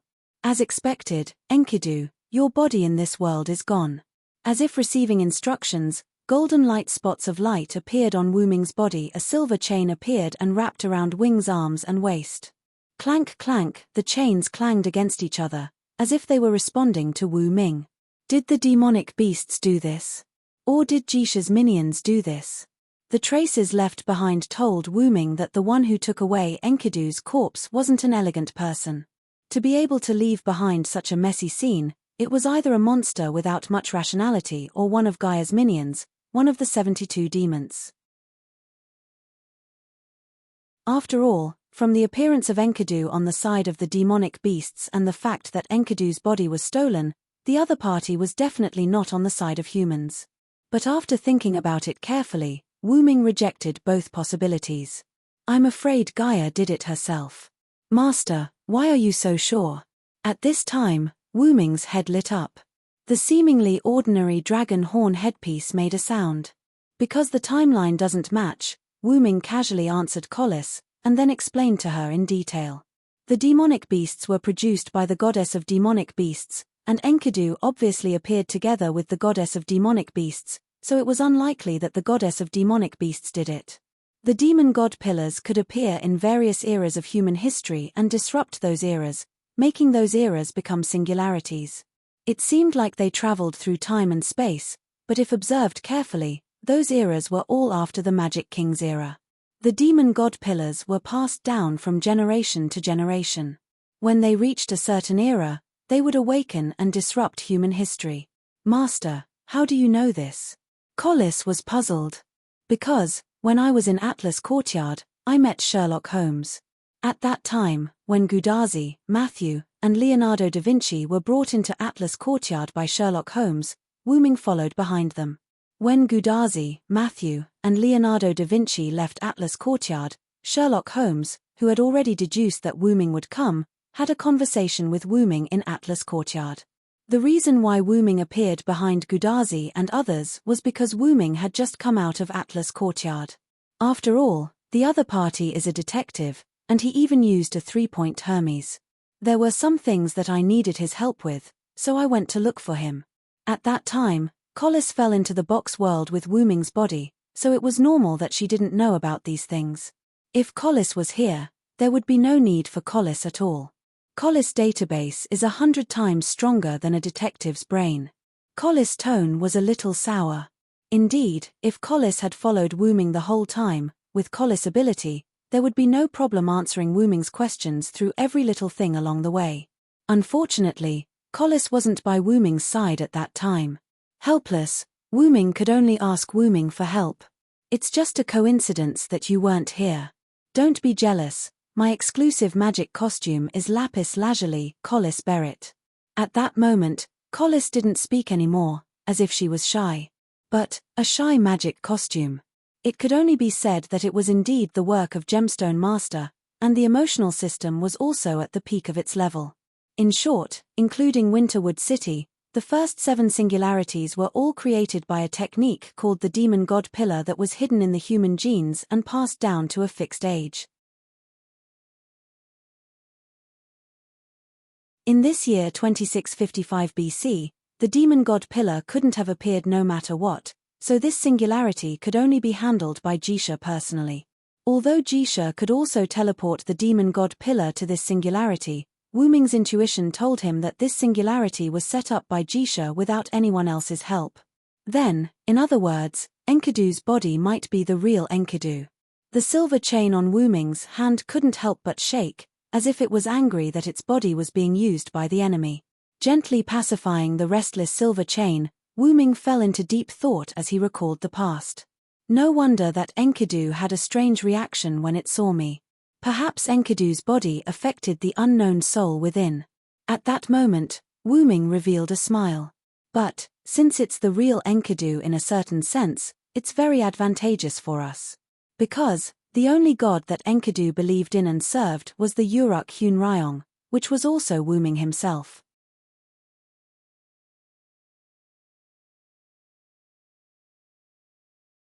Chapter 929. After Wooming finished investigating Enkidu, he came to the surface from the underworld through the ground that was blown up by Ishtar.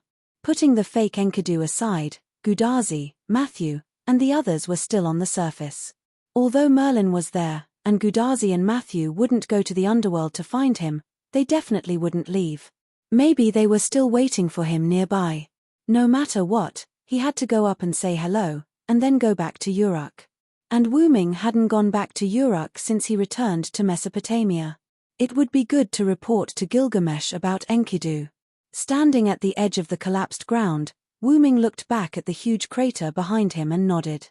This way, the demonic beasts can be prevented from coming here. It was an unexpected surprise.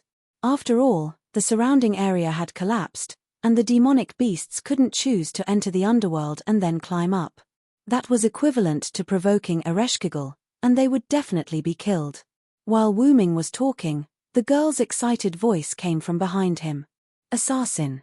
Wooming turned his head and saw Gudarzi running while waving at him, and Matthew was behind her with a panicked face. For a moment, Matthew, who was a demi-servant, couldn't catch up with Gudarzi, who was an ordinary human. Senpai, please slow down. When she was close to Wooming, Gudazi suddenly flew toward Wuming. Wuming quickly opened his hands, took a few steps forward, and caught Gudazi. Assassin. Are you okay? Gudazi looked worried. However, Wuming knocked Gudazi's little head. If you're so impatient, I'll be in trouble. Senior, Matthew, who came to the two of them, was panting heavily and looked quite uncomfortable. Because he was too anxious to catch up with Gudazi, Matthew didn't have much time to catch his breath. Look at you, Matthew. Don't do this again. Wuming immediately let go of Gudazi and went to Matthew's back to rub Matthew's back. He then injected his mana into Matthew's body to relieve Matthew's fatigue. I'm sorry, Matthew. I was too anxious. Gudazi also came over to apologize to Matthew. When she found out that Wuming's spirit base was nearby, she immediately ran over. It's okay. Senior. I understand that you're worried about Vi. Senior Villo. Although he was relieved, Matthew was still panting heavily. It seemed that he needed a little rest. Tachika, you should calm down in the future. A demonic beast commander escaped. If you're so rash, it will be troublesome if it ambushes you halfway. Gudazi didn't care about anything just now. After receiving the news that Wuming appeared here, she directly ran over. Matthew was also worried about Gudazi's safety, so he was out of breath and followed her. Don't worry about that. The demonic beast commander has left. A voice came from behind Wuming.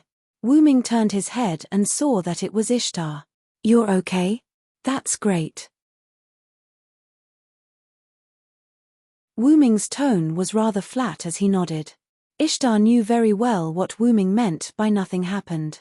Wuming meant that Ishtar was not ambushed by the demonic beast commander.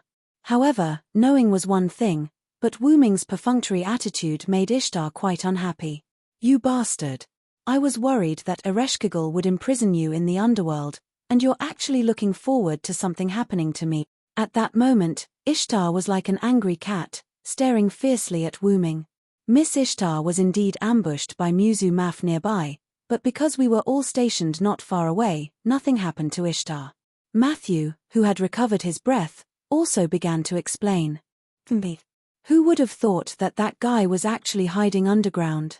It actually managed to hide such a huge thing. Ishtar became irritated at the thought of this. It could be said that if it weren't for Wuming's reminder, she would have been eaten by Muzu Maf by now. Devouring a god would bring about considerable growth for a demonic beast. It was the same reason why Ulidim wanted to devour Wuming. It was no wonder that Muzu Maf would hide and wait like a sinister viper. Sure enough, the demonic beast commander isn't all brainless. After all, those brainless demonic beast commanders were most likely dead, and the remaining ones were probably some meticulous fellows. Wuming couldn't help but become serious. I'm sorry, Ishtar. It's my mistake. I should have let you leave with me. Wuming really didn't expect that Muzu Maf would actually ambush here. The reason why he said demonic beasts might ambush was just to scare Ishtar and Gudazi. After all, those who escaped in such a situation would definitely choose to leave. In the end, Muzu Maf actually chose to ambush them. It could only be said that Muzu Maf was bold enough. If Wuming and Ishtar were to come out together, and if Wuming were to find out, Muzu Maf would definitely follow in his footsteps today. Wuming couldn't let the tiger return to the mountain no matter what. Wuming really regretted that he didn't let Ishtar stay a little longer. Wuming's regretful expression in Ishtar's eyes turned into self-blame for her danger, which made Ishtar didn't know what to say for a while. Wuming apologizing to Ishtar in such a serious way was really rare for Ishtar. It could be said that it was basically impossible for such a situation to happen. The relationship between the two was actually not that bad, but basically every time they met, they would have to mock and ridicule each other. It had almost become a habit. Ishtar was also affected by the girl's body this time as a pseudo-servant, so she didn't quarrel with Wuming. However, Wuming wasn't a pseudo-servant, and he wasn't affected by it. How could he apologize so easily? This made Ishtar feel quite awkward. At the moment, Ishtar also began to speak hesitantly.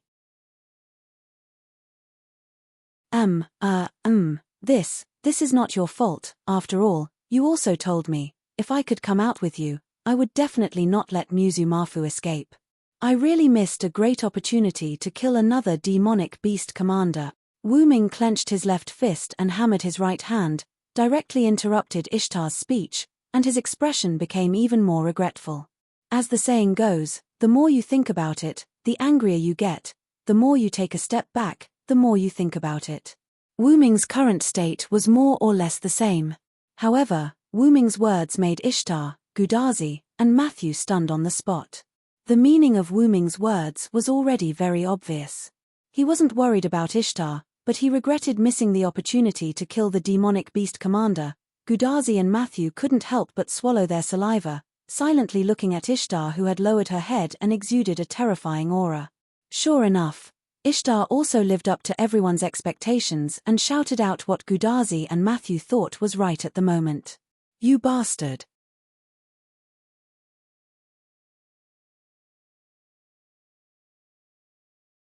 Chapter 930. After Wu Ming made a scene with Ishtar, the four of them returned to the nearby encampment. This was a place close to the defensive barrier. Although it had not collapsed yet, many of the barriers were already in a state of collapse and were about to collapse. However, they could still be used temporarily after temporary repairs. Not only that, under the command of Nuwakamaru, the soldiers also set up temporary tent-like residences adjacent to the defensive barrier. Oh, you all returned safely. I knew that nothing would happen. Merlin was the first to come out of the tent to welcome everyone. However, it seemed that you guys were a little noisy just now. I was very self-aware and didn't come out. If Merlin had also joined in, the situation would have become even more serious. It's just that the joke was a little too harsh, and someone couldn't take it. Wu Ming said and glanced at Ishtar. Ishtar snorted and turned her head to the side after realizing that Wu Ming was looking at her. Gudazi and Matthew saw this scene and smiled helplessly and awkwardly. In short, the two people who went deep into the underworld have returned safely. Although the commander of the magical beasts, Musu Maf, was released, the other commander of the magical beasts, Wuga, was killed in the underworld for provoking the goddess of the underworld. Marshu began to report and smiled. One of the commanders of the magical beasts was killed and the other escaped, but we have 0 casualties in the end. There's no better result than this. Indeed, putting the number of enemies aside, the number of casualties on their side was the most important thing. The diamonds did not rush to the fortress. The collapse of the fortress was entirely the result of Ishtar's noble artifact. Therefore, the soldiers did not suffer any casualties. Needless to say, Gudazi and the others did not suffer any casualties. The task of killing and chasing the diamonds was completed by Ishtar and Wu Ming. It was just that when Ishtar flew up, he was almost ambushed by Musu Maf. However, because Ishtar was vigilant because of Wu Ming's words, Musu Maf's ambush failed. Although Wu Ming was quite upset that Musu Maf managed to escape. Moreover, the ground here has also collapsed because of Ishtar's noble phantasm. It's directly connected to the underworld. I'm afraid that the magical beasts will have to take a detour even if they want to come here. Wu Ming added. It could be said that this was undoubtedly a man-made natural moat. In other words, we don't need to set up defensive facilities here. Gudazi expressed her opinion. Even so, we have to consult with King Gilgamesh before we can make a decision. Nuwakamaru walked over from the camp behind everyone and expressed his opinion. Why don't we talk in the tent? We can also let Mr. Hunryong have a good rest. Nuwakamaru pointed at the tent not far behind him. Wu Ming shook his head and declined. I'm not tired. I'm just taking advantage of the situation to have a chat here.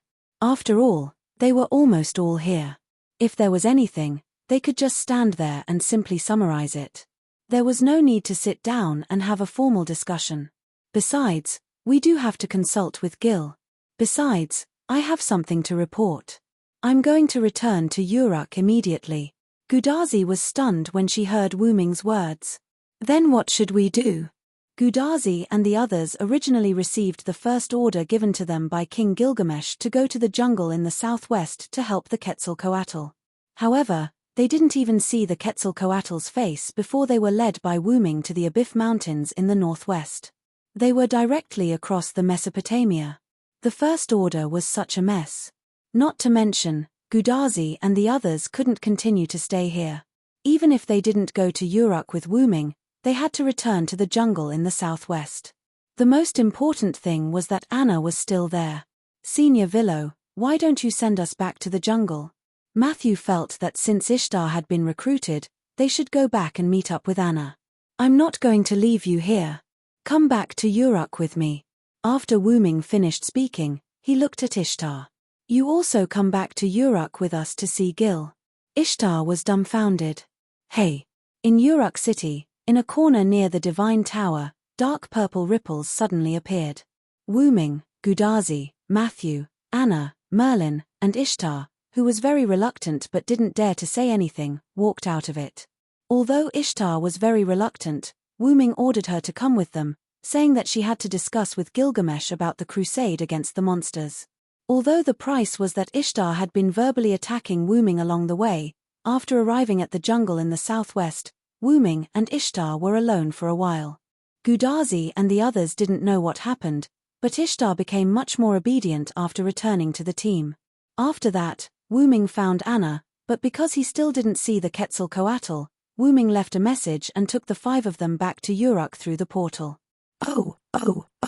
Once again, we reached our destination in an instant. Gudazi exclaimed in surprise. No matter when I see it, Senior Villo's ability is always so magical. Matthew seemed to be enjoying himself. BZZT, BZZT, BZZT. Every time you enter this strange space, the connection between you and Chaldea will become abnormal. BZZT, BZZT, BZZT. Roman's voice was heard from Gudazi's bracelet along with the abnormal signal. Villo's ability is probably different from spatial magic and teleportation magic. It's not something that humans can use, so it's normal that Chaldea can't detect it. Even Merlin was very interested in Wuming's ability. If he didn't know that Wuming would be perfunctory, he would have asked him a long time ago. Anyway, it's better to be able to get to our destination as soon as possible. Anna sighed. She looked quite tired. She couldn't help it. She was only there to help, and after a long journey to the jungle in the southwest, she was left alone. Although she was the one who asked for it, after that, before she could see the Quetzalcoatl, and before she could do anything useful, she was picked up by Wuming and returned to Uruk. Anyone would be unhappy if they were in her shoes. Ma. Anna, don't be sad. Returning to Uruk means that you can eat delicious butter cake for dinner. Merlin, who thought he was showing a kind big brother smile, looked at Anna as if she was a kidnapper. Gudazi and Matthew couldn't help but protect Anna behind them, watching Merlin with vigilance. You look very suspicious, Merlin. Mr. Merlin, please behave yourself. The two were like parents protecting their child, and they mocked Merlin with disdain. This made Merlin feel quite hurt. You are being disdained, Merlin. Wuming also joined in. Ma. Merlin didn't know what to say. He could only smile and shrug his shoulders. After a few seconds of silence, everyone couldn't help but burst into laughter. It's important to be able to maintain a happy mood in the singularity, but you guys shouldn't always bully Merlin, because I always feel the same way. This was the speech of Roman from Chaldea, who was given a pessimist, a coward, and other negative titles by a large number of servants. What is this speech of a soft-footed shrimp that does not know how to read the atmosphere? Said Ishtar, in a rare moment. After all, after being taught a lesson by Wuming, Ishtar didn't speak again, or rather, she didn't dare to speak again. However, when Ishtar opened her mouth, she was still annoyed. By the way, what's the matter with the tent? There were no tents in Mesopotamia before I left. Wuming suddenly remembered the temporary residences that Nuwakamaru commanded the soldiers to build before. Those residences were all tents, which gave people the feeling of a military camp. After all, Mesopotamia was made of clay, and the materials and cloth needed for tents were still scarce. However, if Gilgamesh wanted to, he could definitely invent such a thing. But even if there was, most of the tents would be replaced with sheepskin. However, that would be a little bit extravagant, and it might not make ends meet. That was why there were no tents in Mesopotamia. About that, I heard that it was an invention brought by Zhuge Kongming's military advisor. Matthew heard some rumors about it. Some people said that it was contributed by the king's military advisor. In other words, the main consciousness of Zhuge Kongming is Ermero too? Gudazi was stunned. If the other party brought an item that didn't exist in this era, then why couldn't they determine the other party's background before? No, it's hard to say. Zhuge Kongming also had tents during the Three Kingdoms period. After all, the army needed to be stationed when marching to war. Wu Ming thought of such a possibility. If you think about it carefully, it really doesn't look like something like a modern tent. Matthew nodded. Moreover, in Matthew's opinion, whether it was Ermero II or Zhuge Kongming who was the main consciousness, both of them could do this. After all, no matter who was the main consciousness, both of them had knowledge about military tents. Both of them could use their professional skills to create military tents, which were convenient places to live in the wild. It was better to teach a man how to fish than to give him a fish. After making a sample, the construction method would be taught to the soldiers, and then all they needed to do was mass-produce the materials. What is the background of that person? Merlin must know, but he didn't tell us. What a disappointment. Gudazi let out a sad cry and looked at Merlin with complaining eyes. After all, if Merlin told the truth, they wouldn't be so concerned. Ha ha ha. Don't worry, it's best to find out for yourself. And we'll be able to see the other party soon, so there's no need to rush. Merlin was still thick-skinned. Sure enough, Merlin is terrible. As expected of Anna, her words were still so sharp. As if ignoring Roman, the few of them chatted as they slowly walked towards the divine pagoda. Only Roman, who was in Chaldea, looked like he couldn't be revived. So I've been ignored. After that, Leonardo da Vinci, who was drinking coffee, smiled helplessly. You have to pull yourself together, Romani. You have to eat your own fruit. Although Leonardo da Vinci's eyes were overflowing with joy. Yes, while Roman was being comforted by Leonardo da Vinci, because the location of the portal was very close to the Tower of God, Wu Ming and the others had already stepped into the Tower of God. The soldiers they met along the way all showed surprise and respect to Wu Ming and Ishtar, but after seeing that the two brought people from the Chaldean embassy, they were worried that their greetings would delay the other party's important matters, so the soldiers didn't say anything to Wu Ming and Ishtar. However, they also bowed respectfully to Wu Ming and Ishtar before they obediently left. Sure enough, assassin as a Hun Ryong is very popular in the Uruk. After another soldier silently left, Gudazi suddenly spoke. After all, I'm a Uruk Hun Ryong, and I'm completely different from Ishtar when I'm a god. I've always taken care of the humans. Seems like that's true. Matthew recalled the situation just now. The soldiers were indeed very respectful to Wu Ming and Ishtar, but the way they looked at the two of them was different. They were respectful and grateful to Wu Ming from the bottom of their hearts, but when the soldiers looked at Ishtar, it was as if they were looking at a high and mighty god who could not be offended. Although both were respectful, they were actually not the same. Ahem. But, I can see that the Uruk soldiers also respect you, Miss Ishtar, Matthew immediately added after being pushed by Gudazi. However, this could not cover up the fact that even Ishtar had to admit. However, this fact made Ishtar even angrier. So what if it's different? I don't need their respect anyway. The humans only need to offer me gems and gold. Ishtar said as she sped up and walked toward the room at the top where Gilgamesh was dealing with matters. This made everyone feel ashamed. Don't worry about her. She'll be fine after a while. Let's go. The place where Gil is dealing with matters is right in front of us. According to the current situation of this world, he should be staying there forever. When they arrived at the door at the top of the divine tower, the soldiers guarding the door were shocked when they saw Wu Ming and Ishtar. They immediately knelt down respectfully.